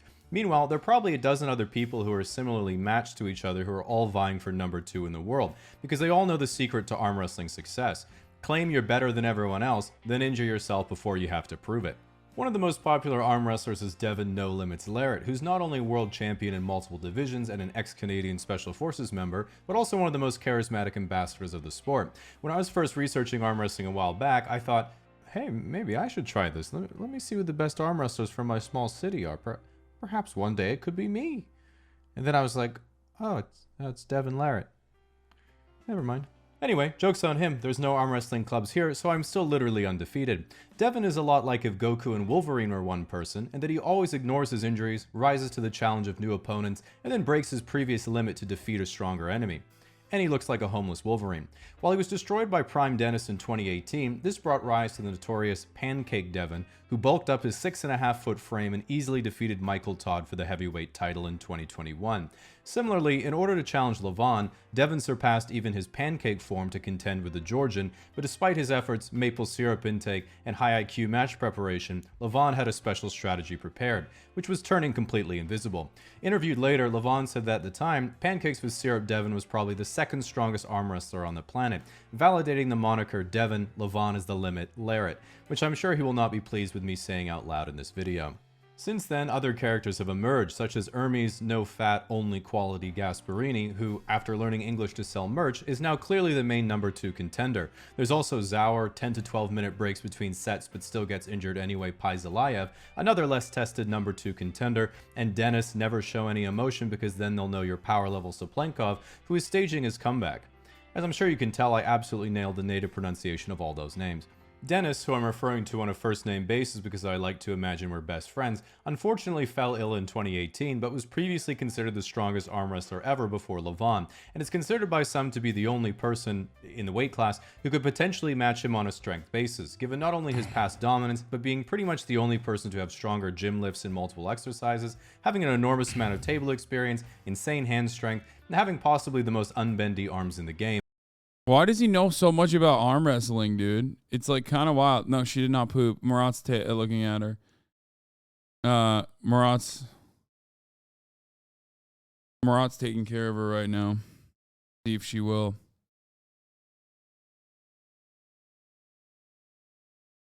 He's the only person who, after his illness, looked like this and people said, oh, he looks so small and frail. I hope he recovers soon. And then you step back a second and think, well, wait a minute, he's curling my bench press. This guy's massive. And you're forced to diagnose yourself with someone else's body dysmorphia. Thankfully, he's been doing a lot better, and it's especially exciting because Dennis and Levon have never faced each other before, and everyone's hoping that Levon triples his Georgian pancake intake, Dennis absorbs another bar of plutonium. Oh my god, I'm such a fucking fatty that, like, even seeing that pancake makes me want to have some pancake. Turns his hat backwards, and I can pay $25 to watch it on the internet.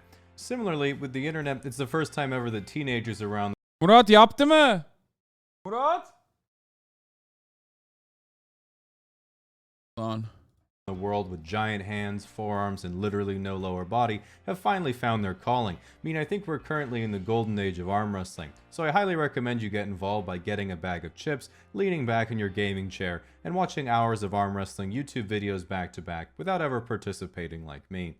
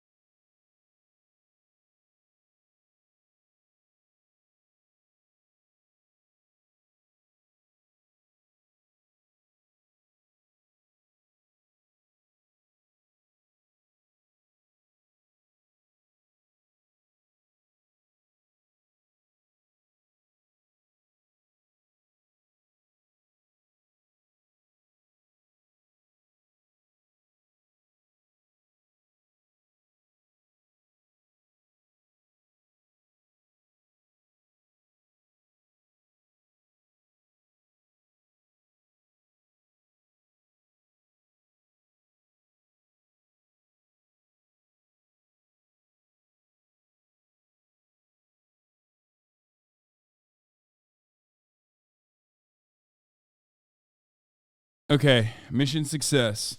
Murat was able to make her pee and poop outside. Holy fuck.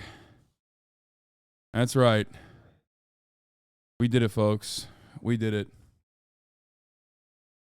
We all did it. We all played a role in this.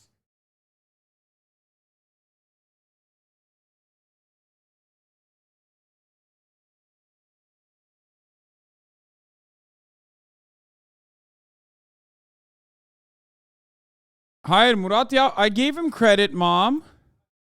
Mom is mad that I'm not. She's mad that I said we did it, folks, when it was Murat who helped out. Oh my gosh, she's gonna take that fucking YouTube flag down. No.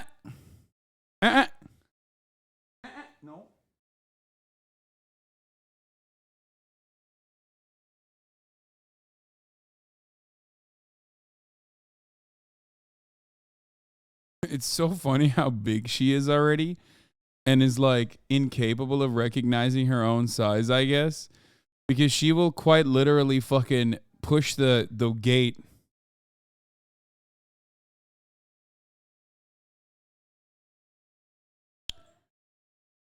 Oh, she's crying. She's whining a little bit. She's bored. She's like, I'm awake and I'm not getting enough energy from you and I don't like it. You have confined me to this space. You have contained me.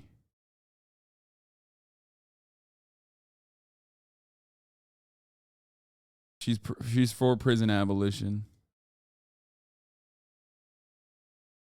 This is a prison abolitionist dog. Let's see. She's checking the space out now.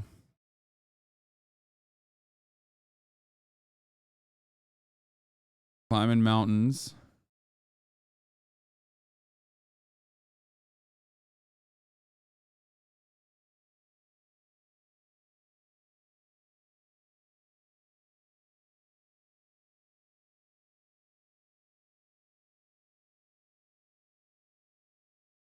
This dog so much.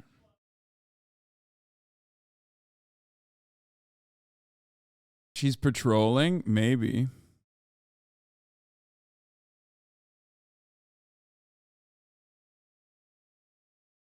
How old is she? Is she your first pet? No. I had a dog. I had a dog before her. I had a big pit bull by the name of Fish before her. And you know, most engagement you've had? What do you mean?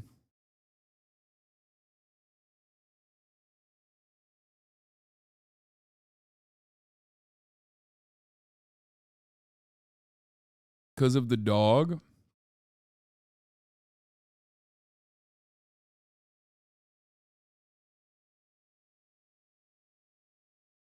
Attach crate to fenced in area? I did do that.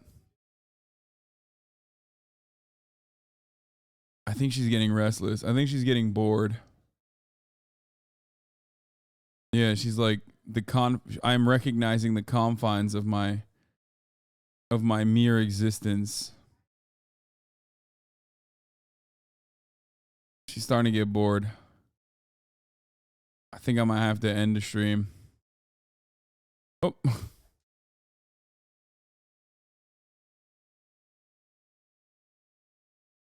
Look at this. I think I'm going to end the stream here, guys.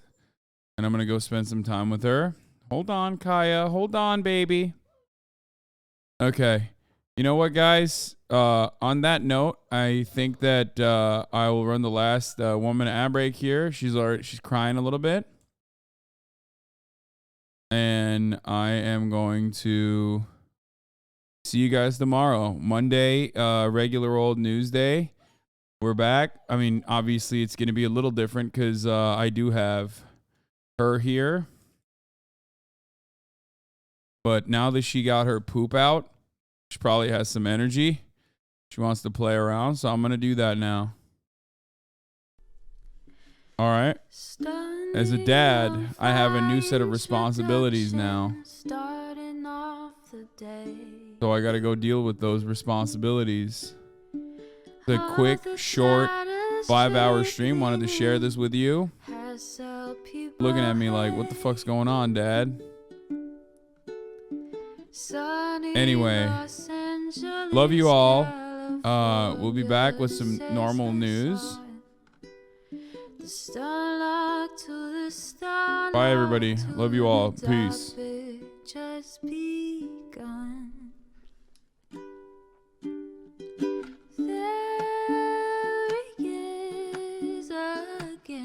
Hasan is streaming. Hasan is streaming. There he is again. Hasan is streaming. Hasan is streaming. Reviewing the P.O. box. Uncle Uger's face. Sat in Discord at your prop. Great names take embrace. Tiny Bernie Sanders, LGBTQ Air Force. The whole left at your fingertips. Ane at your door. H3 crowded debate, the Young Turks online show. 3 full fucking years of this, plenty more to go. 90-day fiance, talks of champagne bourgeoisie. A Trump rally live reaction on mass riot at DC. There he is again. Hasan is streaming. Hasan is streaming. There he is again. Hasan is streaming. Hasan is streaming. Reading live stream fair comments, Austin show chat advice, and all the ways the right-wing pipeline can suck you in online. JCS react, Lord frame gets broken, cover blown. A full-blown mass pandemic monster streaming.